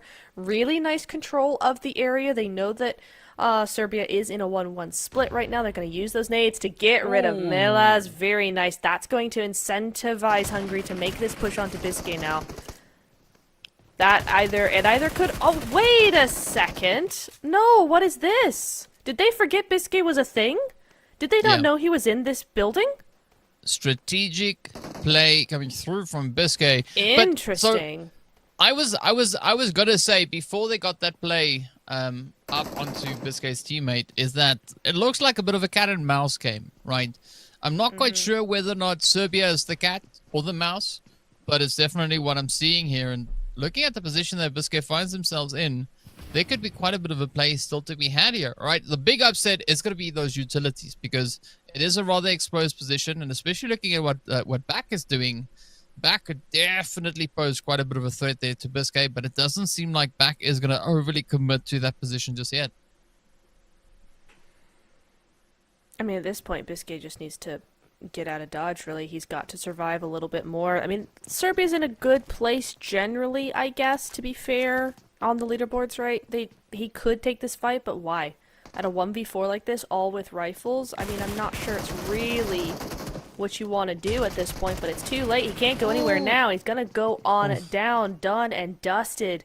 Super quick fix there, and Hungary still up as 4. So that is unfortunate for Serbia. I feel like that could have been played slightly better, perhaps, but honestly, when you hot drop and you've got a knife versus UMP, what are you gonna do? Yeah, you're gonna do things. I mean, yeah, you were talking about Serbia and the points, and they had 16 coming into this match, right? In 11th place. Yeah. So it's not a bad spot to be in. It's going to be up to the rest of the teams to decide whether or not it's actually a good position. Because, I mean, if we see any of the trailing teams really look to light a fire, with that, of course, I'm referring to like Belarus or the Netherlands, they could definitely potentially maybe play a bit of an upset here, but it's not going to be a super drastic one, right? I mean, there's also a bit of an opportunity for Portugal also to bring in that heat. I would have said Greece, but they're no longer in this lobby anymore, right?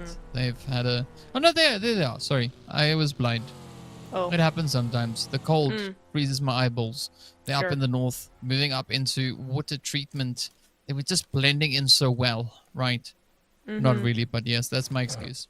It's not your best We'll one, see. but we'll go with it. Yeah, I know. But so there's a great opportunity for both Greece and, of course, Albania as well, right? Really to see how much they can bring into this, because both teams are sat on 11 points. And as I mentioned, Serbia is sitting on 16 points, right? Yeah. Coming into this match, excluding what they did in this game just now. So, yeah, there's still a bit of an opportunity for a few changes to be made. Interesting how many teams still waiting to move into zone, though. Netherlands, again, being one of them. I hope we see a similar play coming in from them that we saw in Erangel, right? Where they were very passive, just did those long rotations in the first few phases of the zone, and then really came in swinging. Hopefully we see that from them again. Certainly looks like that's the plan so far. Portugal not far behind them, though. And they did see them. We saw them look at the final players of Netherlands moving on forward. So, could be a potential fight going on there. You do see the Netherlands have actually stopped for a moment, but they do look like they're going to be picking up some speed. The zone, though, DK, has moved over to that western side. So you're going to be seeing basically Picado in the middle of this zone. So Chumacera as well. Germany making an interesting move right into those lowlands. Yeah, it is quite an interesting spot. But another spot that I think could also be quite exciting is the mountains towards Power Grid, and also the hills above Picado, right? That would bring in quite a bit of leverage, I'd say. And it does seem like Greece are looking to head in that general direction. Of course, they are going to have to deal with Albania, who is currently accompanying them with those 11 points up in towards the lobby leading into this game. Montenegro, they're also one of those teams finding themselves on the higher end of the point scale, right? Sitting on 20, all the way up in towards 7th. So they don't have to be all too stressed about how this goes. And Azerbaijan, though, similar spot, right? They've got actually 9 points, more than what Montenegro has coming into this game. So for either of these teams, regardless of how this goes, they'll be okay for today. Oh, but will he? Oh, gets out. Oh, wow. Goodness me. Really quick response there onto pole. Geez, Azerbaijan trying his best here, trying their best. But Montenegro, yeah, that's right. Yeah. Yep. Saying all the right things against Except for sorry. Azerbaijan. Yeah, except for sorry. That's so true. Yeah, sorry, it's just like, I'm driving, I'm not saying anything right now, but it is going to be Khan also trying to get just out of harm's way. Unfortunately for them, Montenegro says, thank you so much for the points. We'll take all of that as they do get that glorious squad wipe. And it's a good little bit of a reproach coming through there from the Montenegro side. Meanwhile, it's going to be Albania. Eliseo perched on high, trying to play off of a beautiful vantage point down onto that drop. And I can see Eliseo saying is like, you know what? I can maybe not get to that drop myself just yet, but nobody else is going to get to it either. No MG3 for you, Max. But, yeah. Be seeing Albania moving in again to those mountains that you were talking about before. Spain now under fire. And I will say, this area that Montenegro have is one of my very favorites in this map. It's such a good spot, that whole church area. Such great leverage against the rest of those squads, particularly the ones in Spain's position. So, unfortunate for Spain. Hopefully they can make it out of there alive. We'll see how that one goes, though. As we see Czech as well. We gotta keep our eye on Czech, man. We've not seen too much from them in the last few matches, right? But they've got a really nice little split going. They've got a good position in zone. It is edge, but it is high as well. So, as long as they're quick, they could actually do some really good stuff here. Yeah, I mean, definitely we're going to look to them getting that position condensed a little bit, at least maybe into like a 2-2 split, right? They don't have to necessarily group up the whole team. But it also then seems like Montenegro, they are going to go like, you know what? The position up in church we had might have been good and great. We're going to move up a little bit. But yes, you were saying how good that spot is. It is, especially in a zone like this, right? With the teams to the north. Yeah. So let's see if they're going to look to maybe capitalize on that. But also surprisingly, Latvia, all the way out in the blue, right? There's another team also rolling up from the blue. We'll find out pretty soon who that is. As they're going to make their way on in. Yeah? No. Yeah. Oh, yeah. Actually, it is. Yeah. Yep. You're right. It sure is, right? Coming in from that south side. Germany, on the meanwhile, don't have to worry about the blue for a good long while. They're just smack dab in the middle of zone right now. So that's going to be an interesting point to see how they're going to actually play that center. Netherlands, I said they were the ones in the zone. The health is not looking very good.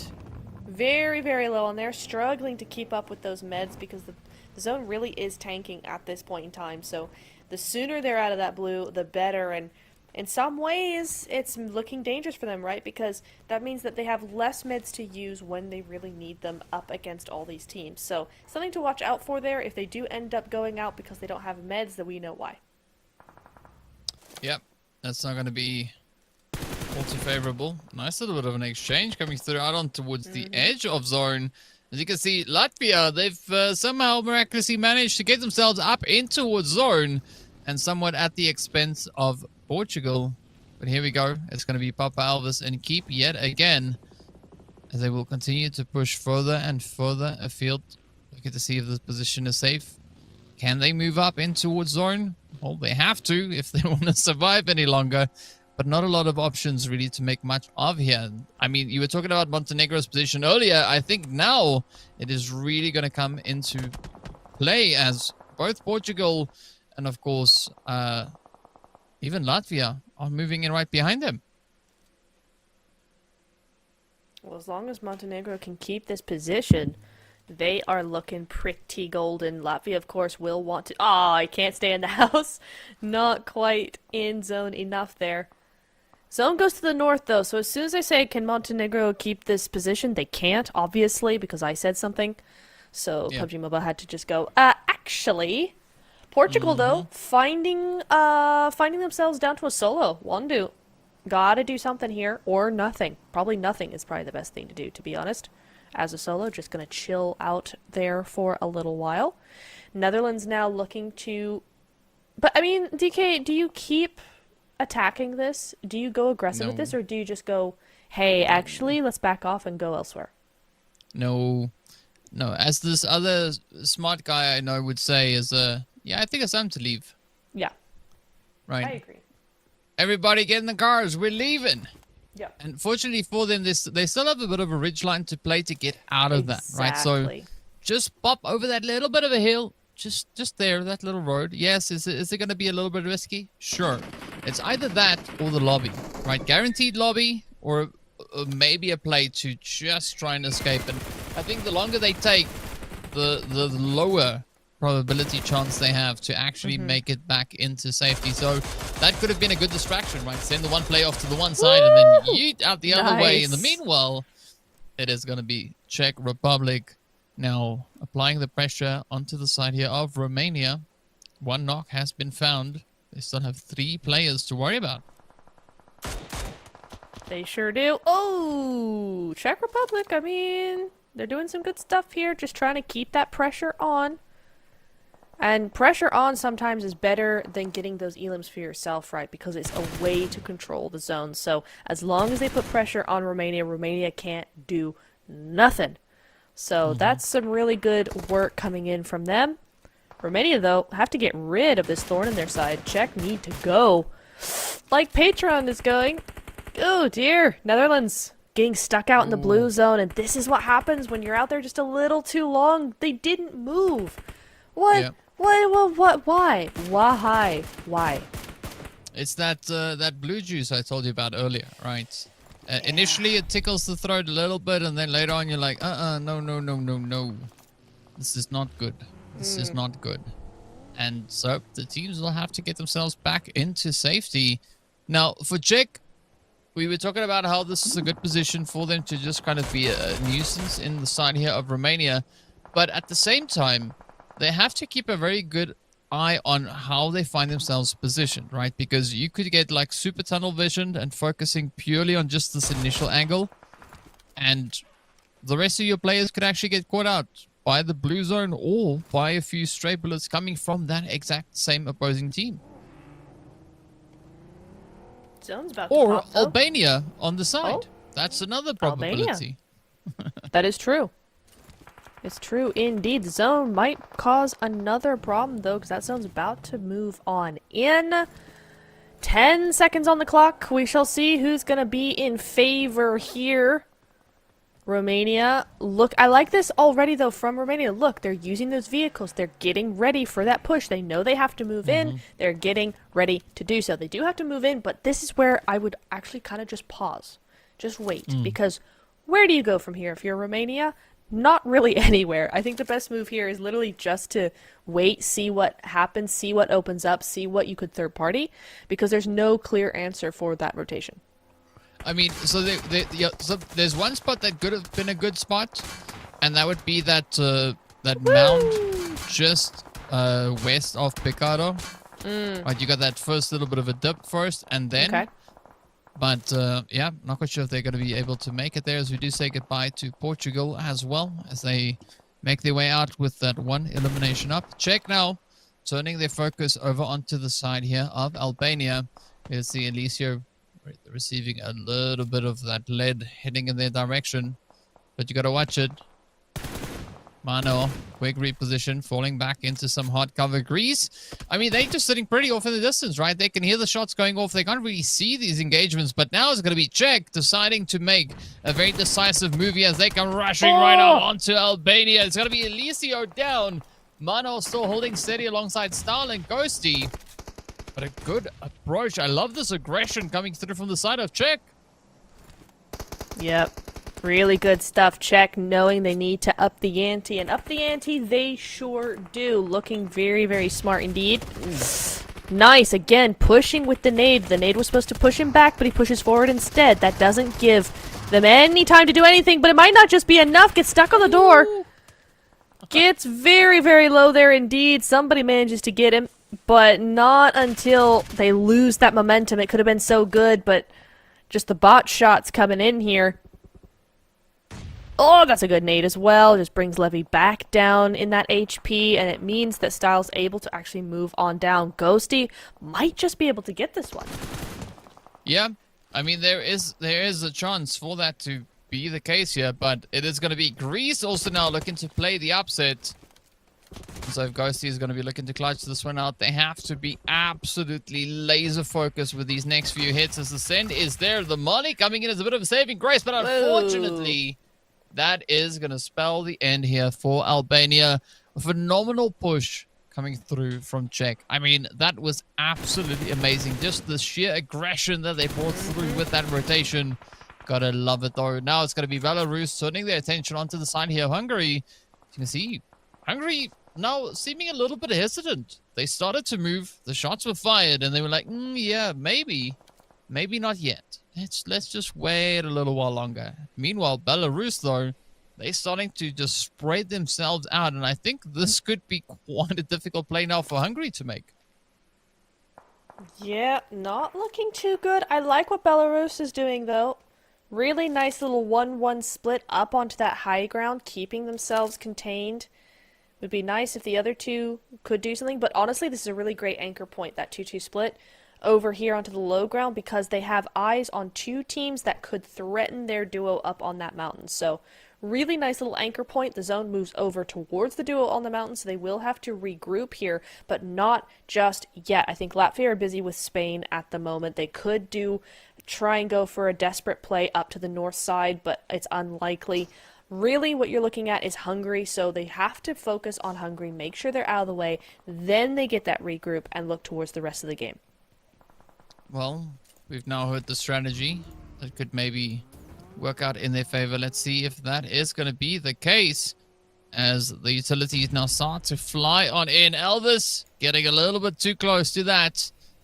Elvis decided to leave the building, but instead needs to leave the blue as they grab their teammate. Desperate and it play. is absolutely go. That was a phenomenal strategy, though, right? Getting the knock in on the first play of Spain, opening up the opportunity for that grand escape.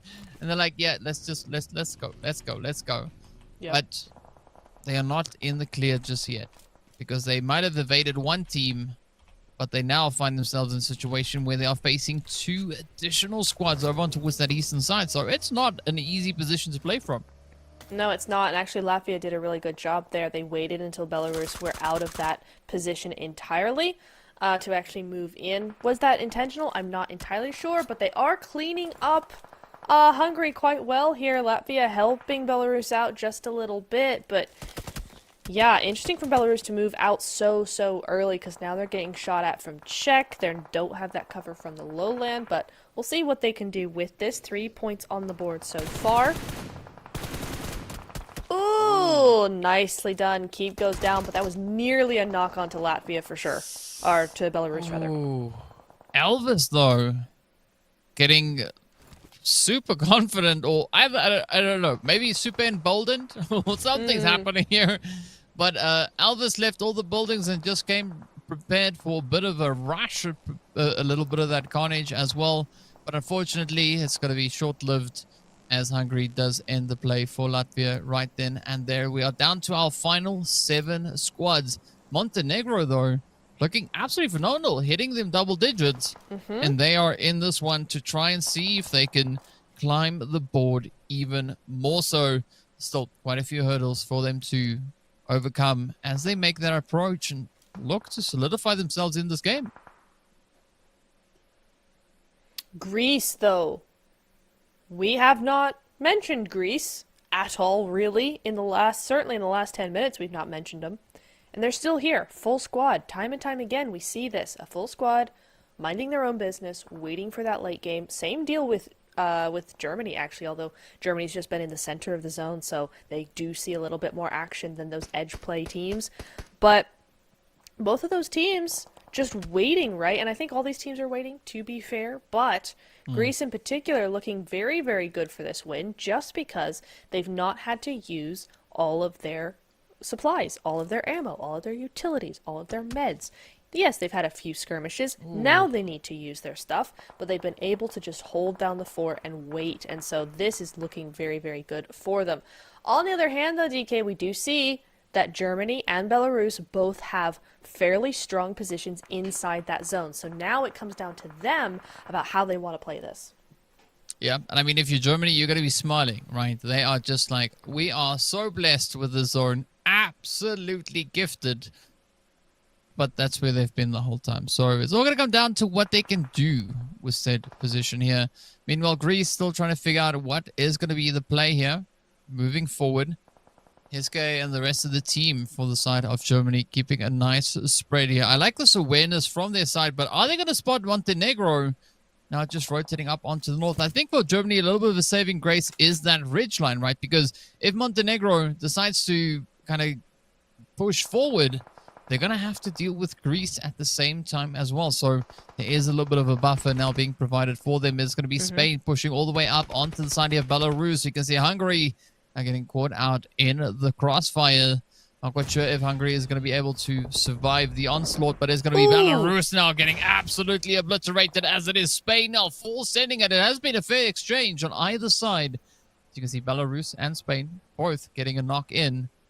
But who will be the one to bounce back and close this potential play up here? Spain testing the waters. Pubg, though, very mobile with that. With the buggy, the nades getting scary, scary close here. Hungary grills trying to make a run, get spotted, and down they go. As even more now starts to happen. I mean, Czech just capitalizing on all those stragglers that they can find along the way. Spain right up close here to Belarus. The spray is there, and Belarus gets taken down. Spain coming in clutch, but they've not won just yet. They still have a long, long way to go. They sure do. 6 times on an M249 is bold, to say the least. My goodness me. But yeah, Belarus, they could have played that better. They had that high ground, but there was just a couple too many angles for their liking. So down they go. Czech now on the front line. Again, this is a really awful spot if you're looking to push forward, right? Because there's so many angles. That's very low country here. Spain looking right down on top of you. So I'm interested to see how Czech are actually going to survive this, or try to survive this. Meanwhile, where on earth is actually Montenegro? Because we haven't seen them in ages, and once again, 10 eliminations. How do they do this? They've just mastered the skill of miraculous things. Right? Yeah. That's what they're doing. In the meanwhile, there's going to be Greece now also trying to find their position as they have to start to move up. You can see Ellis off in the distance, Eclipse rather, now keeping a very tight position over on towards the side of Czech. Czech, I think this could be quite a bit of an uphill battle, right? Not an easy rotation, as you said earlier, but things could definitely take quite a bit of change. It's going to be sorry there for Montenegro that gets dropped, as Greece now make very decisive moves here. Montenegro is still left with the 2-piece. Don't ask me where they are, because they are somewhere. But look at that, though. Germany finding Spain out in the open. Nicely done. GG's. I mean, Spain had nothing else they could do. They have to full send it. Pubg moves in, but he's the last one standing for Spain. Only 3 points on the board, so not much going their way, but a top 5 position will be theirs. Down he goes. 5th place is going to have to be satisfactory for him. Now, Montenegro might just lose this one out here. They're on the wrong side of the zone to make it very far. Just a solo left, but with 11 points, top 4, you can't be mad at that for sure. So now we just got Czech, we've got Greece, both head-to-head here, and if Germany is smart... I mean, if Germany's smart, they're going to play this one of 2 ways. Either they're going to wait for these two to figure their own stuff out, or they're going to join the party, and that's exactly what they're doing here. Might not work in your favor, though. Okay, it does. It does. We're good. We're good. You got very pitchy there very quickly. Yeah, In the meanwhile, it is going to be Czech now also just trying to get all their teammates, as many of them as they can, into contention here, into the fight. Germany now starting to close the gap as they move on forward. It's going to be stage 9. The teams are getting tighter and tighter. Germany still holding on to their compound, right? Yes, they've wandered a little bit further away, but now they turn their attention onto the side of Greece as they slam the door in their faces. It's going to be a full set. It's going to be Czech on the ridge. The shots are in. The HP bars are super, super low. And there we go. Germany coming in clutch, sneaking in a glorious winner-winner chicken dinner. They came into this match with 8 points. Yep. 8 points to their name, right? This match, they went above and beyond, right? 8 eliminations at this point. Then hitting 9, and then, well, grabbing everything that they could find. So that, I think, puts them up to 12 eliminations for this match. I might be right, I might be wrong, but hey, there we go, and the answer is yes, 12. So just in eliminations alone, they bettered their total points for the day. I mean, that's the kind of result you want to have to end your day, right? If you can double your points that you made all day, that is called a comeback and really puts them in a great mood for tomorrow, right? Because everybody played that super well. Everybody did what they needed to do. They really did. They went center zone. They held onto that compound. They defended that compound time and time again. They used each other effectively, and it worked really, really well. So all of these players did a great job. I mean, Shum in particular, 6 eliminations on the board there, 1 knockout total. So that tells you, okay, so hang on, we got to break this down very quickly here, DK. 6 eliminations, 1 knockout. He's stealing everybody else's elimination, so he's being that scout player. He's looking for those elims to pick up, right? Tokyo, on the other hand, 8 knockouts, 3 eliminations. This guy is the control. All he's doing, he's not interested in getting points. All he wants is to make sure that nobody comes to his compound. That together is a perfect winning team strategy, because that meant no one was near them when it mattered, and then they were able to get close to those teams when they needed to. So really, really good job from them. And also, Tokyo took no damage, right? So just further emphasizing that control point that you were talking about, right? So a phenomenal performance there on the side. For Germany, of course, a very aggressive play as we look towards the total revives, right? 18 of them getting brought through. I think that was our match with the longest range hit, the longest elimination distance, nearly 400 meters, just 4 meters shy of that. So a very impressive performance indeed.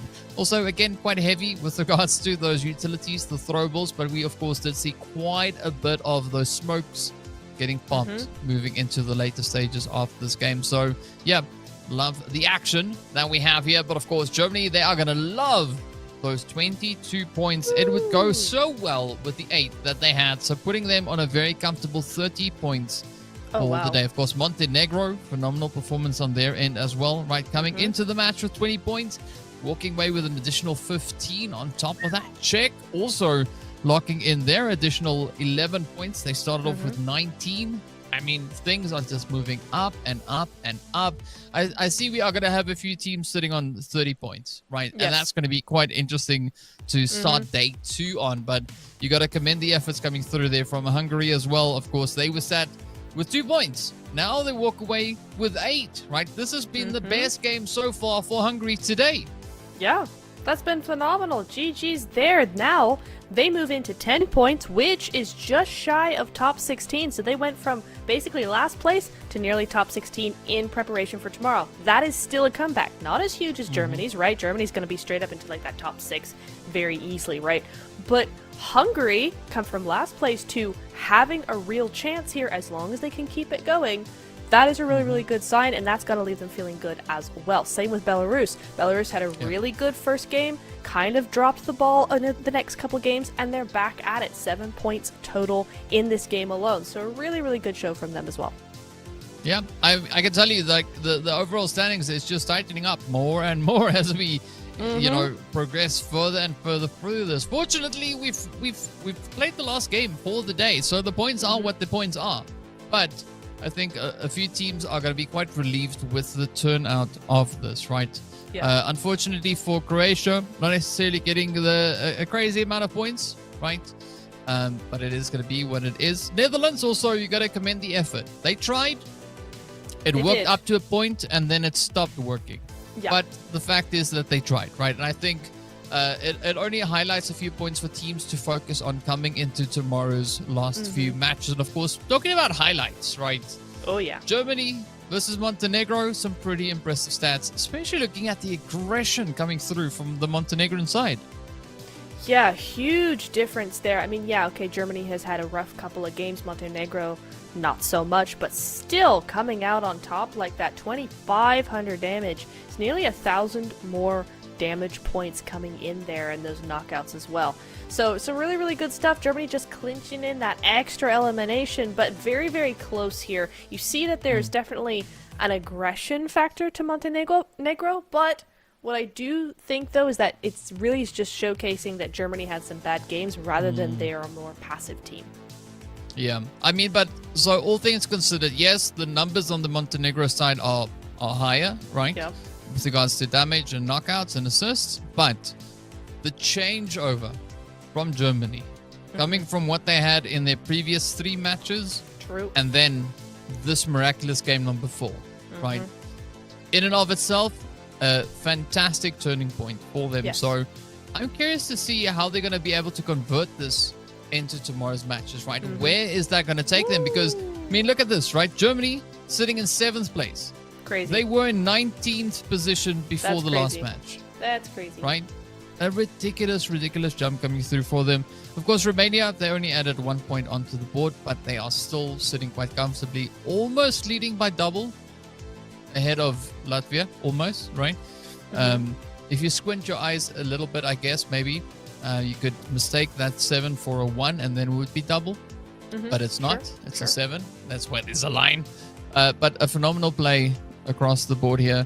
I mean, Moldova obviously then just getting moved a slight bit down in towards that 2nd position. Lithuania, still a very satisfying performance from them. Montenegro, as we saw, they jumped all the way from 7th up into that 5th position. But as I said, we're going to see a few teams on those 30 points. Germany, we've already spoken about them. Czech, right? They came in, they did what they needed to do. They went all the way from 8th position to 8th position, but they added 11 points in. So, you know, a phenomenal job that we have coming in. And of course, who can forget what Belarus did? I mean, Georgia also doing some pretty phenomenal work. And all the teams, I mean, it's a great day. It has been quite an exciting day number 1st. It really, really has, and we continue over Hungary. There you go, coming up into 19th place there from that, from like 2 points to 10, as I said before. Some really good stuff from them. Greece in that last game did some good stuff again, tying up with Serbia now to be well into that 16th position, or the top 16 there. Some work to be done from a lot of these other teams on the other side. I mean, Croatia we should have seen more from. Wales we should have seen more from. I did expect more from Serbia, actually, in the last couple of games. But, yeah, I think that there's lots to play for still. The leaderboard is not as far as it may seem. You know, the gaps are still quite small. So, yeah, there's definitely some wiggle room for tomorrow. Yeah, a lot of players to wingle-wangle coming into tomorrow's 6 matches to see who can play the biggest upset, right? Because I think that is going to be the flavor of the day for tomorrow, is upsets upon upsets. Because the teams have shown at any point, if they find the rhythm, if they find the correct way to move through, if the zone works in their favor, if there's a lot of boxes getting ticked along the way, they play a phenomenal game, right? Yeah. Germany being a good example of that in this last match. So I'm really looking forward to seeing how the teams are going to translate everything that they've learned in today's games and identified what they should improve on. How all of that is going to come into play moving into the final 6 matches before we have our top 16 established. Yeah, it's going to be very exciting. Day number 2 tomorrow. I'm super excited because all of these teams have brought a little something different to every single match. And now with all the leaderboards being as they are, I'm very excited to see what that means for these teams, particularly Romania. Are they going to keep that lead so large, or are other teams actually going to step up and do something? I mean, Germany in that last game absolutely could do something there. We saw things from Latvia. We saw things from Lithuania. Lots of different teams, lots of different countries coming in there and doing some really good work in those last couple of matches with Romania not around. So I want to see how that's going to work tomorrow. Yeah, you and me both. You and me both. And I think that is essentially what we have to look forward to, right? So a good, strong bit of gameplay that we've had. Day 1 is done. It's dusted. Teams did all that they could do. And it's all going to boil down to the second half of the group stage, right?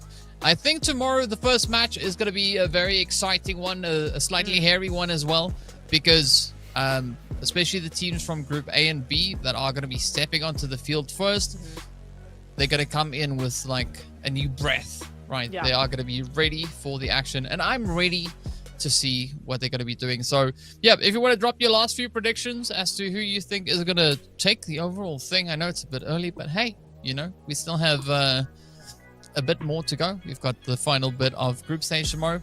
If you want to give us a prediction as to who you think is going to take that first chicken, do so. Let us know in the chat. If not, yeah, we look forward to seeing you all again coming into tomorrow. Just want to check with production. Production, how's it looking? Are we ready? Are we good to go?